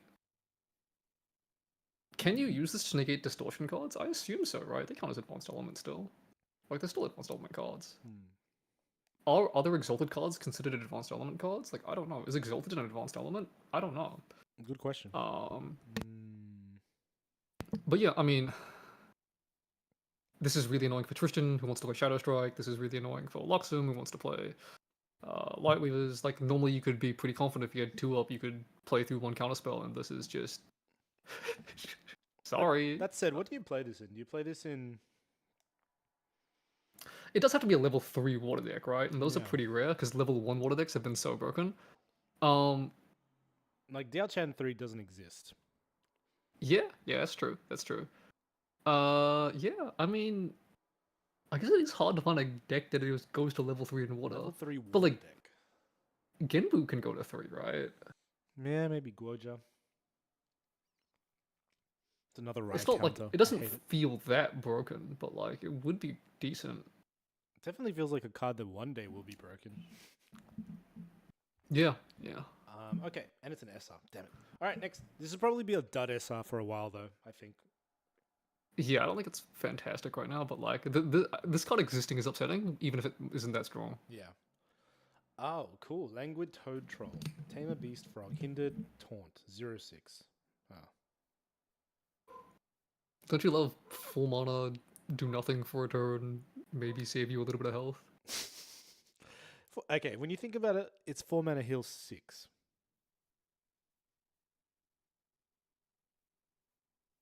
Was that Have Water I Lorraine convinced thing you? anything more than a meme? There were a couple of Water Lorraine decks. Like I think Bayleaf played like the Water Onsol Lorraine for a bit. Maybe That was Water decent. Merlin.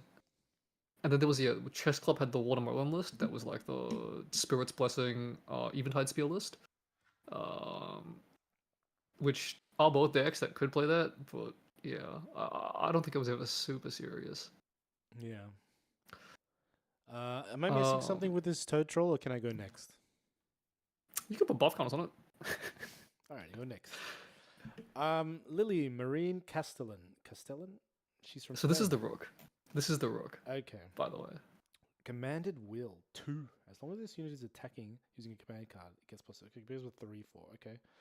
On attack, if Lily's attacking a unit with an even life stat, that's awkward. This attack gets +2, and you may return a card from it. Whoa, that's So we finally, we punish these Lorraine players that have 20 health. All right. oh, it's a unit. Okay, unit. Yeah, including champions. Okay, so these Lorraine players think they're so cool with their 20 health, and we get to do extra damage to them. Finally. Bouncing a card is not irrelevant. Yes, for sure, for sure. And like this like yeah, if it's hitting even right, because even is what 2/4, so it's like you kill all the two health things. 4 is like it's like if you're playing this in an allies deck, right, and your other ally has 2 power, like you kill every 3 health thing, you kill every 4 health thing. Like it's hitting all the relevant breakpoints. Yeah, it's cost 4 though, and 4 mana 2/4 is pretty good, right? It's also like another judging enabler, right? No, it's actually decent. It's 4 mana 2/4. It becomes a 3 mana 2/4 if you hit the right target. Yeah. And I mean, so we haven't seen a lot of commands for Chessman yet, and probably more will come in the next set. But like +2 power with the command, and every level 2 champion has an even amount of health. It could be relevant. I can see this being a very unhappy crack when you crack your cases. Yeah, this card is not great right now, but like Okay, I like the art though, and I like the rare effect of putting cards back into your hand from memory. yeah, I wouldn't be surprised if this has. Have we seen the event pack CSRs? Because this doesn't have a main set CSR, right? No. So I wouldn't be surprised if this has an event pack CSR. Works with Ju Ying, cool. Yeah. Rest in peace, Reckless Conversion. All right, next. Lure the Abyss. Cleric Spectre spell. Reveal the top 4 cards of the book. All Spectre into the... put all Spectre cards from among them into your graveyard and the rest of them. Okay. This is okay, right? I haven't seen a lot of Spectre stuff. Do Yeah. Spectres... are they locked behind Element in the graveyard? The Ephemerate? Yeah. So I believe it's you can activate this card, so you still have to pass checks. So Okay. yeah, you can't just put Fire Spectres in your deck. Okay. All right. I believe. Gets worse. I really want to look at all these Spectre cards in like together, just so I can make a better connection between them. Yeah, I believe there's only one more Spectre card coming for Water. So I mean, it's not. I don't think it's great in Water. Okay. All right. Next. Maya Reparation. Recover X, where X is the amount of omens you have. Okay. If there's a card that reads "Stay Alive," it's this one.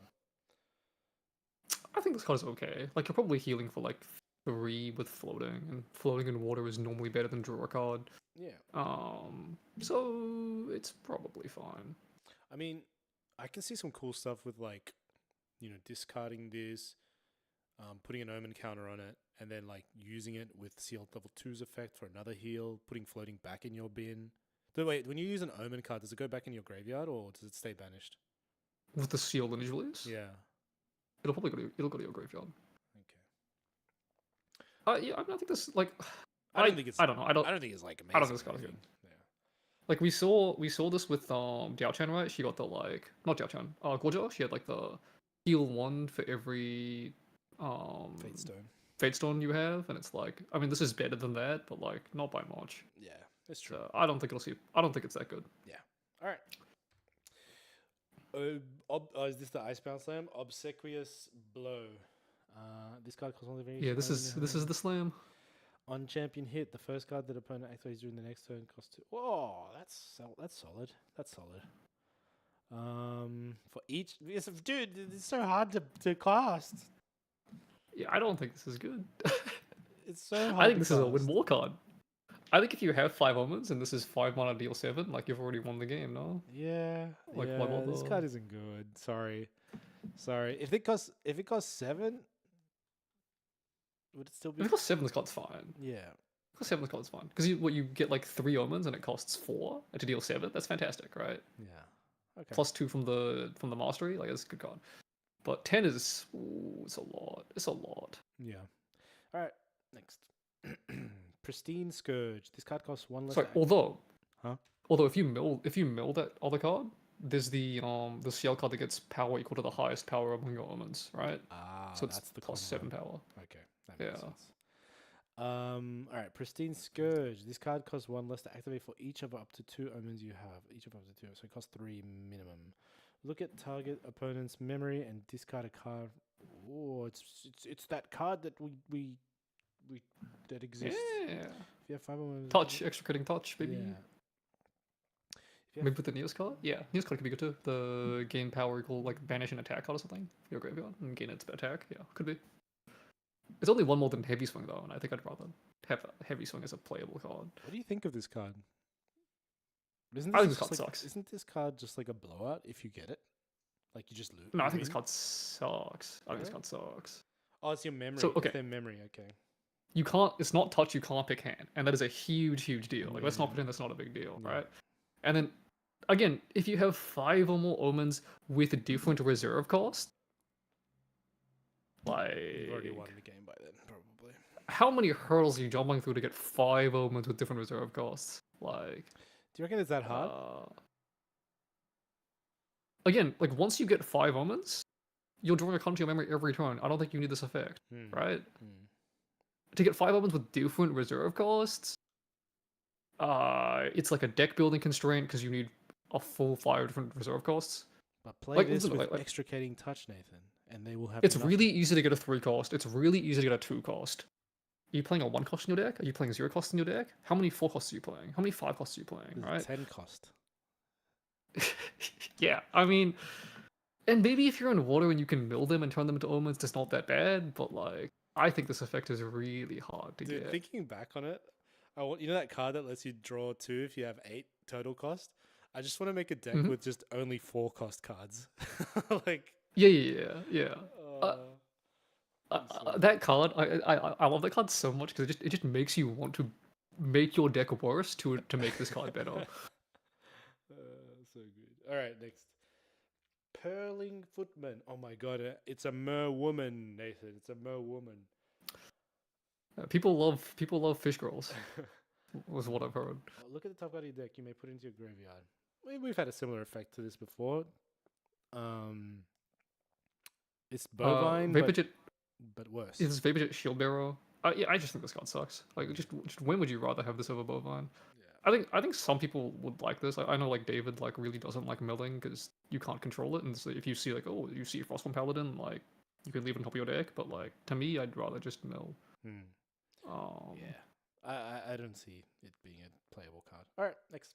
I just think it's worse than bovine. Yeah. Rivulet Adjutant. It's 2 mana 0/1 taunt. On death, banish it and put an omen counter. Oh. Yeah, this card is. Surely it's good, right? Surely it's good, right? Yeah, it has to be. How is this not good, right? Like this is the last omen ramp in the game. Okay. It's not a mermaid. It's an animal, human, fish. I'm sorry. It's a man bear pig. Okay. They should make a man bear pig card. um, yeah, surely this card's good. This has to be good. Right? Right? Surely. I'll build this deck. I don't know how good water is with omens in the end, but like I'm not seeing a clear win con. It's literally just get 5 omens, right? And then you hit them for 4 damage a turn and get infinite influence, right? Is that good enough? I mean, 4 damage a turn is a decent amount of I damage. guess you're running frost ones in the process. Yeah, like you're playing Frostborn, you're playing like random floating garbage, you're playing counter spells, you're playing like it's just like a beatdown deck, like it's a control beatdown deck. And like, let's be honest, like water control beatdown decks have been pretty damn good in this game, right? Like, if you want to talk about like this like slow grindy like water game plan where they just hit you till you fall over, like the CL level 1 champion has got to be good at that. Yeah, I've never seen a. Do you reckon it's the best level 1?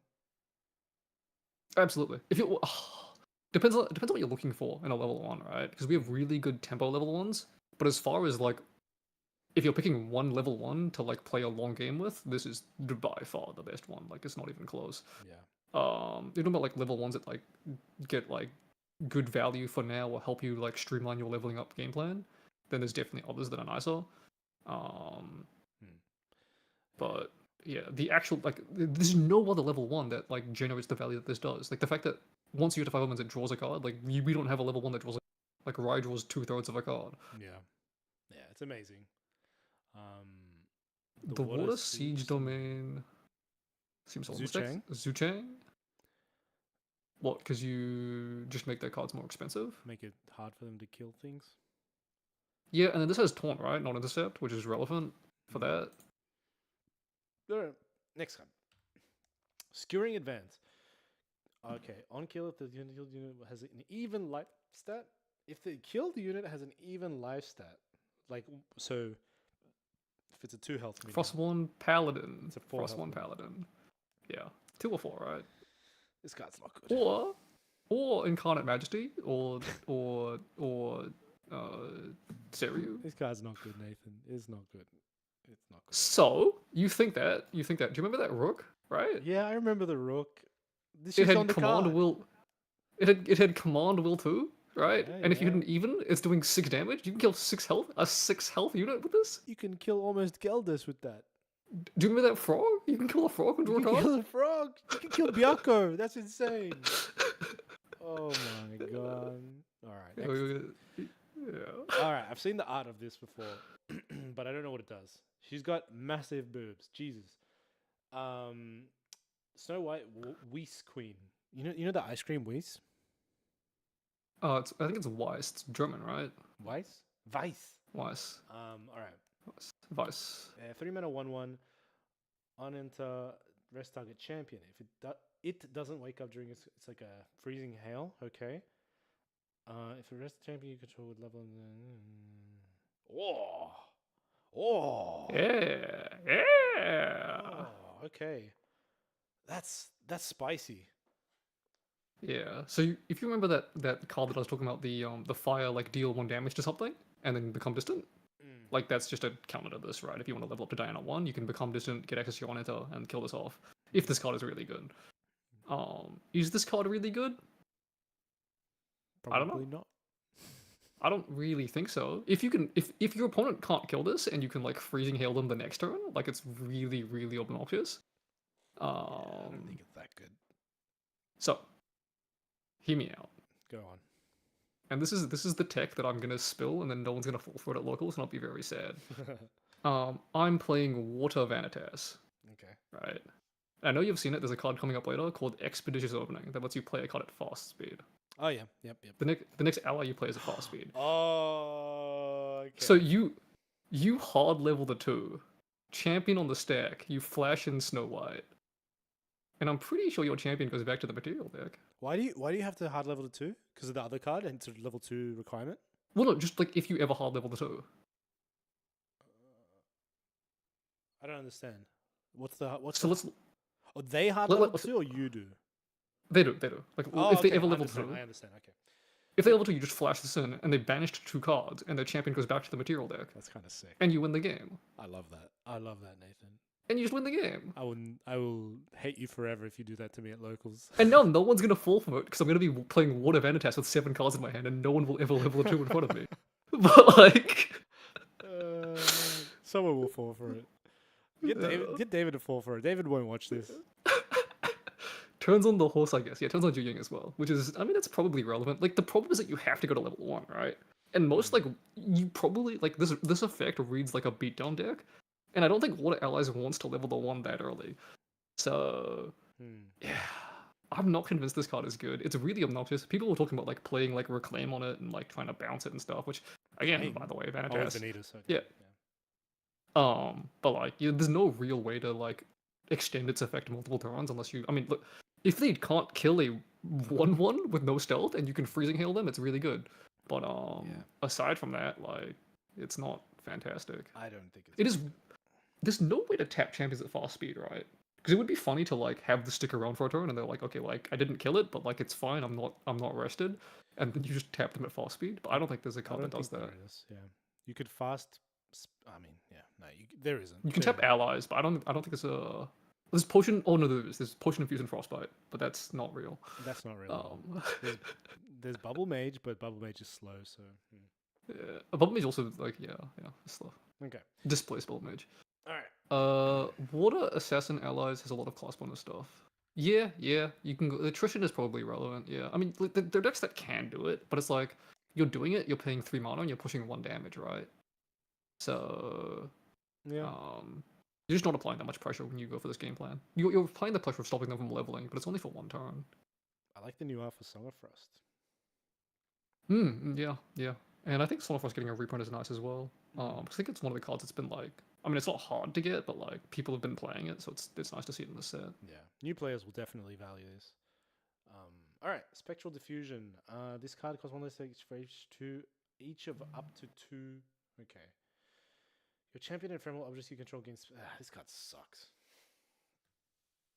Yeah.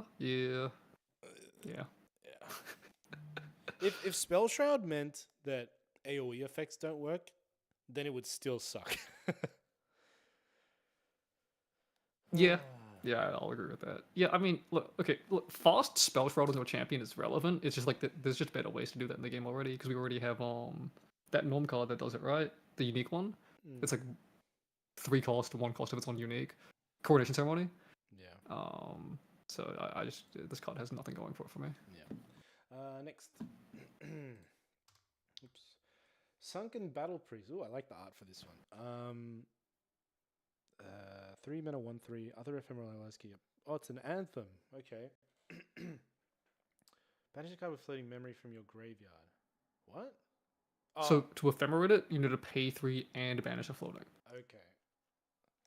This card's solid. This card's really solid.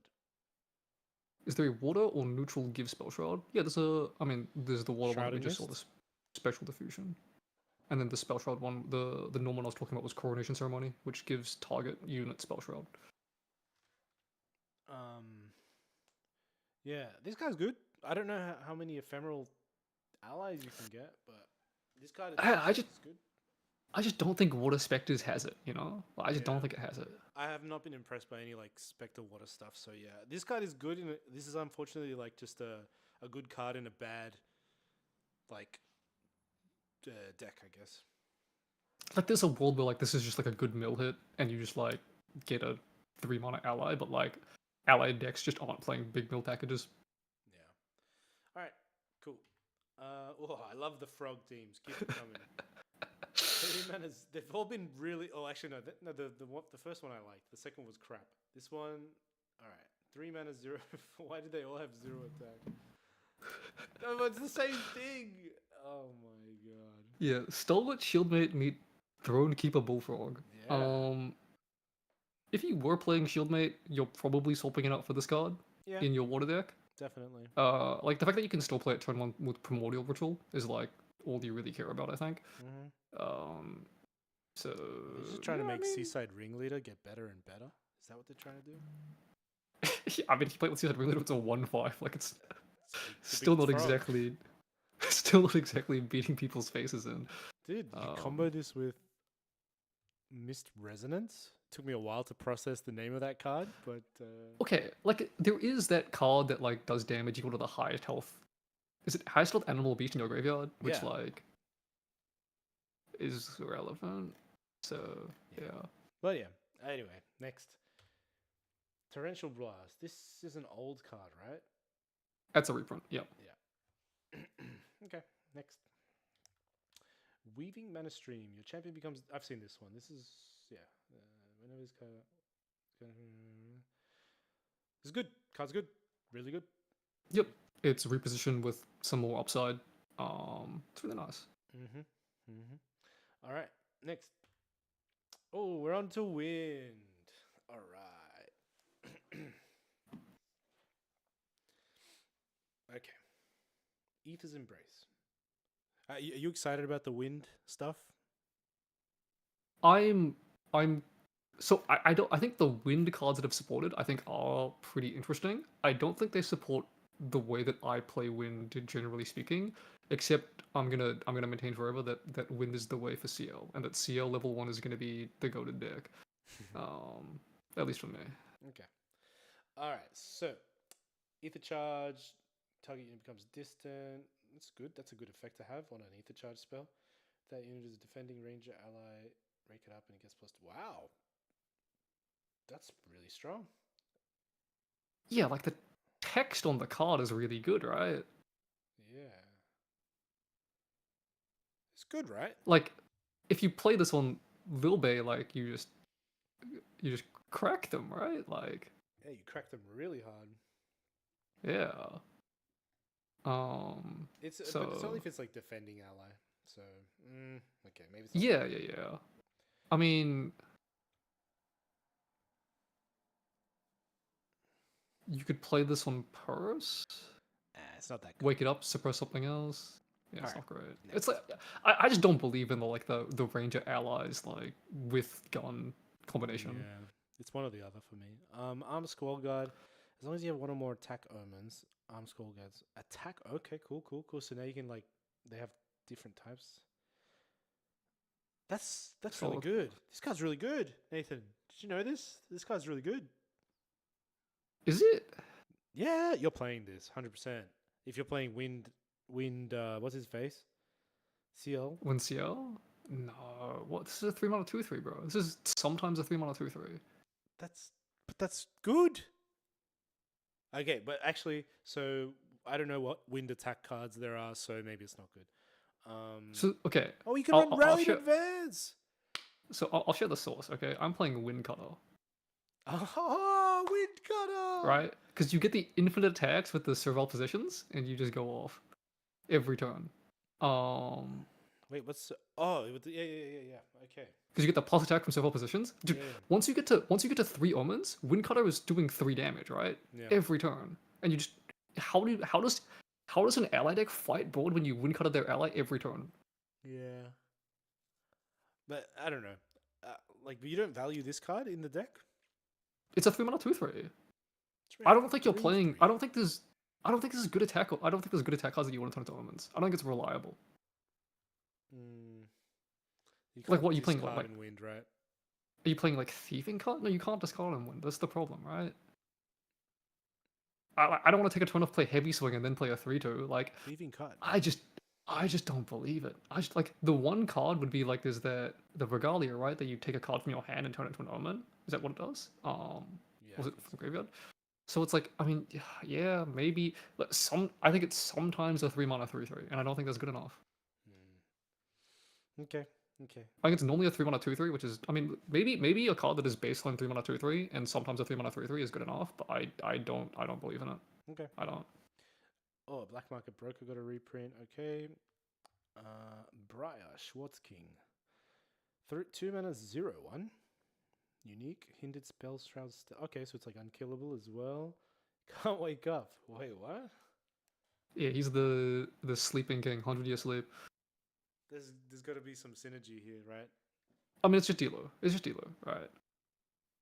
like when this card got spoiled, I was like, there has to be some synergy that makes this card like not bad. But as far as I can tell, it's just a Dealer enabler. It's just dealer. And like, it's technically an Oath enabler too, but like it's barely an Oath enabler, right? Like you don't want to play You're Oath with this on the sad to board. oath this card. Like you really don't want to play Oath with this on the board. So like, I think it's just a Dealer enabler, and I kind of think the card sucks. Yeah. Like okay, yeah, like this card is fantastic if your opponent is low rain and you want to give them extra card draw within when they sweep you, right? Like, So there's no other card that this synergizes with? we'll see the rest of the cards, but I couldn't find it when I looked through. Okay. Chris, if you see something, let us know. Alright. Charging Gale Shot. Turn attacking. Okay. Nice card. Yeah, I'm not a big fan of it, of like the arrow trap like type stuff, but like it's not bad. Like arrow trap's seen play, so it can't be that bad. I'll be honest. I think Windayana sucks. I think Windayana's really bad. I think I'm not a fan of the ether charge mechanic, to be honest, but maybe I'm just not seeing things or not. Yeah, I don't know. I have to play. Like the biggest thing is that like Windayana has skirting step, right? And skirting step is so absurdly strong. But Yeah. like I just don't think this is it. Ooh, caterpillar, the caterpillar, Chrysalis, hazy caterpillar. Oh, I love the art for this. This is amazing. Okay. Oh, this card is great and more than just the art too, buddy. All right. Fast activation, already good, mate. 2 mana, 1/1, already good. On enter, as a spell, if you have 2 or more wind elements, omen, suppress that. Oh, it's a baby green slime. So I had let me get into this. I had the full roller coaster with this card. All right, at first I was like, "Oh my god, this card is broken. It's Baby Green Slime. I love Baby Green Slime. I'm Baby Green Slime's #1 fan." Um, and then I thought about it more, and I'm like, okay, but like, you have to have 2 omens. Like, is it really better than Baby Green Slime? Yeah. Um, like, Baby Green Slime like is just like you play it like turn 1, you can go like Cake, Baby Green Slime, and like all these other things. And then I looked at it more, and I'm like, oh, this is a fast 2 mana unique ally. Oh. Like Oath Delu, like oh hold the phone, like because I was like oh, and it's unique. Baby Green Slime is not unique. I can have multiple Baby Green Slime. Isn't Baby Green Slime better? And I was like wait, it's unique. Wait, it's wind unique. Wait, it's wind Wait, it's a unique. human. Fast human. Like hold up, wait, hold up. And then I read the second part again. It says suppress another ally, item, or weapon. Not item or weapon. Allies included. Another ally. Wait, say that again. Sorry. Suppress another target ally, item, or weapon. Yeah. So you can suppress allies as well. Oh, Which I you're didn't- right. Oh, yeah, you're right. Okay. Okay? Better than baby green slime. So this card is absurd. This card is crazy, crazy, crazy good. I mean, I would just want to flash her in and play Mortal Ambition and scam someone. Like, Yeah, I mean, it's just the fact that you can suppress allies as well is just so crazy. I like can't stress how good that is. Like dude, you can play this to suppress a. I mean, no, you probably wouldn't want to suppress a baby green slime, but like, I don't you know. can suppress an ASIN and then it bounces. Suppress an her back. ASIN, get this back. Yeah, I mean, it's just. I like it. This I is. really like this. It's got so many applications. It's good in the Oath deck. It's good with Delu. You said Win wasn't suiting your playstyle. This is exactly your playstyle. Oh, this is the one card which is like, chef's kiss. No notes. This is everything I could possibly want. You know, like. All right, so this is your favorite card of the set. It's up Maybe there. There's a draw couple. 2 card. There's a couple other cards that like in Wind as well that like that will come up that also into the playstyle that I want. The 8 cost draw 2 card is just so fun. But this card is like, I mean, dude, as I said, I'm Baby Green Slime's #1 fan, and I'm playing Wind CL just so I can play Chrysalis. All right. Okay. Yeah, I see it. I can see the dream. Okay, no, don't look at the CSR, Christian. Okay, 3 mana, 2/3, Effluve Guard, Effluve, I don't know. As long as this card is an omen, allies named Vacuous Servants you control have Vigor. Yeah. So as a reminder, the Vacuous Servant is a 1/1 that gets +1 health for every ally omen you have, and +1 attack for every attack omen you have. And if Okay. this is in your omens, it'll give all of them +1 health and vigor. That's really solid. Yeah. I just don't know how Yeah. many. I haven't seen enough of the vacuous servant cards. I've only seen like Yeah, one before. we've seen this. the one Regalia that lets you generate them, Mm. or generate one of them, and the rest of them. I like the idea. I think it's cool to have like these tokens that get bigger every time. It's like in Hearthstone, like the Jade Golems, you know, Oh you yeah, just yeah, like yep, yep. they get like a bigger and bigger. I mean, it's not quite the same scaling, but like it's cool thematic. Um, but yeah, from what I've seen, I just don't believe in the mechanic. Okay, Um, okay. Okay, no, no. Next, expeditious opening. The next ally card you activate. Oh, this card. Okay. Yeah, this card is really good. I can't wait to play this in a lot of decks. I think. Do you think this card will get banned one day? ooh, see, like here's the thing. I'm really on the fence about this card. Mm. And I don't know if I'm just like a contrarian and like because other people think this card is good, I'm like, oh, the card sucks.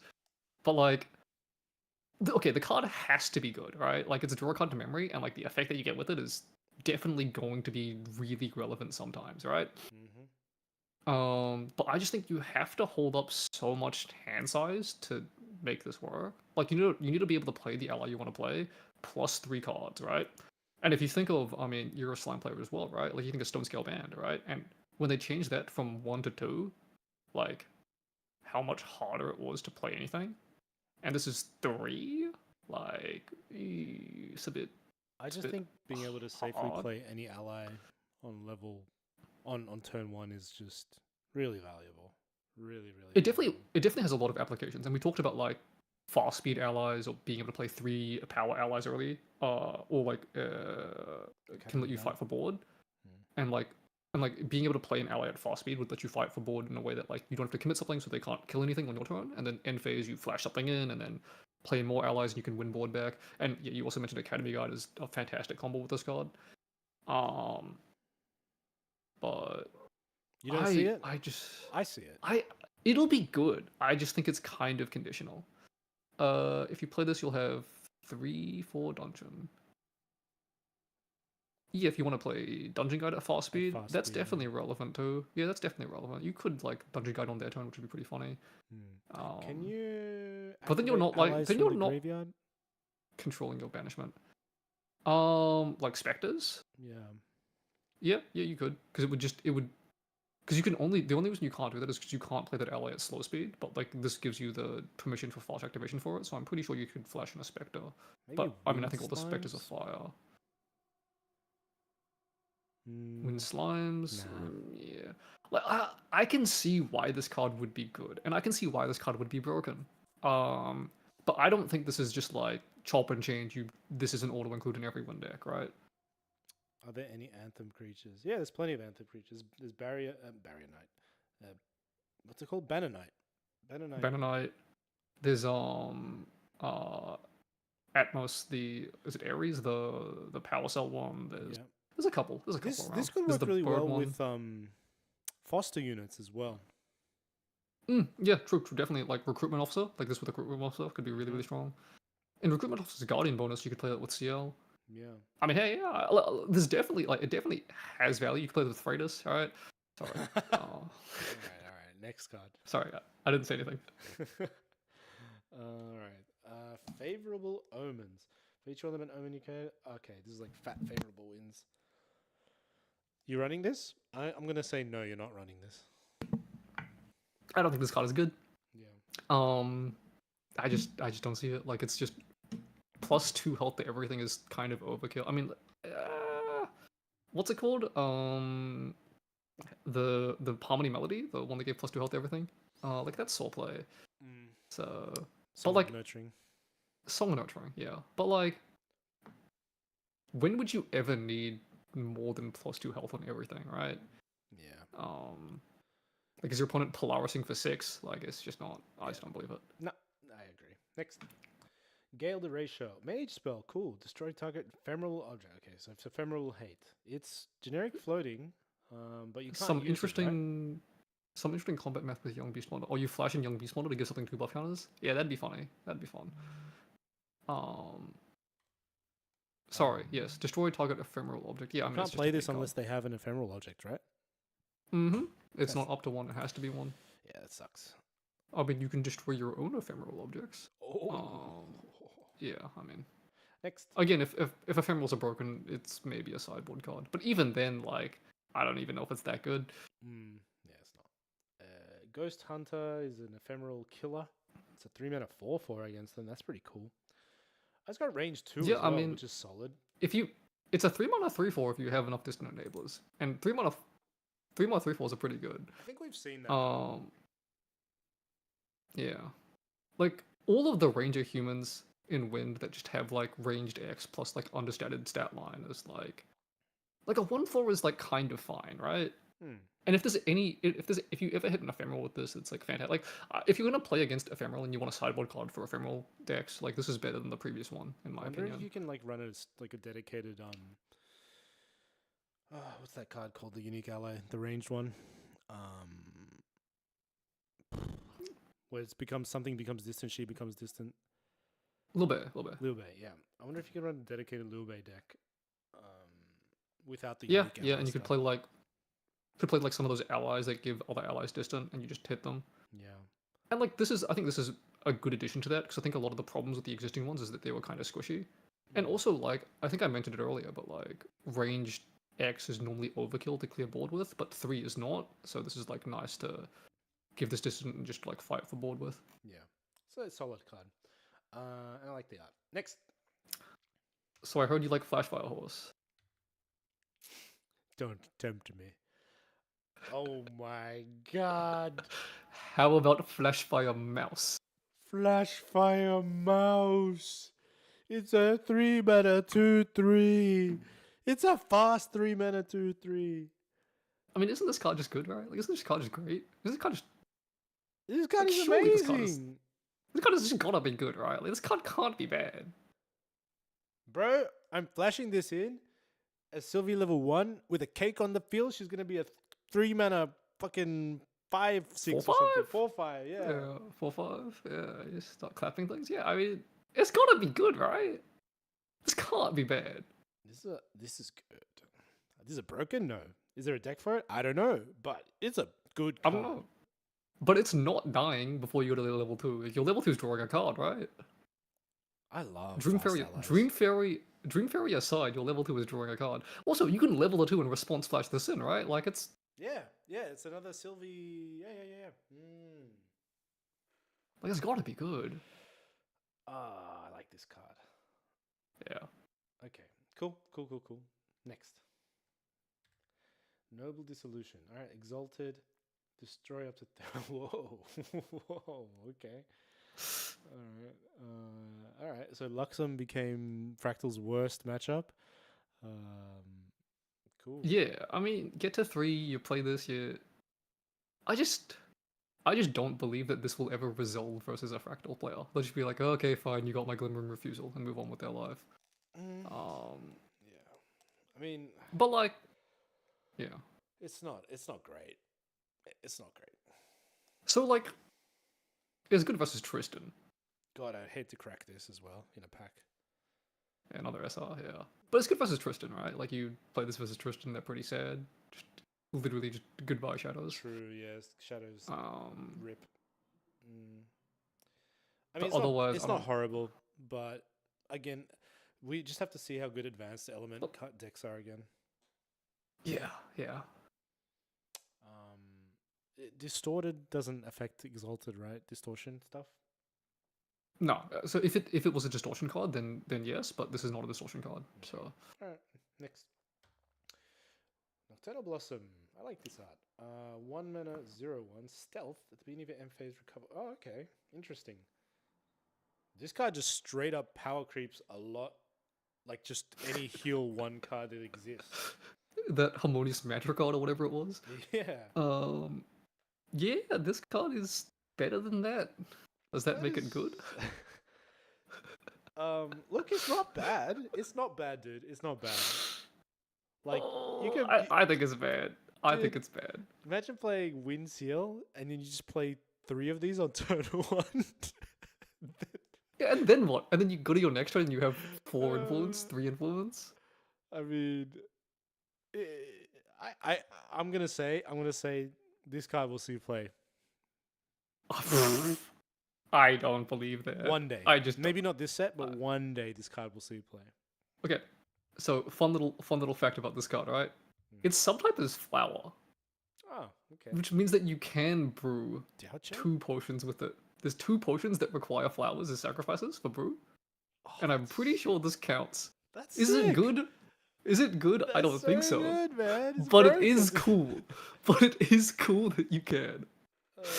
Oh, So yeah, if you want to brew, and we were talking about brewing real hard at this point, you can sacrifice this. I'm pretty sure as a flower to brew some potion for the ones that say sacrifice flowers. I love it. I keep thinking about that flash card. Yeah, I mean look, that flash card. If you want to cook, that flash card is the expeditious opening is a fantastic card. That card is yeah. I like this card. Do I think it's like broken? No. Do I think it's good? Probably not. But I just think it's discarded card from your hand. It's just okay. Next, 4-mana 1/2 or Oregon Sentinel. On it to summon. Okay. Okay. 4-mana summons a 1/1. 4-mana 2/3 on 2 bodies.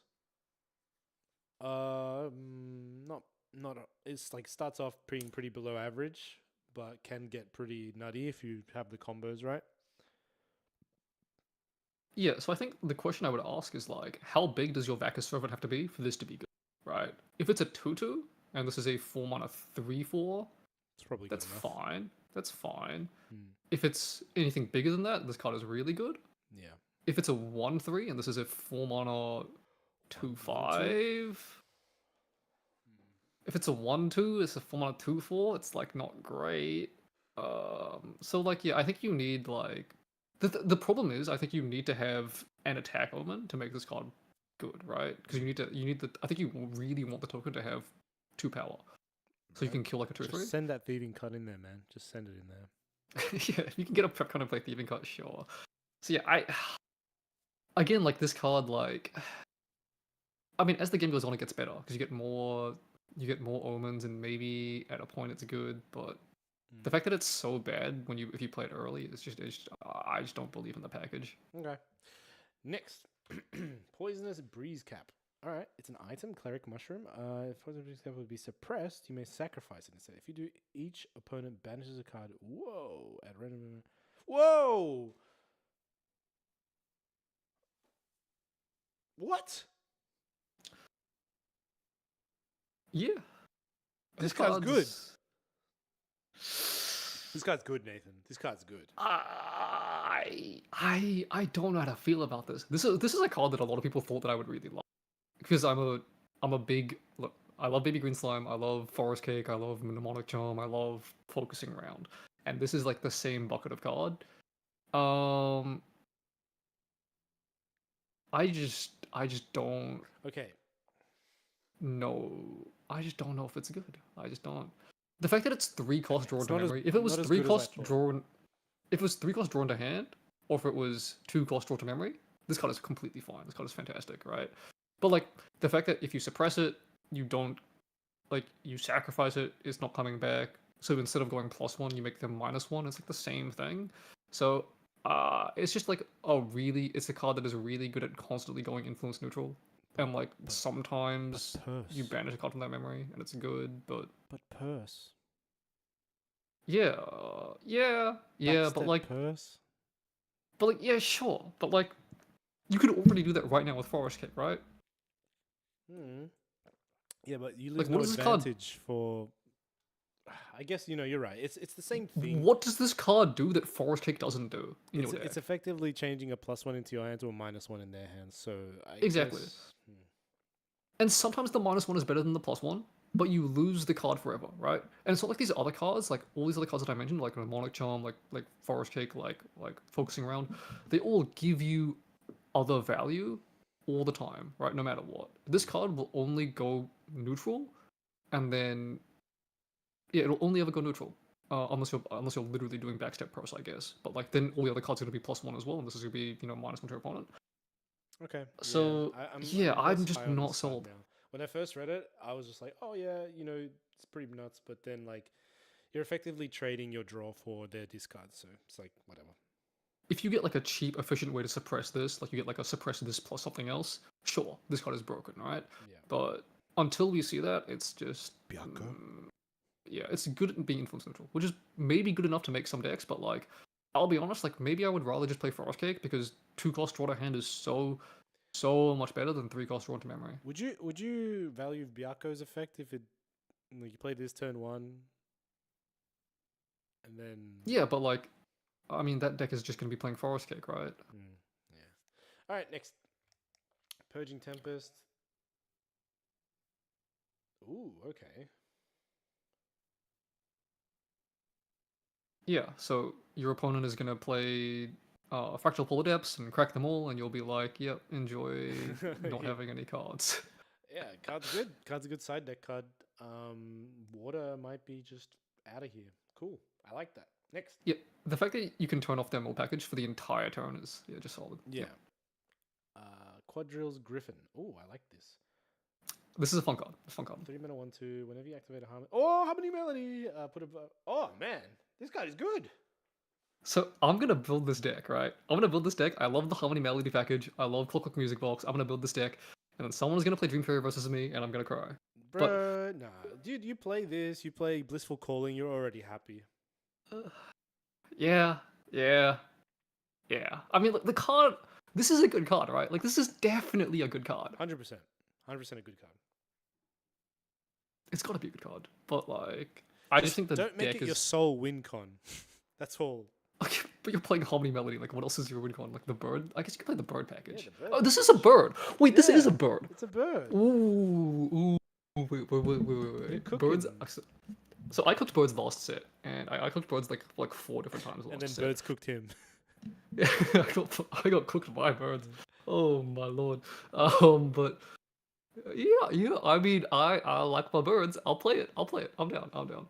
I'll try this for sure. I'm always down for a Harmony and Melody deck as well.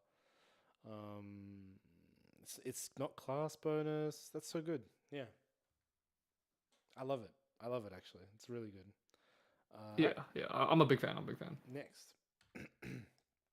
Rafales Slash. There's your wind attack, buddy. Yeah. I mean, read the card. Okay. On attack, you may pay 3. If you do, summon a vacuous servant token rested. The frog and mouse in the background are us all watching frozen. all of you dream about this being playable. Yeah, maybe. Maybe. They're just like standing there, just like, bruh. Oh god. Why do you have to crush out dreams like that? So. I like to be a little bit delusional sometimes. Okay, it's a good time. All right. Yeah, I mean this attack's fine, Nathan. What do you want about? I'll ask you again, right? How big does the guy have to be for this attack to be good? Right. Nathan, it's a 5 mana. It's a 5 mana 1/1 that does 2 damage. That's insane. Like if it's a 3/3, yeah, this card is fine, right? If it's a 3/3, this card is fine. If it's a 2/2, it's probably okay. If it's a 2/3, I can see it. 2/4, this card is probably good. But like anything smaller than that, it's not. And if it's a 2/4, it's what? You have 4 omens already, so you're 1 omen away from just winning the game and getting infinite value. Like, is there any way to discard cards in Wind? No. There might be like one norm discard card, but like Surely there's essentially like a norm not discard really. card. Maybe you run freaking. But it's not. You're not going up in value. Like you're never going like neutral or up Maybe in you run value. with it. Imperial Seal and just play Creative Shock. All of this to discard an attack card? Like I don't know. I don't know, man. All right, next. All right, skilled arrow thurge. Arrow the urge. You want to arrow the urge, Nathan? Yeah, I went with Arrow the Urge. I'm assuming that it's not supposed to be Arrow the Urge, but Okay. 2 mana 1/2, range 2, on hit. If it's distant, you may load target winning from your graveyard into. Okay, good card. Good card. I think it's okay. I think you're probably gonna. I don't know. Is it good? Chris, the card that you're thinking of is Retold Fortune. Retold Fortune. That's right. Oh, and also like to be clear, like Ciel's level 2 does let you discard some cards, but like Oh yeah. it requires you to go to level 2. You don't think this card is You like already- good, like a must in the Wind? Oh, you said Wind Diana sucks for you, right? I mean, I'm sure you play this card in the Wind Diana. Like it's just a 2 mana 1/2 with floating, and like the fact that it can hit harder, like range 2, like the fact that you can hit for 3 with this thing is really really relevant. Like they can't let this thing live, but at the same time, like I don't think you really want to be using your distant enablers on this. It is kind of funny. So like range doesn't work on retaliation, right? But the on hit does, and it is still you can still make it distant and retaliate. So in theory, you can get the on hit even if you don't get the +2 damage with the retaliation. So if someone like tries to hit this with a 2/3 and you skirting step this and retaliate and you load something, then you move to your turn, you swing again and you load again. Like you, it's theoretically possible. I guess. But yeah, I mean, this card is It's it's unexciting. fine. It's good in it'll be good in Wind Diana. If you're playing Wind Diana, I just don't believe in Wind Diana. I just can't wait to keep saying Arrow the Urge. Alright, Summon Gale. Skill got a there, the Urge. reprint. Okay. Yep. Teasing Arrow Charge. Bro, she looks exactly like a VTuber. You know Ozora Subaru? That one I don't know. No. Just write Subaru. Hololive Subaru.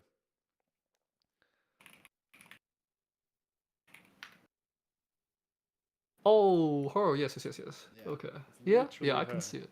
I can see it. Okay, suppress target ally. Oh wait, what is this? Oh, it's an ether charge spell. Okay, suppress target ally. Okay. Is that good? Probably not. I think it's fine. Is it better than Zephyr? Probably not. I don't know. Sometimes, for sure. Alright. Going next. Oh, vacuous servant. Is this the token, right? Okay. This is your token. Yep. Okay. Cool. Next. Veteran Arrow the Urge. Alright. 4 mana 2/3, range 2, range 4. The first either charge card gets finished turn costs 1 less to activate. Pretty solid. In my heart, this card has to be decent because it's like 4 mana 2/3, but your first Aether charge costs 1 less, so you get like a discount. Yeah, use that. It's like a 3 mana 2/3 with like a ranged 4, which is that has to be good, right? Right. But again, I just don't believe in the Aether charged allies package. Hits for being good 6 together. though. Yeah. You're like rushing them in the face because you're hitting for 6. You're not sending 6 damage into an ally unless it's a frog. Like, Unless it's a frog. yeah. Alright, next. Viridescent Ether Streak. Okay. Ranger, Ether Charge, another Ether Charge. I don't know, I find them so boring. Even though like I have no reason to think they are boring, but I just think they are. So I think individually you read them all and they're kind of boring, but when you play them, it's like you do like 10 things in a turn and it feels really cool. Okay. Alright. Choose up to 2. After 1 target becomes distant. Prevent the next 2 damage to each distant unit. Okay. So they stack, right? These things combo? Yes. It'll always resolve top to bottom. Okay. It's an SR. Wow. Okay. Alright. I'm just like not convinced that this is good. Yeah. I just don't think this does anything. It's like 3 mana evasive, but like yeah, it's evasive. with like extra steps, and sometimes you get 1 damage, and I just don't really get it. Yeah, no, I don't rate this card at all. I don't want to crack this. Like sometimes it's 2 mana because you get the discount, right? Sometimes it's 2 mana deal 3 because you get distant, which is going to be range 2 plus the load, and you shoot them. I mean, it's something. Yeah. All right, next. Wind Rider Vanguard got a reprint. Okay. Oh, we're on the advanced elements. We're almost at the home stretch, sir. We are Almost at there. the home stretch. All right. 2 mana 1/4 Astra, ranged for Spell Shroud Taunt. Spell Shroud Taunt, interesting. Okay, on enter, you may load an ether charge from your graveyard or hand. Yeah. Oh. I like it. Yeah, I think the card is good. Hey, I man, think so. Weebs Some people, listened. It draws you a card. The advanced element ally that draws you a card. some people have been saying like this card is like a staple auto include in Ari, and I don't think it's that. Ari? Okay. Not Ari. Sorry, not Ari. Diana. Okay. Obviously Diana. Yeah. Um, just because like it's a good stabilized card, right? Like it's spell shroud torn. It's annoying to get through, and it draws you a card. But to me, it's like Sunblessed Gazelle kind of does almost all of that. It does. In fact, it does all of that if you meet the conditions. And to be fair, Sunblessed Gazelle did see some play, but I think that Astra is a better element than Luxem, and so this is competing with more good cards for the same slot. And like while it's a good stabilized card, I kind of hope that you don't need this in your deck to stabilize versus any aggro decks. I mean, I'm sure it's good versus aggro. I just don't think that you'll want to see this card in your hand most games. I think I don't think it's broken, but I think the card is very good for just the load effect itself. Maybe. I mean, the load is normally going to be plus. I mean, it's minimum 1 damage, sometimes 2 damage, which is nice, but I just don't think the body does anything, and I think you can probably like this could just be an Aether Charge in your hand, right? I suppose. Can it? But the Aether Charge in your hand is just -1. This is a net 0. Sure. I mean, If aren't it's in there your advanced grave. element Aether Charges? Aren't there advanced element Aether Charges that draw cards? Don't know. I mean, there's definitely Aether Charges that draw cards. So I'm definitely not sold on this. I mean, look, if you load like if you have like a, I mean, no, if you load a floating from your graveyard, it's still the same thing. It doesn't do anything. We're almost done, Jason. We're almost done. Jason, I We're assume doing the a bit- kid is keeping you awake. That's why you're here.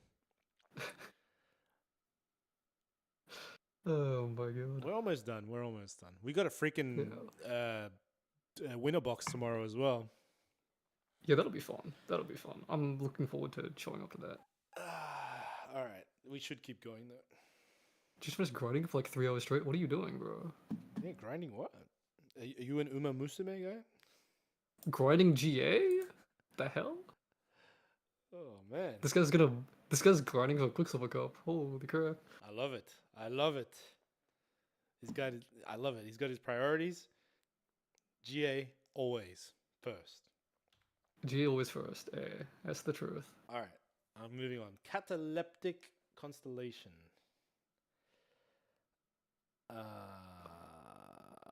Fantasia. I'm an Uma guy too. Hell yeah. I'm an Uma guy too. Actually, I don't play it, but I've seen so many people play it that I just know everything about it. Andy's in the bro, hole. No Kita-san. Oh my god. Don't play the one that everyone loves. What's the name? Gold Saucer? Not Gold Saucer. That's the Final Fantasy thing. Gold Roger? No, I think that's a One Piece thing.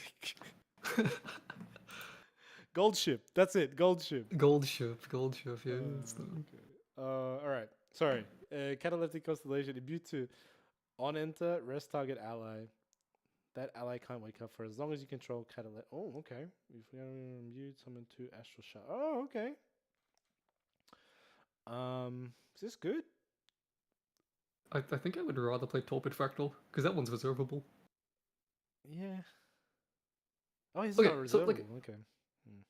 Yeah. So like notably, it says like rest target ally, so it's not like limited to attack, which is like nice, I guess. But like, I mean, there aren't that many 3+ attack allies that you want to hit with this. Go on, and then like, it says that ally can't wake up, which is different from doesn't wake up in their wake up step, right? Because it goes through. I assume it goes through vigor as well. Does that make this card good? I don't think so. Would you Imbue if you to imbue 2 Astro? for get 2 astral shards? That's pretty good, right? 2 mana, like if that's the case, then you're reading this card as 2 mana like removal plus Glimpse 4, right? Mm. For an advanced element card that's imbued 2, is that good? And I don't think the answer is yes. Mm. It's not exciting, that's for sure. Like you said, And like Astra is a pretty stacked element. They've got a lot of good cards. Glimpse 2 twice is definitely better than Glimpse 4, but like Yeah. I just don't see it. And like imbue 2 means that you're putting down 2 Astra cards. Like I don't know. I'm not putting down a Hordecounter and Astra Seal to play this, right? Yeah. So Just play Necklace? Yeah. Just play Necklace, exactly. I mean, like maybe you have a bunch of Cosmic Bolts in your hand and they're not in your deck anymore, and you just imbue them and it's fine. But like again, like Arasana definitely wants to be playing cards on her opponent's turn, and Diana, I can't imagine Diana wants this card in her deck. Yeah. Card's pretty mid. Next. Chamber of Reflections. Domain. 3 mana. Hindered. Unique. Okay. Comes in tapped. Sacrifice. Chamber of Reflections. Okay. Search your deck for a non-advanced element. Non-distortion domain card. Oh, it's a distortion card. Okay. There it is. There it is. Yeah. Oh, this is Did I miss you guys' rating of Ryle? What's Ryle? Ryle? Ryle? I don't remember that. This is Eternal Kingdom deck. Deck. So Eternal Kingdom is a 4 cost, which is very tragic. Oh, fuck. Okay. Damn it. Very tragic. So I had a look at the domains that you can search with this. And there's not a lot of good ones. The big one is Gloamspire. Okay, search for Gloamspire. So if you're a Gloamspire deck, like you can get that twice as consistently, which is nice for sure. Otherwise, I mean, you can find Prismatic Sanctuary, you can find Dawn of Ashes for people that love those decks. This can tutor the other Astro domain. No, it can't. It has to be non-advanced, which is very tragic. Damn. It would be sick if you could get this out at level 1 and pull out the other non-advanced. Yeah, you can go Camelot, you can go Avalon, you can go Vero. And like if you're playing Reciprocity, like this definitely can make Reciprocity good because it lets you play lower domain count but still be able to find the domain you want. Like if you want to play like Exalted Demigian Throne, maybe this card makes it good. Card. Other distortion cards exist, so that it's not bad. I don't really see it yet, but this is an important piece for those decks, right? 100%. I don't know why it comes in hindered. Why should it have to come in hindered? I wish it didn't. This turn 1 into Sacklethor? Yeah. So you're just playing like 3 mana, draw a card to memory on your next turn. I mean, by the way, Nathan, Jason, we did see that. I just checked that card you mentioned, and we both. Wild Abyss. It's definitely good. It's definitely really good. I mean, that card's We said it's insane. Okay, I'm not too impressed with this card though. But next, if only got back Eternal Kingdom. If we got Eternal Kingdom, then that deck is so online. Reckoning, it makes Reckoning way better. That's true. Yeah, having more distortion cards, that's true. Yeah, I can see that. For the rest of the game, time is just. Oh, this is the one with like materializing on your end of your main phase, right? Yes. So this card is really interesting. Is it good? Is it good? I don't know. It's really interesting because it's like, so to me, you get Besiege, right? Besiege. Yeah, you get the extra materials in your turn, and you also turn off aggressive materializes, basically, right? Like if your opponent wants to materialize Impact Hammer, now they're doing it at the end of the turn, not the beginning. If they want to get Terraforming, it's a bit. Well, Terraforming is still fine, right? So any defensive materialize is still fine, but any aggressive materialize like Assassin's Ripper or like you know about Diana, like if you're playing new Diana versus old Diana and you play this and now old Diana gets a bullet out in end phase, like holy crap, she's so sad. So yeah, it's really good at turning off aggressive materializes. Is that good? I don't really think so. What happens if you play more than one of these? Does the game break? No, so time is time is like a binary variable. It's either distorted or not distorted, and you can only change it from not distorted to distorted. So if you Damn it. play it again, it goes from distorted to still distorted. Damn it, you can't go double distorted. Never go full Yeah, distorted. you can't double distort. Can an opponent's turn bring out like Dawn of Ashes or something? Yeah, you could. You could. You couldn't do it in response to something that they do, but you could do it in their recollection or something, which would be kind of funny. I'm not sure I like this card. I am plus twoing most turn ones. Disgusting card, bro. Yeah, if you discard like even just like one liminal guy, you're laughing away. I That love that Liminal card's Guide. so That card good. is insane. Okay, this one. Commentary Vantage. Choose one. If your champion is distant, choose two instead. Glimpse 4, draw a card. Okay, if a unit is attacking, each ether charge in that. Wait, what? Oh, so it loads them back in. Yes, you go. They go back to your gun. Okay. This card has to be good, right? It's a 1 mana draw This card- card and like it's fast. It's So- insane. All three of these effects are great, right? Like Glimpse 4 is completely fine. Draw a card is obviously fantastic. And then the reload thing is like, Liminal. to be honest, Yeah. oh, Jason, you should have in chat when Liminal Guide got spoiled. The first thing I did was put it in chat and said, "Limin Guide, we're gonna be lost forever." No, yeah, go on. Sorry. But yeah, so all three of these effects are strong. And to be honest, like the one that I'm the least sold on is the reload effect, because I don't think you should need to like you're not attacking again this turn, right?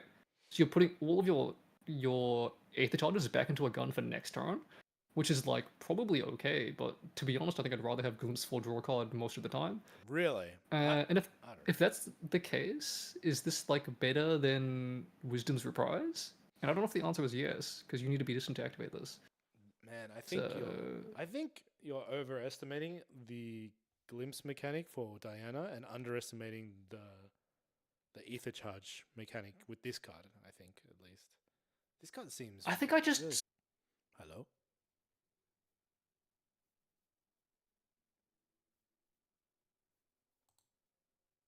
hello. Hello. I can hear you now. I think you cut out. Yeah. It looks like the stream is lagging. I think I DC'd. Yeah, I can see I dropped away from stream. My internet cut off. What was the last thing you heard from me? Because I was ranting. You killed him. Is the stream back on actually? Yeah, stream is back on. I can see it loading now. Okay, I gotta find you again. Anyway, it's fine. I'll just keep going. I think so. Like, okay, the problem I have with the lost effect, right, is that it's a win condition, and I can see that it can be a win condition, but it's a win condition that says I will win the game on my next turn, right? Mm-hmm. And that effect has never been good ever. Sorry, I'm just trying to fix your camera. All good, all good. Yeah, is there I any- hear you. I hear you. Win on your next turn, and like that's never been good. Why you got to talk about Calamity Cannon like that? I'm just saying. Is there any world where you want to use in the mirror on your opponent's Aether Wing stuff? That's gas. That is fire. I love that. I love that. They attack you. No, wait. No. No. If you get you would give them the on hit, right? Because their Aether Wings would get the on hit load in, and they would reload into their gun. Which is still funny, but you would lose the game. All right, you can like be kind of in shot, but not really. Okay, good enough. Okay, let's go to the next one. Yeah, sure. So, Cosmic Alignment, 6 mana card. Next time you would glimpse an amount this turn, draw. Whoa! Okay, cool. Is that good? Probably not. Oh, no. Sorry, this is insane. No, it's not. No, it's not. I thought you could do. No. It's good. Oh, It's good. This is good. It's This is insane. Who This is insane. knows? Who knows? This card is either the best card in the world or completely garbage, right? This card is insane. I'm saying it now. You get out a Necklace of Foresight. This card is insane. And you draw 4. Yeah. And you draw 4. Yeah. Okay. So here's my high rule with this card, okay? That makes this card absurd. You play Scry the Stars, right? You play Arasana 3, you play Scry the Stars, and you glimpse this off your top of your deck, and you free cast it with the RE level 3, right? Hmm. And now you played it for 3, and then you can pop something else and draw a million cards. Hmm. Paying 6 for this in main phase, I don't think is good. I just don't think it's good. I think if you're playing an Astro deck and you have 7 cards in your hand, you're probably fine. So I don't believe that paying 6 for this is good. He doesn't But believe. if you can cheat this out, I think this card is crazy. Like obviously this card is crazy, right? Like there's so many glimpse 4s in this game, and also the Aquawing Mirage, the gun that lets you glimpse the amount of damage you do. Hmm. Like you can draw more than 4 if you get that off correctly. Hmm. It's pure into mana, but just so much better. I'm behind, but Chamber can go outside of your element and go grab Glimpse Spire in water. Or also there's one of uniques like Mad Tea Party and stuff. Oh, okay. Yeah, so that Domain Switcher can find you Glimpse Spire even if you're not playing fire. Which is cool. I don't know if you would want Glimpse Spire in a deck that's not fire, but it's cool. I think I want to try and break this card. Cosmic Alignment? I mean, good luck. I do think it's funny that so one of the things about Diana is that she's able to glimpse like a large number, which means that Cosmic Astroscope, like the first text on Cosmic Astroscope that says like Draw your what is entire it? deck. No, the not Astrolabe, Astroscope, the one that Arasana plays. Oh, okay. Because the first line on that is if your opponent would glimpse X, you can make them glimpse 3 instead. Which like people have kind of forgotten, but like that text might actually be relevant now because Arasana, because Diana's going to be like, oh, I'm going to glimpse 9, and you'll be like, no, you're actually going to glimpse. Sure. Yeah, I see that. Turn on your elements 2 with Prismatic Sanctuary. Ooh, I like that. Prismatic Sanctuary. You talking about the Domain Switcher? Yeah. Yeah. I mean, yeah. I think it's again like the decks that are really reliant on a certain domain, and those decks do exist. You needed this card. Like you really, really wanted this card. So it's really nice to see.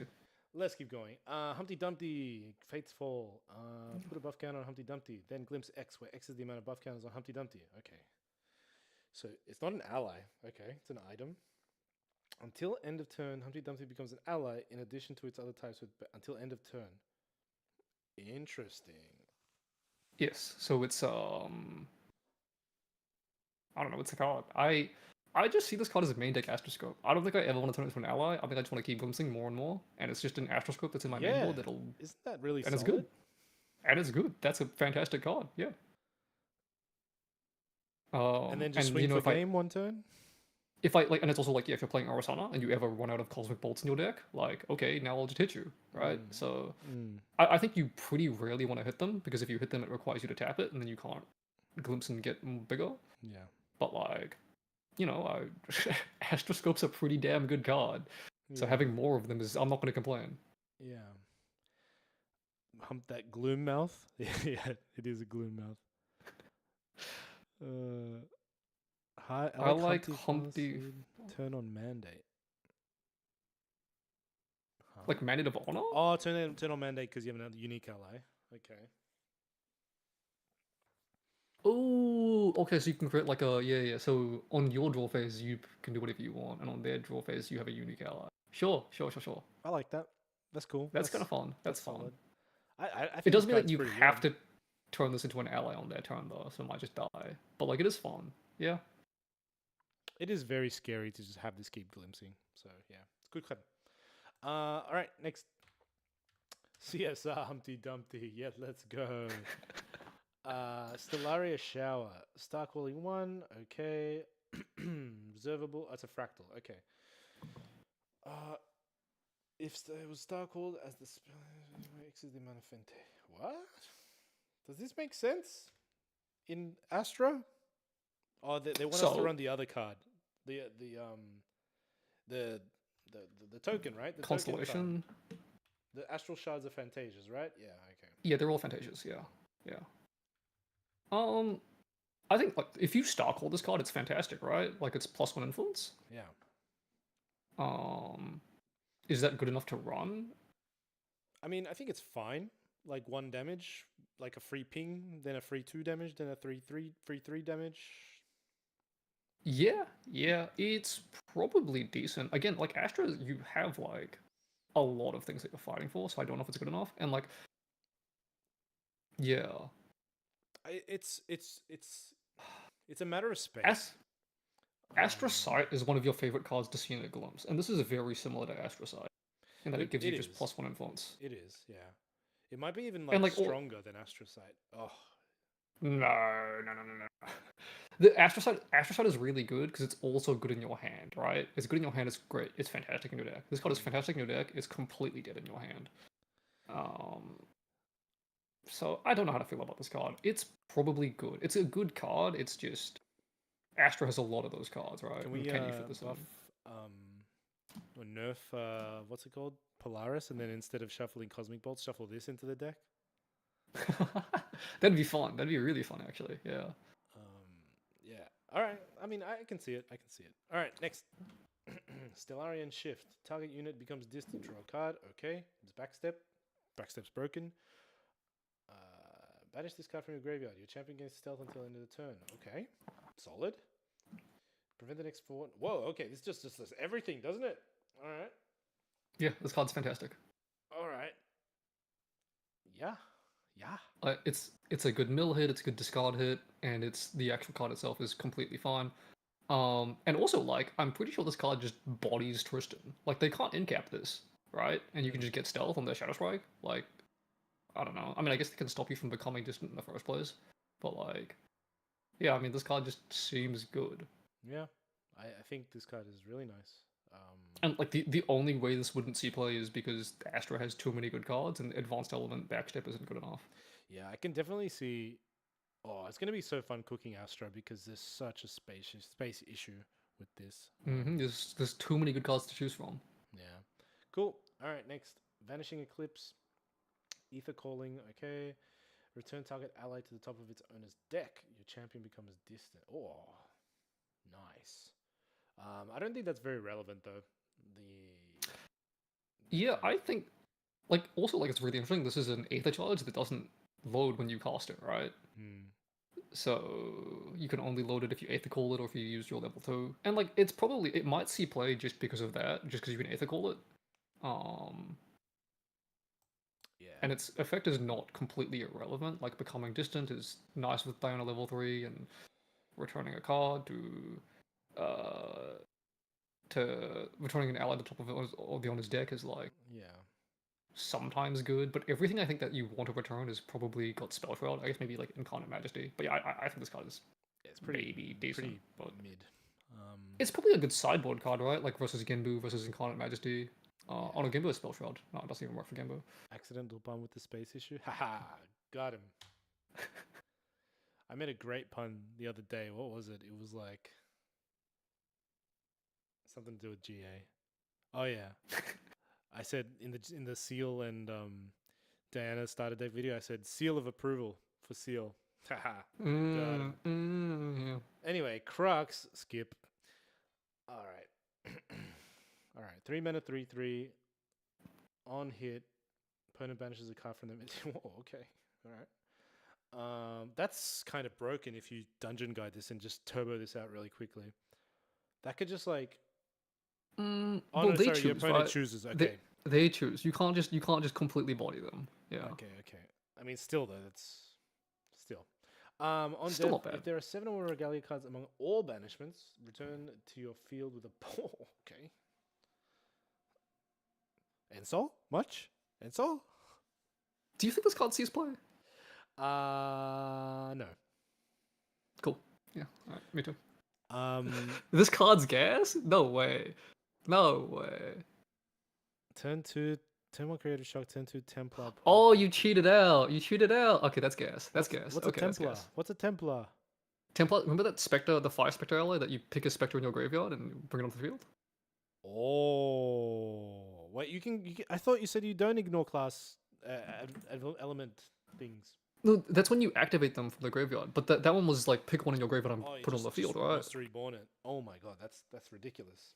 Does that work? Consider it a Templar. I mean, if you're saying it, it must work.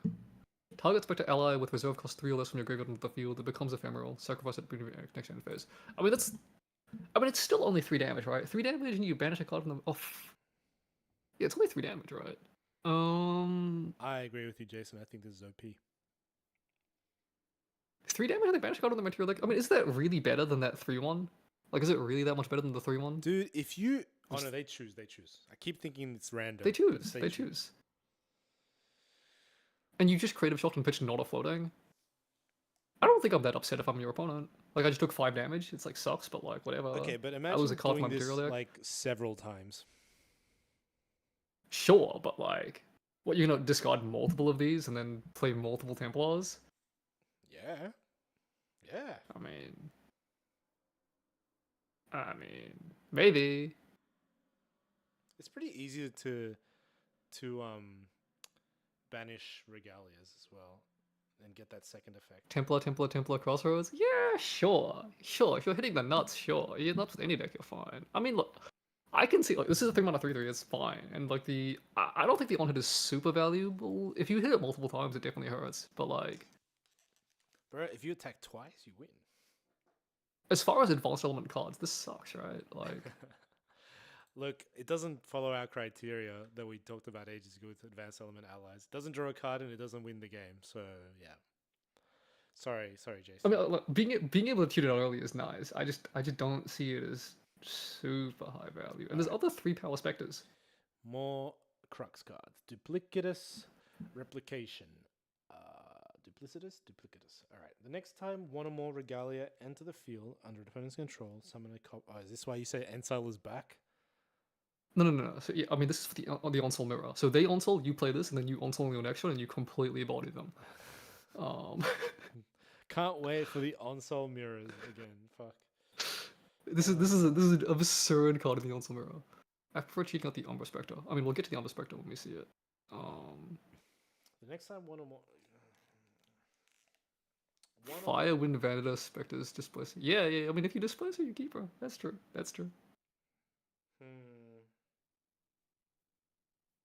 Yeah, I don't think this card is good. I think I'd rather play Diablerie, I'll be honest. You do this,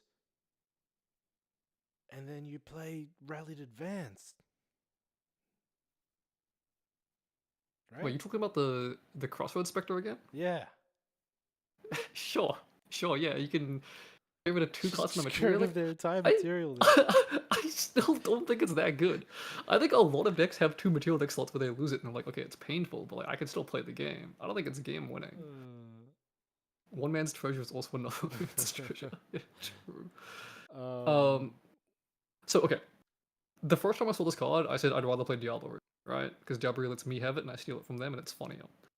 But then I thought, like, okay, the things that you want to copy are Advanced Element Regalia.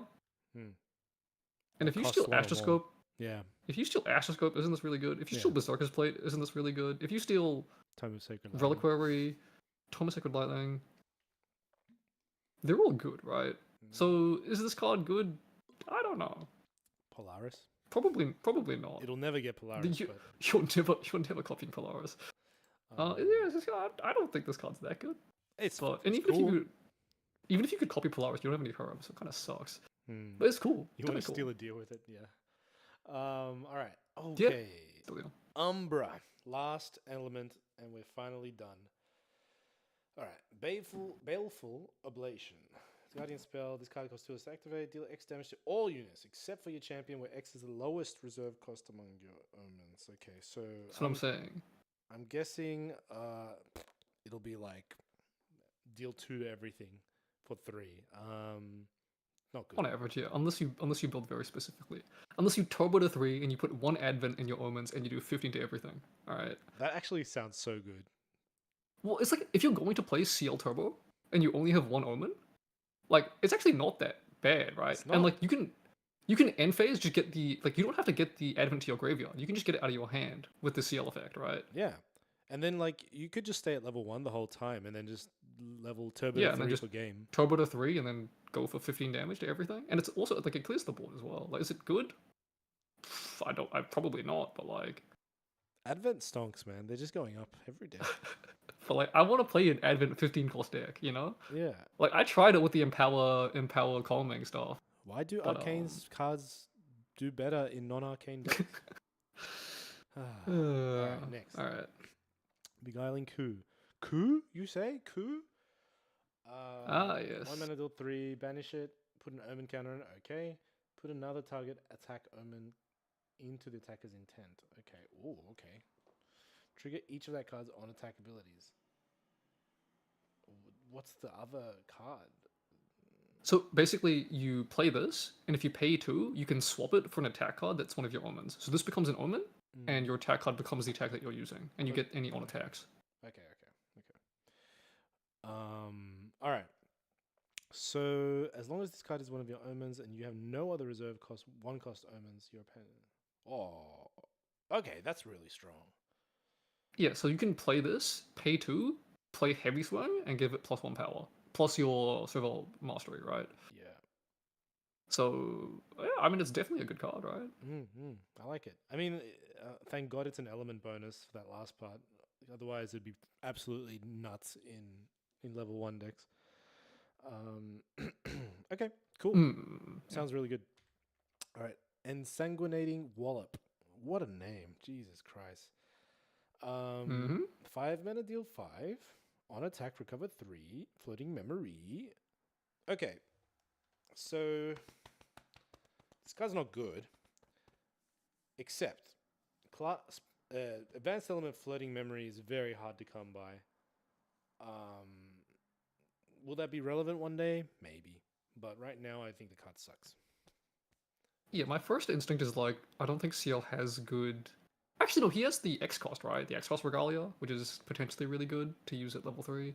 But like, I mean, this is just 5 mana deal 5, recover 3. I just don't buy it. It just doesn't do enough. Why do you want... Yeah, no.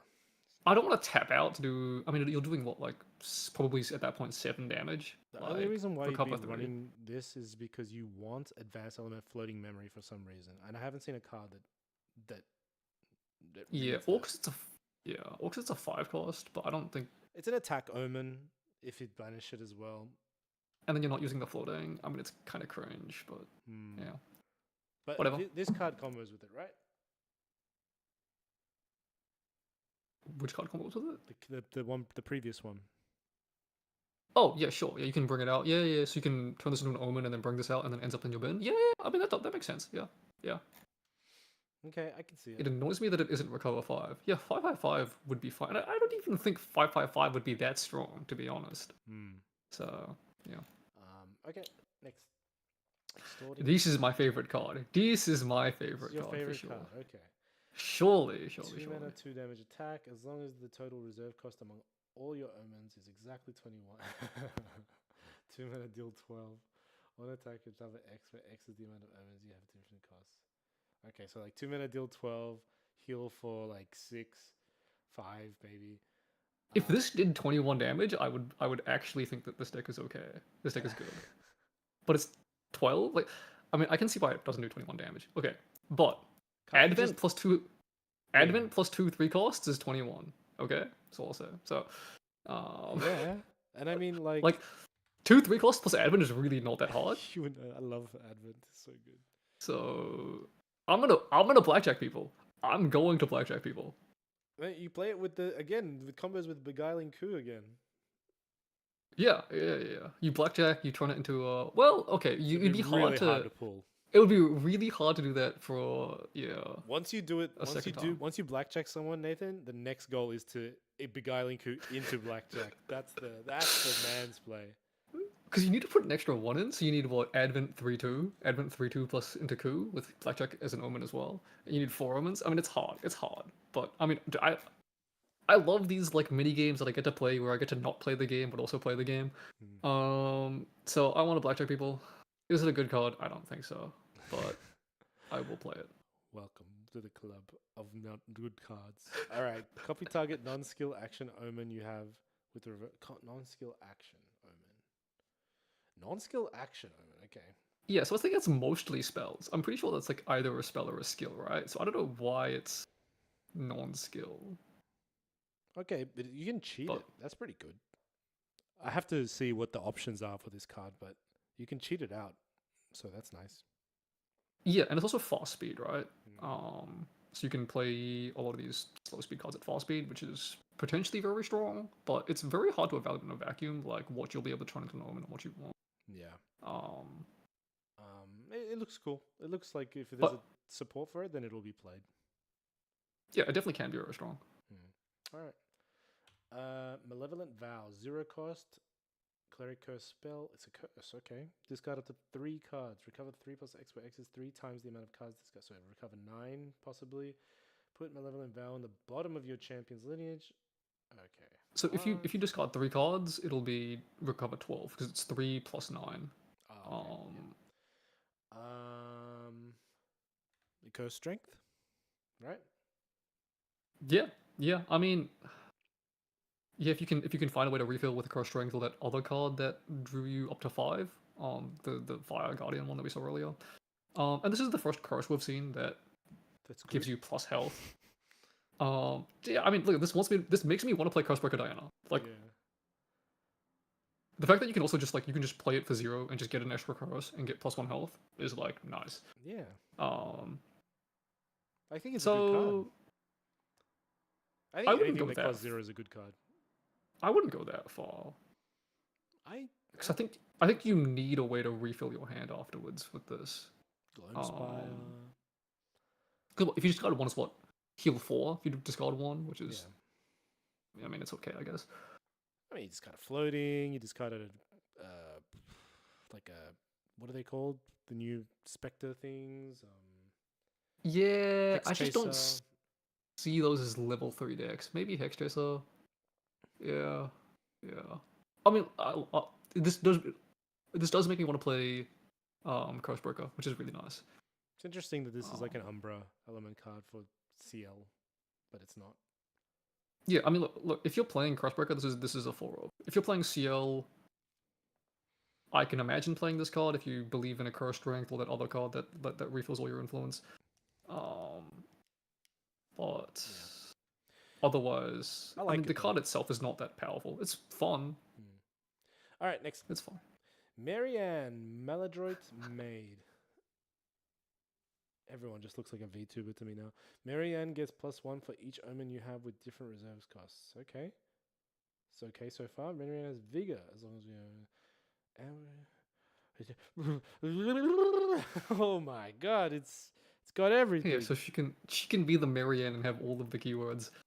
And I was thinking like, it's not that good. what stat line do you need for this thing to be good? Like, if this is a 3-mana 3/4, is it good? Nope. If it's a 3-mana 3/4 with vigor, taunt, and steadfast, is it good? Nope. Maybe. I don't think so. I mean, each omen you have with different reserve costs. So let's just say you have 10 different reserve cost omens. Sure. Okay. I mean, I can see its viability, but I don't think. Yeah, I mean, I don't see it either. It's just not great. All right, next. Nightmare Coil. Activate this card only if your champion is distant and only during your recollection phase. This card can't be negated. Okay. Draw a card until the turn. Card ability. That opponent's champion deals. Wait. Whenever an opponent activates a card or ability, that opponent's champion deals. Whenever it happens. That's insane. A lot of people think that. A lot of people do. I don't, to be clear, but a lot of people think this card is really, really good.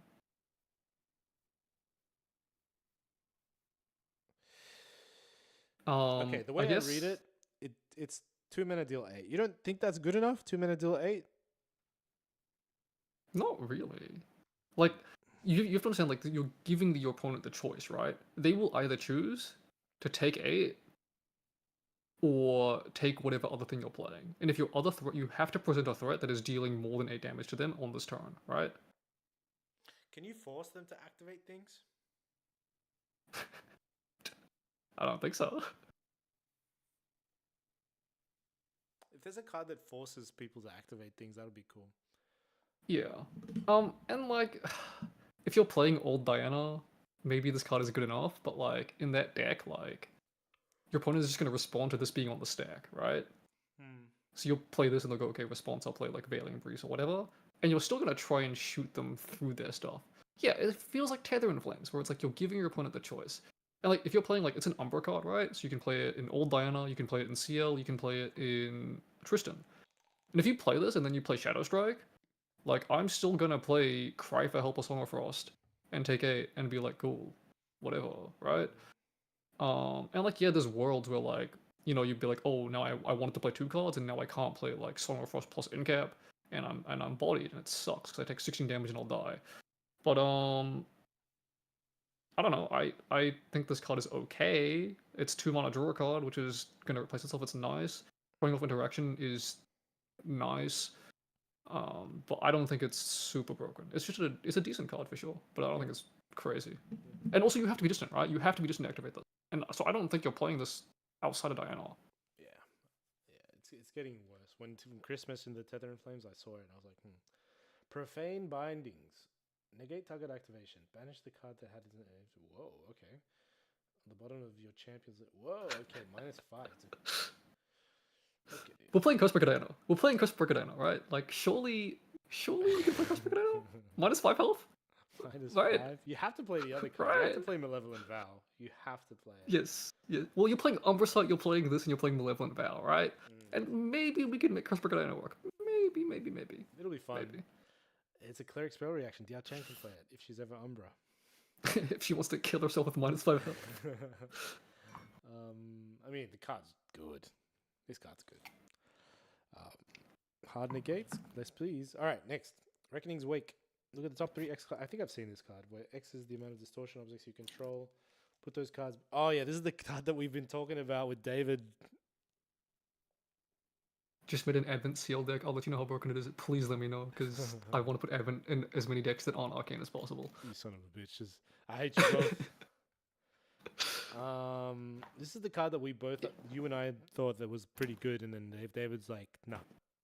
Card sucks. Yeah, I mean, I've been looking at this card, and I've been playing a lot of Scout the Land, and I really like Scout the Land. I've like flipped a lot on Scout the Land. I thought it was really good, and then I played it, and I was like, this card's kind of mediocre, and then I played it more, and I was like, this card's really good. And this card is Scout the Land for for fire and water, but it's better because floating memory is better than draw a card in fire and water. Because it's a mill hit, it's a discard hit, and it also has like good value for 2 mana fast speed floating. I think this card is really good. I mean, I agree. I think this card is really good too. This card is so good. I played in my cup deck. I can Reckoning into Ryle. Damn, I need to know the names of these cards. I don't know what you just said. Ryle is the Spectre card, right? Ryle, I know the Ryle one. Yeah. But I think Reckoning. I can Reckoning into because okay, I gotcha. I got the play.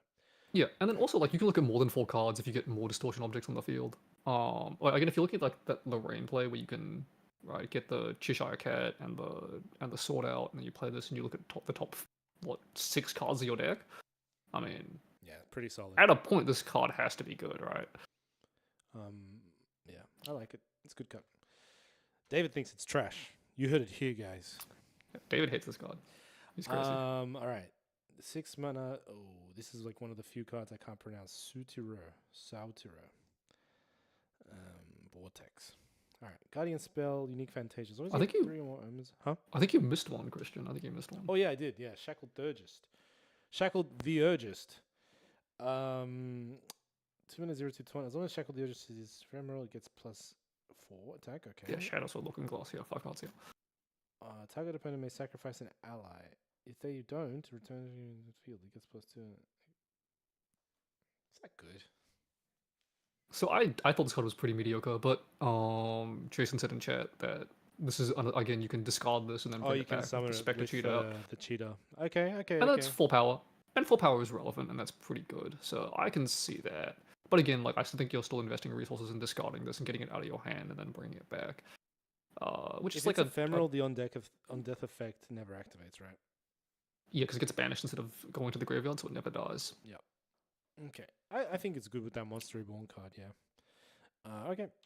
Alright, this is the Ultra. As long as you have 3 or more omens with different reserve cards for the... Okay, so it costs 3. Your omens have, whenever an opponent activates a card with the same reserve cost as this omen, recover 1 and deal 1. And that does stack. It does stack, so if you have 2 3-cost omens, then whenever they play a 3-cost, it'll be recover 2, deal 2. Nah, this card sucks. Yep. This card's terrible. Okay. Next, like it's when It your just doesn't. opponent activates it. Like why? Why? It just doesn't do anything fast enough. It's Yeah. so slow. It's so slow. I'd rather play 3 flower girls on turn 1 and heal for 3 every turn. Not the stupid flower girl, bro. Alright, next. I remember seeing the art for this. I don't know what it does though. Spiral, Schwartz Queen. On enter as a spell, deal 3 damage to target unit. Okay, then you may banish a card from your hand or memory face down. Okay, reveal a card banished by Spiral with the road cost X. Okay, negate each activation of cards with the each activation of cards with regard. Okay, put each card negated this way, and each card banished. Okay, bruh. So it's like an endless cycle of negating. Is this what I'm reading? Correct? Yeah. So you pick a card from your hand and you banish it, and then if they play a card with the same costs, you can pay 2, tap her, and negate it. But the negate is it goes back to their memory, and you pick a different card or the same card to banish again. So you can, in theory, like you can keep locking down the same reserve cost, or you can lock down a different reserve cost. And then every time you do that, you do 3 damage. Right? Pretty good. Is that good? No, but pretty good. Like, in theory, you can negate your own cards and return them back to memory. So it could just be like a 3 damage infinite. Is that good? Shot my cards. But like, I mean, like if you have like 2 Umbrasites, you could like play Umbrasite, banish Umbrasite, negate your Umbrasite, and like, you know, do 3 damage a turn. So it's like a 2 mana 3/4. Yeah, this card. I've decided it's not good. Yeah, I don't think it's good either. Okay. It is fun mind games, but I don't think it's good. Yeah, it gave me a brain aneurysm just reading it. Wait, is this the last card? Oh no. We're done. We're done. Umbrasite. That card's broken. Umbrasite's really good. All right. So, overall thoughts. Let's see. Overall thoughts. This set is really fun. This set's really, really fun. 100%. This is probably the funnest deck. Hide Advent. True. Yeah. Why did I think of that? It's genius. More anti-Rytech when I play my like one of all my Advent CL deck. I love beating Rye. I think so. Let me think. I think, yeah, this is probably the funnest card design that I've seen since. Maybe since, for me, Fractured Crown. Yeah, I would say this is the funnest set I've ever seen. I mean, I joined an FTC, so this is like, as far as new cards coming in, like it's all really, really interesting, really exciting. Yeah. And some of these cards look really, really strong. Like, this is probably my favorite design set so far. The sad thing is if all of these archetypes suck, then it's gonna suck. Because fractals might still be like the best deck and like not the best. That's definitely it's definitely possible that none of these decks make an impact. But like Seal and Diana both look strong. My TLDR review is wins weak deliberately. They want fire water meta. Really, I didn't think the water cards were that great in this set. 100% fire meta. I agree with that. They had a lot of good fire cards. Wind is a little underwhelming, but there's some cards there that I really like. He doesn't believe in the birds and the harmonies and melodies. That's why. It's true. He's one of the frogs in the background. Yeah. But the suited stuff seems really cool. I really like suited. I really, really like suited. The Spectre stuff has some really weak stuff, but really brokenly cool combos as well. What was the final one? The Rooks? What's the Rooks or what was Chessmen?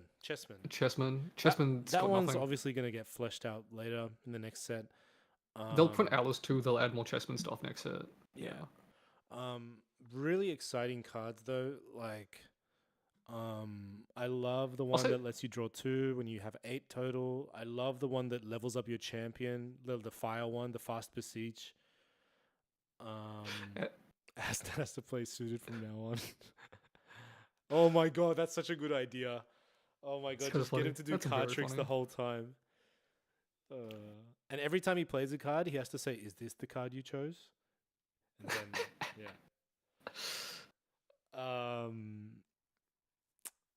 Yeah, all the archetypes look really cool. I think the advanced element stuff looks the weakest to me. Sorry, not weakest. Yeah. Maybe least interesting for me. There's some cool stuff though. There's some cool stuff. I think level 3 should be playable for Diana, and CL I'm really not sure about CL. But I still think Diana, like, you just have good consistent damage, you should be fine. I really want level 3 decks to be a thing, man. I really do. I really want them to be good. But who knows? I hope it is. Like, I hope fractals is still not a thing.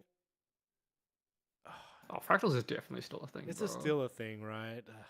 Like, there's nothing here that beats fractals, right? Aside from that one card that That says you can't wind? counterspell the next card you play. Yeah. Like, I don't see how you take out fractals with these cards. Like, maybe you can like Looking Glass and you can like race fractals with like that Lorraine like sword stuff. But Yeah. even then, you're beating it with another level 1 deck that's just faster. And like, yeah, like you go like Lorraine, you bring out the Sword of Shadows, and then you go Clarent next turn, and then you beat fractals. But like, cool, like you're playing a level 1 deck. So what decks do you reckon came back? Ensol? Dude, Onsel is cooking. Onsel is really cooking. That's about it, Is right? that it? Is that it? Maybe Like, there's nothing for Xander. Nothing. I mean, maybe Rise Cursebreaker. got some support. Yeah, Curse-Breaker. I mean, if Curse-Breaker is good, it might. I mean, God, Diana's so bad, bro. But I want to play Curse-Breaker. You want to give it a shot. Maybe Tony. Domains Tony.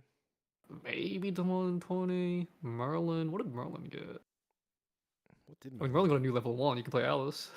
Is it good? I don't think so. Alice do have to check. Nothing.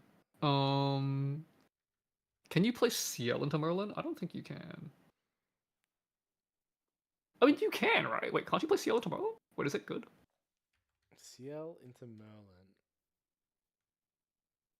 I don't think so, right? Isn't the whole servile possessions class bonus or CL bonus or something? It better be. It better be. I don't want. It is. It is. I don't want Merlin to get +5 It is, attack and draw 2 cards. It is. Okay. Everything's okay. It is. Surely they can't overlook that. It's CL bonus. Everything's okay. Amphios from Kenday was playing Water Diana with Excalibur and was copying Aqua Mirage permanently. How is he destroying the sword?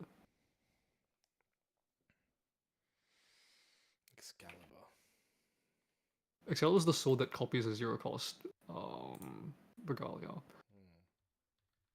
Is there something for my Nimue pile? I haven't found it. I don't think so. I'll have a quick look. DTR target. It has to be a spell for Nimue, right? Or is it just action card? No, Nimue's just action. But aside from that, there's definitely some new spicy Rye cards I want to play. Yeah, I think there was more tech cards, but there was nothing that like would introduce old archetypes. I don't think Ari got that much. I mean, Ari got some stuff, but not that much. And Ari's already good. Xander, I feel like I mean, Xander got. I feel like there has to be like a decent Tamer deck. I would like that to be true. I just don't believe it because I think Tamer's problem right now is like Terra sucks. Well, not specifically Tamer. I mean Sylvie, not Gorgia. Yeah, but like I mean I got that too, but I just like Terra sucks. Like the green advanced element just sucks, and that's not gonna get fixed here. Oh my god, that's dude. That's what dude, Jason. That's exactly what I plan on doing. I just the careful study arcane side or careful study power overwhelming. Oh my god, mwah. Chef's kiss. I'm gonna do that, or I'm just gonna run all 4-cost arcane cards with pure into Mana mana. streak. Wait, Mana 4-cost streak is broken. arcane cards with pure into mana and peaceful reunion and what else? Incendiary fractal. Oh my god, it's there. The deck is there. Actually, I don't even know what 4-cost arcane cards there are. Erratic bolt, and that's it. Oh no, is arcane disposition 4-cost? No, that's 3-cost. Right? Does It's get a 3-cost. I'm discount, pretty sure right? it's 3-cost. Oh no, and spell shield arcane is originally 3-cost. Fuck. Alright. Dream's dead. Dreams did. I don't know. I think you played in Regalia. You get a Regalia Ace and Protector and you're chilling. Oh my god. I'm getting disorienting winds and a 3-cost card. Probably Dream Fairy or some shit. But yeah, I mean, yeah, that draw 2 card is so good. So good. That's one of the cards I'm looking forward to the most. The level up fire card I think is going to be insane in Diao Chan fire. I just can't imagine that card is bad, right? Like that card has to be good. Yeah.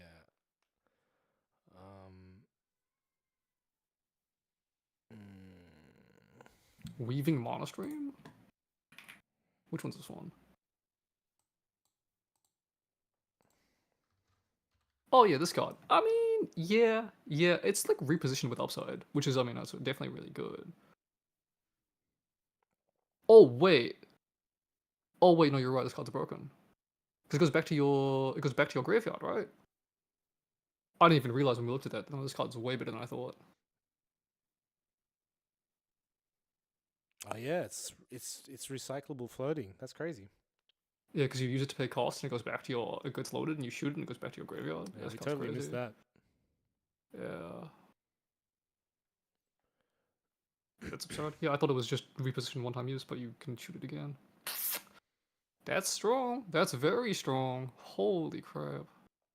Yeah, Dino and Water seems really good. Dino and Fire seems like maybe Fire Aggro will be decent. Dino and Wind looks kind of bad. Yeah, Wind seems like you're right, the weakest one. I still believe in Wind CL, bro. I still believe. They gave me Baby Green Slime. I'll make it work. That's all I ever needed. But nah, there's definitely some good cooks that I want to make. If they gave CL like an item that drew a card, like Wind CL would be so fine. But he doesn't have that, which kind of sucks. And the Shroom is not that good. It's really not that good. Can't you just run the? Or just play Forest Cake? Yeah. Yeah, I mean, maybe you have to. I definitely want to try that Wind Flash card though, the one that flashes in allies. Are you guys coming to a QS Cup? No, we can't. No.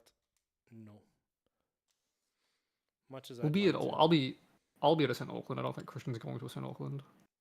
I'll be in Japan, but not Auckland. Yeah. I'm gonna flash in a Yuan versus someone for the big blowout. What's Yuan? What? Yuan Shao, the one that like. Oh, the pride to thing? steal like the unique ally, flash steal unique Jason, ally. I don't think you were here for it, but I was talking about how you can use the wind. So you play Water Vanitas, and when your opponent levels the 2, you flash in the White Queen, that like stops them from leveling after they pay costs. Champion on the stack, and the champion goes back to the material deck. That's a sick combo. He'll never do it to us now in low. Well, he'll never do it to me. People know, and they'll never level up versus me if I'm Vanitas holding 2 cards. If I'm Water Vanitas holding 7 cards in hand, but they just for the people that don't lose know, the game. like they banish 2 and then don't level up. Like how crazy is that? Yeah, I'm looking back. Let me just see what my favorite cards are. I think the ones that stuck with me the most. Oh, this card. This card is really sick. Oh yeah, you can do it with when Nico as well. Same thing. Yeah, true. I like this card Which a lot. card? The Spellwood Scepter. Looking Glass is obviously interesting.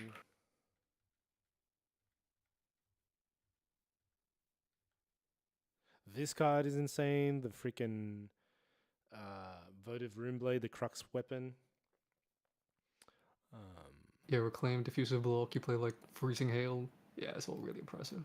If you can stick that card, it's definitely strong. Cheshire but Cat looks otherwise, super fun.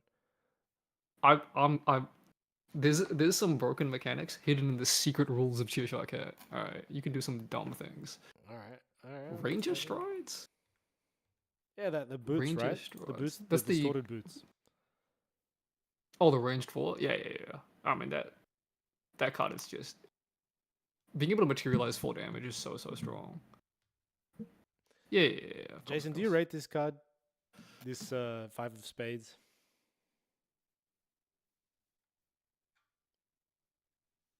Because I do not. I don't think it's fantastic, but I think it's good. I think it's good. Good enough.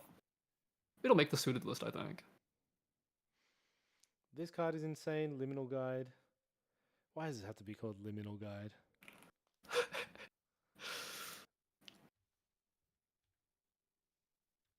Fleeting Guard? You think Fleeting Guard is good? Dude, I don't think Fleeting Guard is good.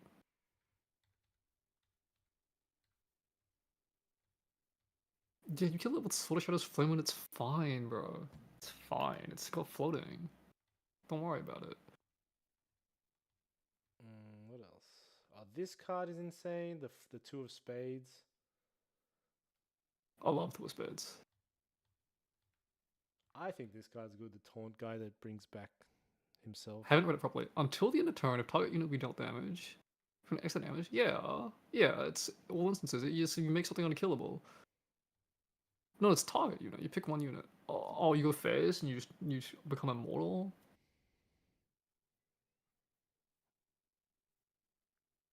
Sure. I mean, how many ephemeral objects do you have? I mean, if you do it for 2, I guess it's still good. Yeah, but Stormthorns is floating. Like, floating is a really big deal. This is... It's like Resolute Stand, but also for spell damage. I mean, I guess it's better than Resolute Stand in this deck. Sure. I mean, I can see it. Stout Warner Bros. Yeah, I mean, it definitely lives. Like, whatever you're picking, you're immortal to. This is probably one of my favorite cards, Ignis. Okay. Yeah. Spectre Synergy. Yeah. Okay. I mean, but it's not like fire count in your graveyard either. If it was fire, it would be good for sure. I mean, it's a good defensive card. It's definitely a solid defensive card in the deck. I mean, you're right. Nathan, I think the first deck I'm going to build is Fire Diao Chen. Just like last set, run it back? Yeah. Fair enough. I mean, I'm going to try Blackjack you.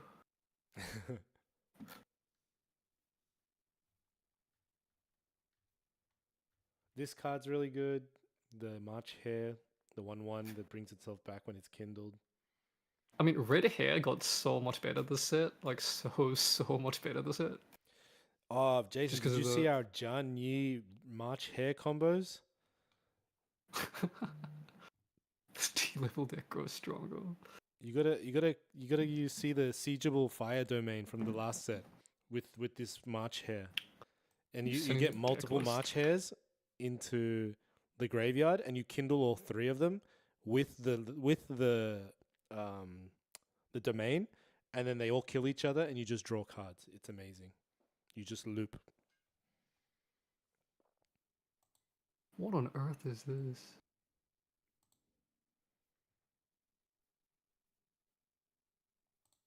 It's called Jian Yi. Jian Yi, yeah.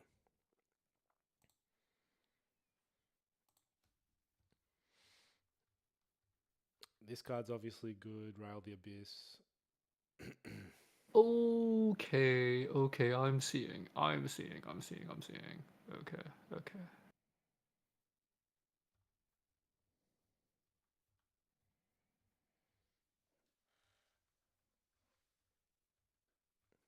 Okay, so it's kind of like Spectre count as well. I mean, that makes sense. That makes a lot of sense.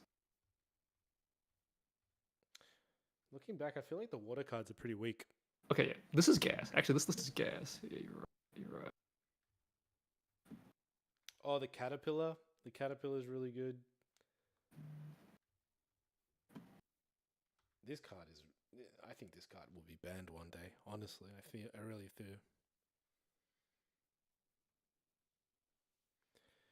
Foster's a mechanic now.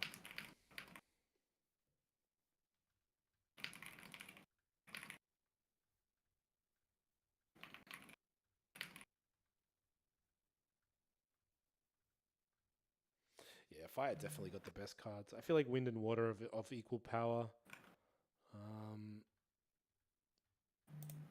And the advanced element stuff doesn't impress me too much, except for the Astra card that lets you draw 100.